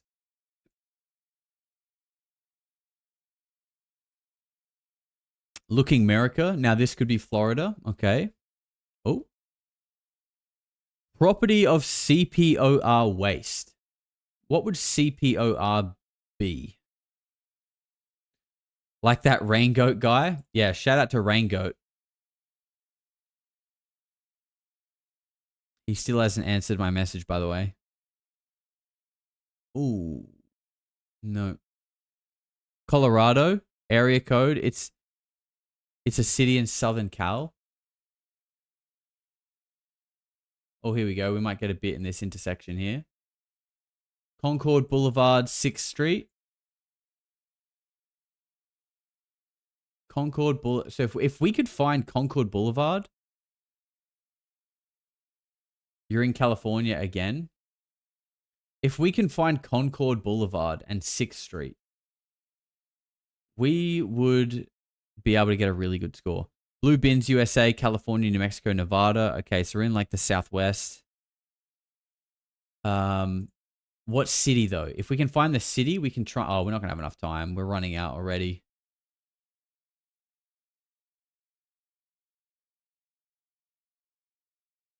What do you guys think? If it's a Southern Californian city, what do you think?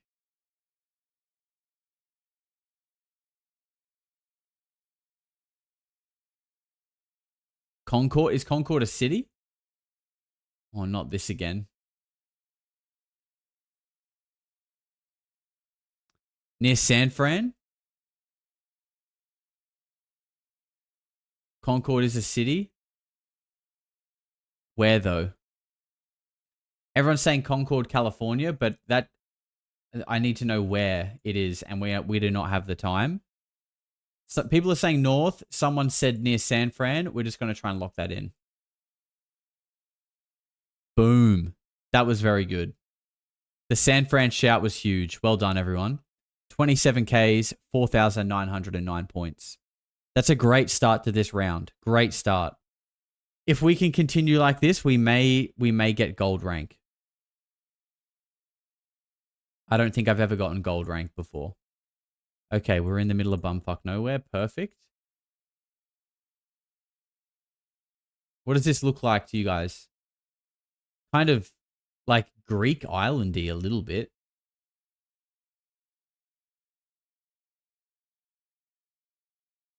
Oh, come on. Give me something. Oh, that was like a little European looking car.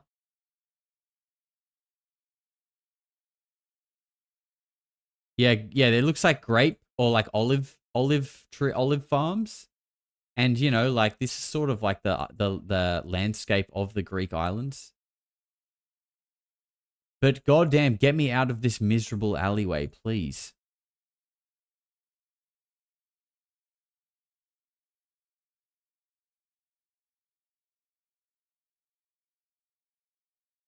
Nicaragua?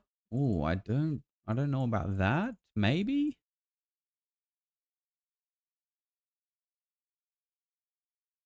I think it's definitely Europe.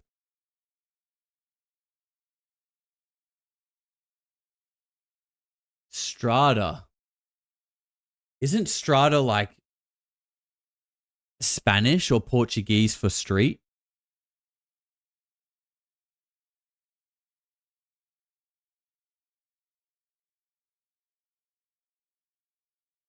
Spain. It's definitely got like that sort of Spanish kind of architecture, I guess. People are saying deaf South America? Really?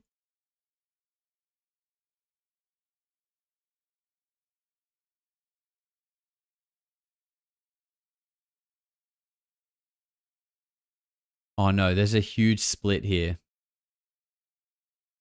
You're in Italy? That's Italian? Oh God, I hate it when I miss the Italian stuff because I know my nonna would disown me. Worst Italian ever.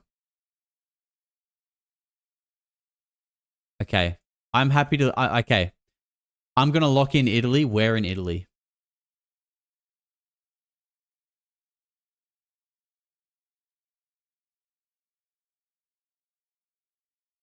Strada is Italian, yeah.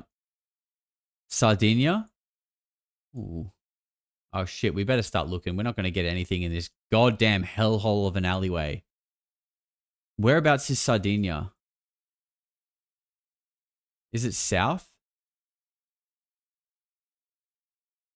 I feel like maybe, like, this feels like, I did say it felt like island vibes.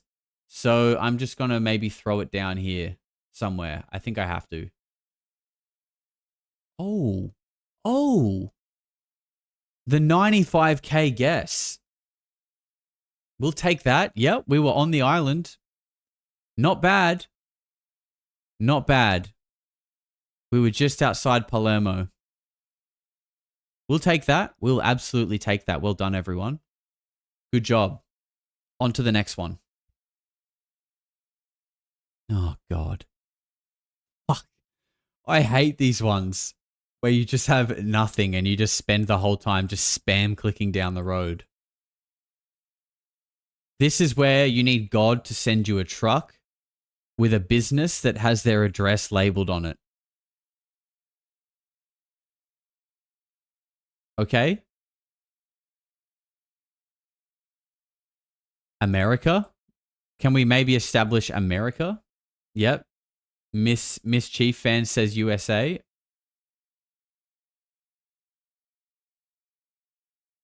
Oh, we're stuck behind traffic. We're literally stuck in traffic here.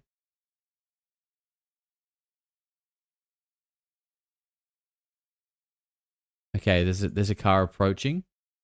Little steps, little steps. And nothing. Okay. Oh, another car. Nope, nothing. Oregon Mountain and Boats. Okay. I want to catch up. Like, I want that truck, but I don't think I'll ever be able to. Okay, what does this say?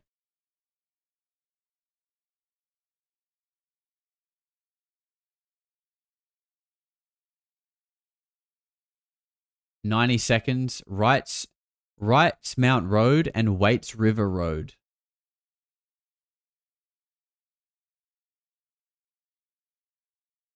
Legal road limit, 24,000 pounds.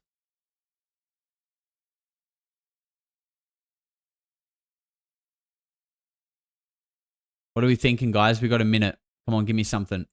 Give me something.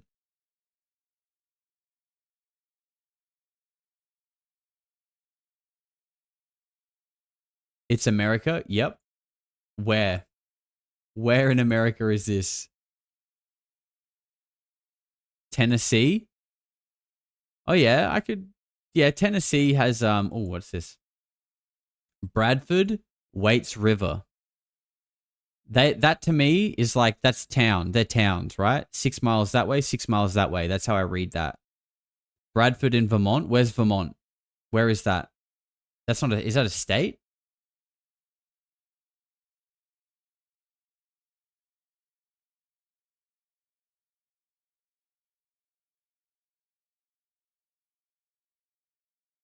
Vermont Northeast?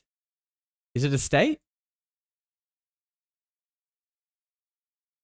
Oh, fuck. Quick. Is it a state? Someone tell me. It's tiny? Oh, no. I know that's not it, but...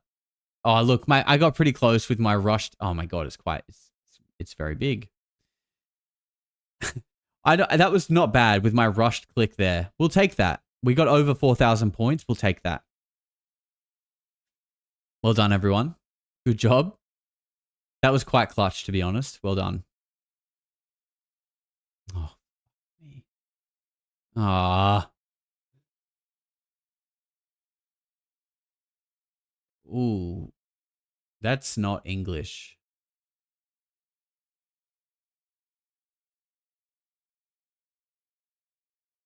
Oh, what language is that? Right? No, that's more like, is this like Croatian or Polish or Serbian?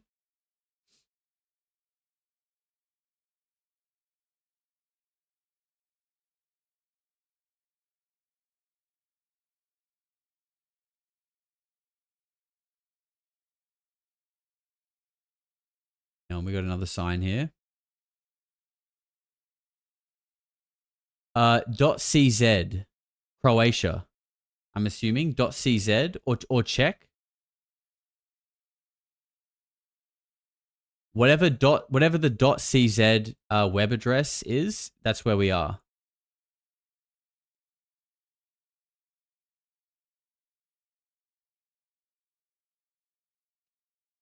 Check yourself. It's check. CZ is check. Okay. Let's get ourselves over there. Here we are. So we could be somewhere that was, thank you for the Twitch follow, by the way. We are somewhere in check. Okay, what's this?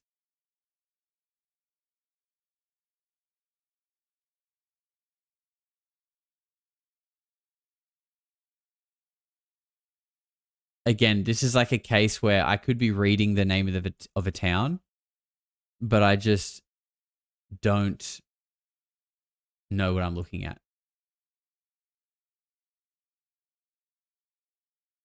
Okay, that to me looks like, 1 kilometer to Petrovis, which I'm going to assume is a town. Let's see what we can find on the map. We got 40 seconds left.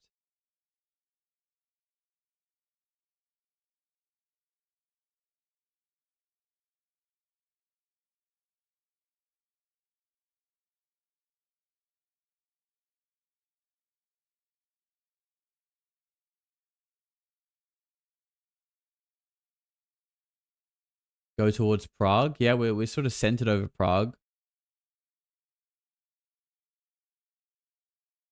Maybe go a little closer.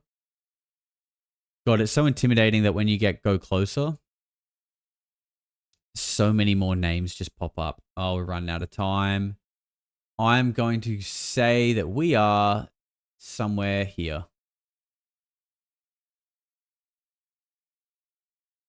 Not bad. We're on the border of Czech. In Domažlice. There we go. Just near Babylon, actually, where Jack Parsons and L. Ron Hubbard performed the Babylon working. There we go. Actually, that's pretty good. That's only 131 Ks. That's good points. We got good points on that one. Well done.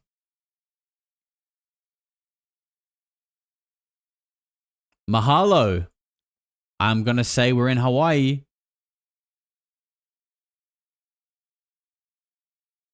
We are in Hawaii. I think it does feel very island vibes. Do we have any island boys or island girls in the chat?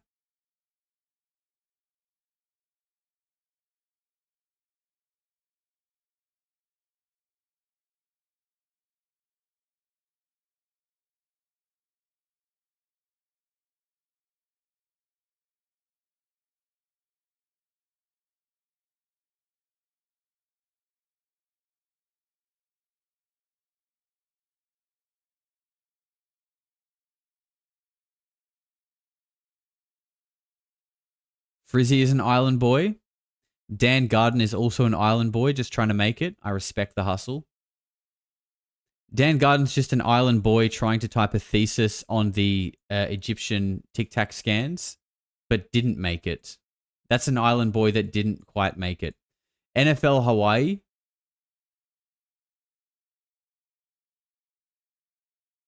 Okay. Oh, we got something here. Oh my God, that's triggering. Como mai.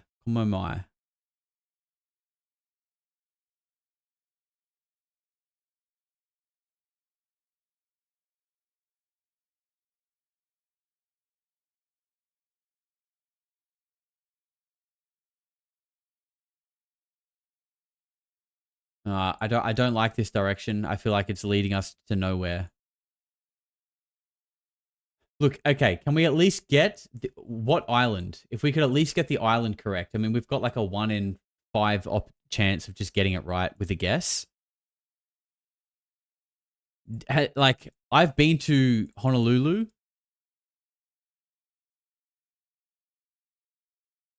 And at this point, I think I'm probably going to be dropping it somewhere like here, I reckon. I'm thinking like here, to be honest. But I've never been to the other islands, so I don't actually know. But it does kind of look like, the edge of the island or something like that. Wait, what does that bus say? No. Come back, bus. We're chasing this bus. We're never going to catch it, obviously. Oh, shit. Okay, look. I'm just going to go with what we were thinking. And let's say somewhere... Oh. Yes. Look, that's not... 23 kilometers. That's good. 4,924 points out of 5,000. Come on. Please. That was a great result. Well done, everyone. Mainly me. Mainly me on that one. Sorry.